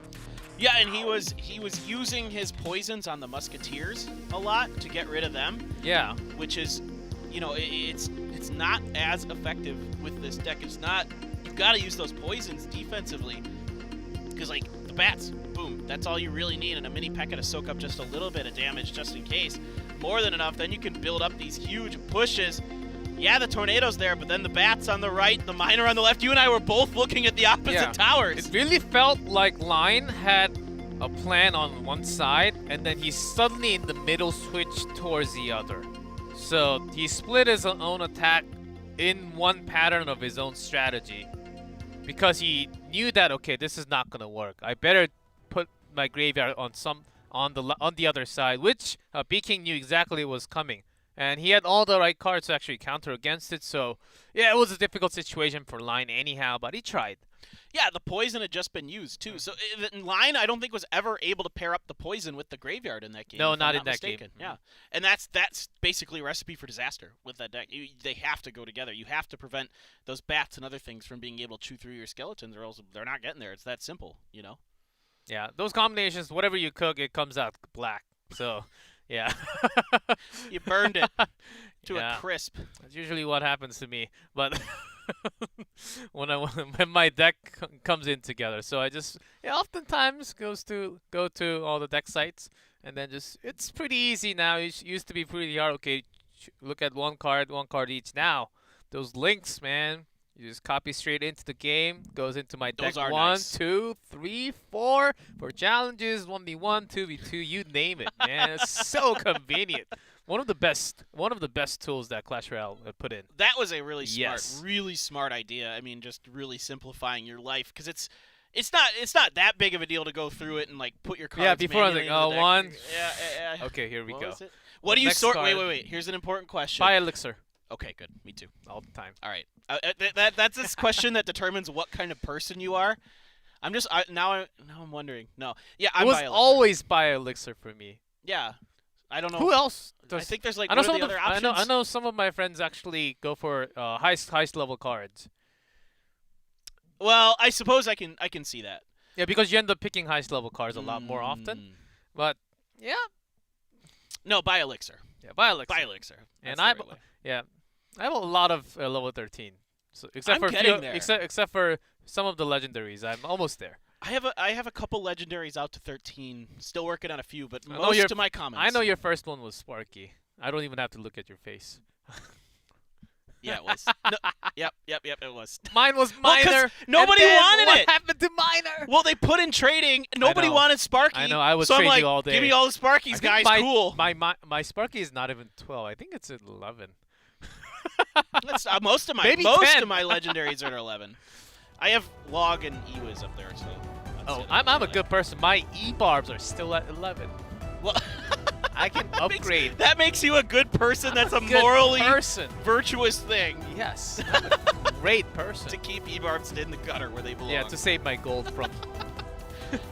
I'm just waiting for when we see E-barbs in triple draft here right now, and then somewhere out in the nether, Simon. loses Actually, his really mind. good. I had a game with E-barb Rage. Yeah, together. It was incredible. That's I about had a the lot only of way fun. you can use E-barbs. Nah. Yeah, talk all you want about E-barbs. I like. I don't want to talk about E-barbs. I don't like them, man. That's not a card I. All right, triple draft. Lizard. Yeah, the one who fits the creativity. Little Chen.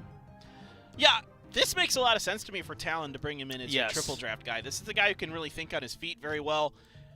We've seen so many unique and interesting decks come from him. Yeah, he's already used to the triple draft decks before triple deck existed, okay? Firecracker. Yeah, the Firecracker. Good against archers. Yep. So you're going to see a little bit of weight. Zappies? Yep, Zappies are pretty powerful too, especially if you can get like a Magic Archer or something else in there. Baby Dragon. Yeah, do see some combination with Zappies plus the Flying Machine from time to time. Yes. To get the Fireball bait. Yes. Exactly what I was thinking.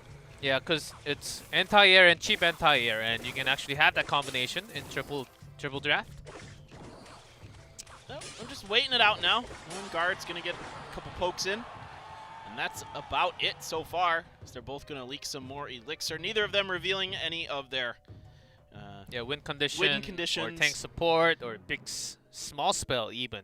Just having the distraction and some small anti-air. That's about it. Just waiting. What else? Okay, Ram Rider, I love in triple Cannon Cart. draft. It is so good. So is Cannon Cart. Both really tough cards to deal with.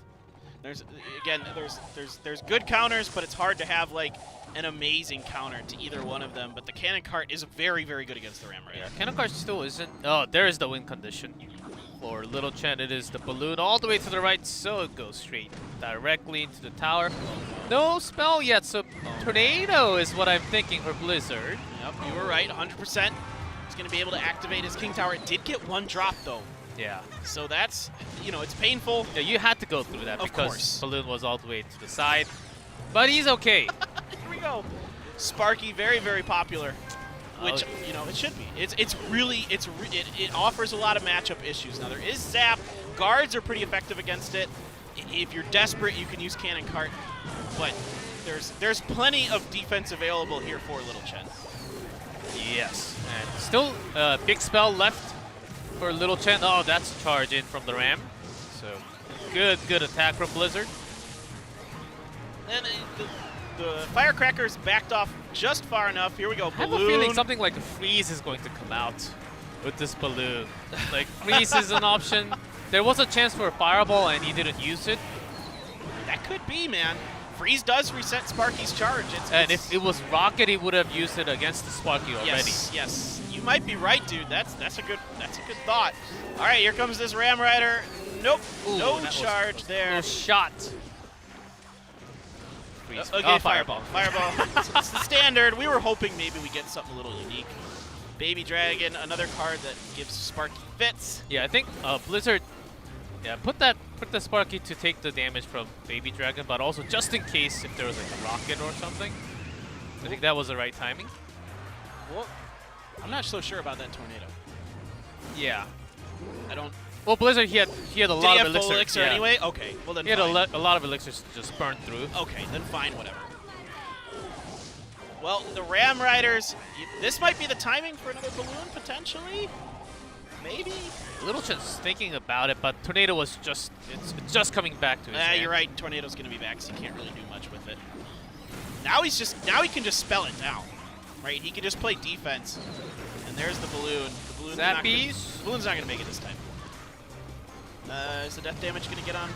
Yep, it does get onto the Sparky and the others. So now you can get the Baby Dragon here. Here comes the Fireball. It gets the Firecracker. There's a freeze! From Blizzard, he was having that big spell saved until this moment, but ends up just connect to the charge of the Ram Rider. That's about it. Some more damage stinked in. All right, another Fireball. That Fireball good value there. This is really interesting. They're the guards. You can keep doing that. Oh, that Tornado might help a lot more, but just before Mini P.E.K.K.A helping out Little Chen so much in defense. Okay, the freeze to delay the push, the Fireball anyway. Yeah, Two Baby Dragons. About it. I don't know. There's nothing else you can do. Only 8 seconds left. You have to use a Tornado to back all this off. Wow. Just incredible stuff. With the fire. Yes, a GG. I would say a freeze actually from Blizzard, so he wanted a Sparky shot on that tower. It's so hard to get it to go with Sparky, though. It's actually really, really challenging. The timing required to get freeze to pair up with it is so weird because usually what your opponent is going to do to distract the Sparky is drop something either cheap or something that zaps, right? So you're, it's not really super effective with Sparky. Yeah. With the Ram Rider, I could see it a little bit more. Which is not, yeah. Yeah, when Little Chen, he was also saving Fireball for later so that he could actually maybe take out all the Zappies together plus do damage to the tower, which he ended up just using it against the Firecracker plus the tower, which is a, I think, okay value because you're still doing damage to the tower, Yeah. 201 every single time. And then later he's got some big value having those Zappies together. So Fireball, a great choice, saving until the like mid game. And Firecracker's another one of those cards that They just can stays stack. on the board Yes. for so long. They can stack, man. Yes. Just like the Princess. Exactly. It's okay to use a Fireball against, it's not ideal, but it's okay against a Princess and a Firecracker. Sometimes if you know that you can deal with the rest of what's going on effectively. And yeah, it's nice to use it against the Zappies, but sometimes that Firecracker is actually going to get more value over time. Yeah, I think, and from the combination that Little Chen also had to. And Firecracker is one of those anti-air, and he needed to get Balloon close to the tower somehow, or directly to the tower, or maybe at least away from that tower being traded. So this was a big moment where he basically had to use a tornado to activate the King Tower, but at the end, was that really effective in this game? It didn't really make much of a difference, Yeah. to be honest. I mean, the win condition is the balloon. It helps a little bit, but that King Tower isn't going to start shooting at the balloon until it's really damn close, So, yeah, that freeze is just in desperation. Yeah, Blizzard, he was holding on to it for such a long time. Yeah, look at that Firecracker. It could grab onto those archers, also really effective against guards, somewhat against the cannon cart also. So, yeah, great choice, Little Chen, making sure those Firecrackers are always gone with those fireballs, and then when they're Zappies, also great choice. Yeah, it's just really, really well done. The deck's being really well constructed in Triple Draft, especially by our Chinese players so far. Looking really strong, man. Have they lost today? In Triple Draft? I think one game. No. No, DKing No. also won. No, they Maybe haven't. I'm thinking of like No. yesterday already. They are so good at this. They're putting together such interesting decks. Yeah, that's why I thought, and a lot. Yeah, I said this yesterday too. Connie from the old Sandbox, the coach from Sandbox team, was saying that there are specific players from the team who are getting like massive wins, like 13-1, like 12-2, only in Triple Draft. So there has to be like someone who just fits in that mode so much better compared to everyone else. I mean, we're still pretty, I would say, in very early stage of understanding Triple Draft. And from what I heard, it could actually also change. Yeah, it could. Maybe this is not 100% true. It could change in the order of in a different season every month from time to time. That's what the players thought at the beginning. Maybe that's not the case. We'll see. Well, the season just changed, so we'll see if that's actually true or not. But I have a feeling that specific players actually had to just have a supreme better understanding compared to everyone else. But as the time goes on, yeah, people are going to catch on to those things. Yeah, there are some times in Triple Draft, it doesn't happen much, where I'm left with a really bad choice where it's like, here, you can either take Earthquake, Freeze, or some other spell that just is Rage. That's just like, or something like that. That might not be quite right, but something like a weird combination like that where I'm left with just a really not great choice. And then I sit there and I think to myself, well, I guess I'll go with Freeze or Earthquake. But I didn't like see my opponent really have a building that, that they would be interested in taking, I think. So then I'm left with a really tough choice. Yeah, sometimes the building doesn't even come out from time to time when you really want to have that in your deck. Oftentimes it does, but sometimes it just doesn't. Yeah, we'll see what those choices were. We're just burning time right now. This is really popular this season to burn time, much more than previously. Yeah, much more, I would say, much more frequent compared to previous season and the season before. And yesterday we had some golden decks, or just Royal Hogs. it didn't really matter. Or the Lava Hound, which didn't really work compared to the they were comparing to the speed. The moment you put down the lava, similar to Golem, you were kind of screwed onto the other side. So let's see what the choices are if you're burning this much amount. It's usually heavy stuff, right? Usually. Yeah, like the Goblin Giant. Yep. Could still be just straight on Hog Rider. Yeah. You know, we've seen that matchup last year a few times when they're burning this much time. It does happen. You're right. From time to time. Because you expect the heavy deck to come out, and suddenly you just go out quickly with the Hog Rider. Right, with they an drop Ice a golem, and you Uh-huh. just drop everything into one side and see if you can just outpace them. Yeah, it's basically like you play those clan war games where you go into deathmatch and then you just bring a freeze along with your Hog Rider, and then, and then you win the game and you just press all the emotes that you can, and then I just press my home button. Okay, there is that flying machine, and that is a Mega Minion to counter it. Really good stuff.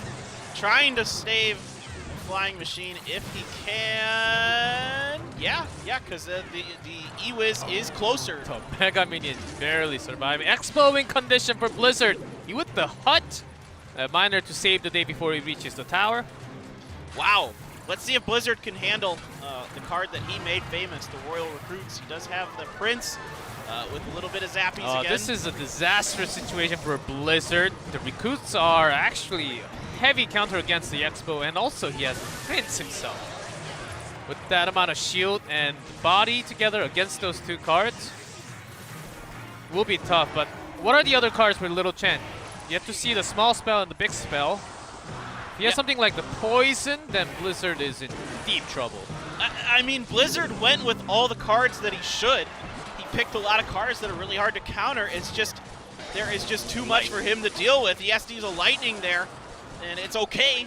It's enough to stop it, but now he's got the E-Wiz, which is going to be able to destroy the Prince without taking any damage. He was so good against the Prince. Again, there's just a lot of good answers here for Little Chen. Little Chen hasn't even to use his last 3 cards because he's been just able to cycle it through well enough. Yeah. Connecting with Expo, yeah. Impossible now with that Mega Knight drop. His win condition, just waiting for those 2 spells. What is it going to be? Lightning super good against the Flying Machine, against the Night Witch. So that's where Blizzard really has to get those values out of.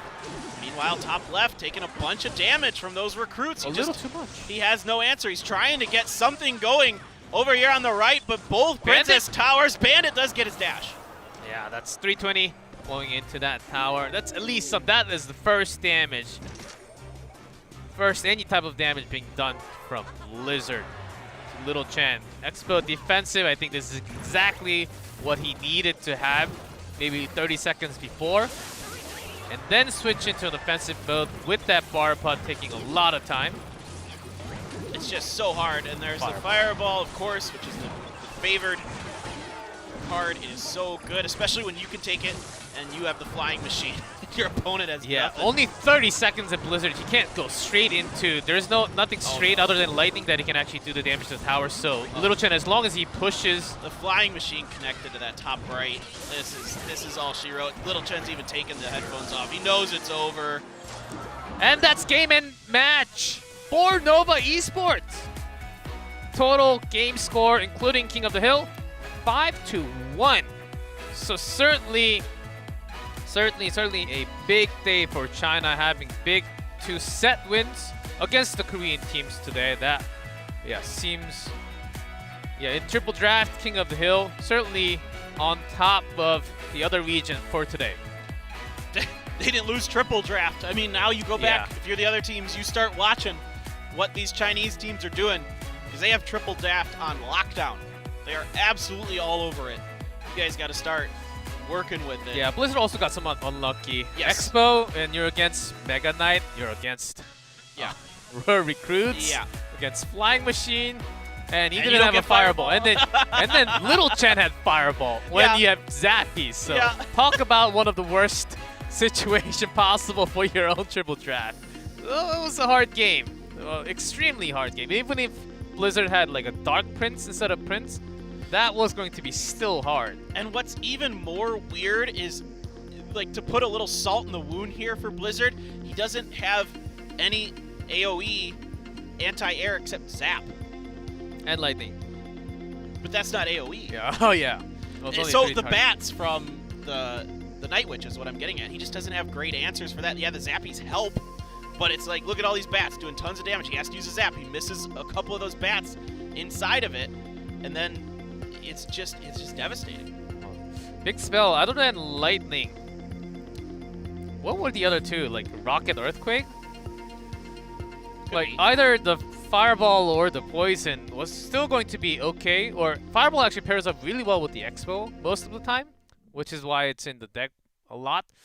I think that could have been the go, but I'm pretty sure it just didn't come out on the side. I think if it comes out on one side, it can't on the other. Is that correct in Triple Draft? At least I've noticed that when I play it. I don't think he had the fireball option. Would be my Yeah, understanding. when win condition Expo. Yeah, you're that's really the biggest looking- problem, right? Well, and then so he switched out to the defensive Expo a little bit too late, I think. Well, even with that, it was going to be tough with that many body. Mega Knight, boom, Royal Recruit, you just talk about it. It takes forever and ever. Yeah, with that Expo to actually go through, you can't really reach the tower, and your prince locked. What else did he have? Prince, Bandit, Barbarian Hut. Yeah, Bandit. Basically everything sealed with just those 2 cards. Yeah, it was tough. It was really hard. Mhm. It's a really tough matchup there for him. Yeah, certainly not a good day for Talon or Team Timing today. The 2 squad from China, TT Gaming, Nova Esports. As expected, they're strong. They're really strong. They showed some incredible game today. Yeah, it's looking like, it's interesting when things go as they plan, and it's also interesting when things don't. But for so far for this league, it's been about what you expect with China. I mean, the Chinese teams are so good. Fav put up one heck of a fight. They did. They really, really did. That was a great match once again between them. There's kind of a nice little rivalry building between them and WEDGM. Oh, that kind of cool to see. maybe that will continue into the playoff. Ooh, That will be big. Very likely because the top 4 will have double elimination. The bottom 4 they lose, they're gone. But that creates a lot more chances for us to actually have those 2 teams possibly facing each other. Yes. Yeah, that'll be exciting. it will be exciting. You know what will be exciting? Like Team Timing and Talon coming out big after this weekend. When that balance change hits next week, suddenly they just bring out something crazy and then goes on top of everyone else. Well, what's so cool about Clash Royale is a lot of this comes down to what you're doing outside of the games. Inside of the game, of course, you have to play well. But most of these players are good enough that they're playing at a pretty high level already. So it's about the preparation you're doing. It's about the study you're doing and that kind of thing. Being versatile, we're seeing being so important for these teams most of the time. Every once in a while, you have a player like AUK who can just run the table with the same deck 3 times in a row. But most of the time, the players need to be able to vary their play styles. You need to have a bunch of different types of decks in your arsenal. And you need to be willing to be a little creative with them. Yes, exactly. And also, this special season goes throughout April into May until pretty much end of May. So we're gonna have the balance patch hit tomorrow, and then we're gonna have the May patch too, right before the playoffs. So that may change few things in history. The balance changes, even if it was a major one, didn't really affect. The better players were always coming out better at the end. Of course, that makes sense. But still, it was affecting few player if they had some archetype that worked really well, and with the new balance change, if that deck is no longer good, they suddenly just had to change it into new one, and the player was not as bright after the patch. So that does happen from time to time. Let's see if that is the case starting next week, because I'm excited. A lot less Magic Archer. I'm okay with that. Yeah, I think we're going to see a lot less Magic Archer. I don't think there's much question about that. I think you'll still see it from time to time. It's still good enough. Because the range is shorter, but the shot actually goes through Still the same. goes. Yeah. Still pierces through everything, which Yeah, is nice, right?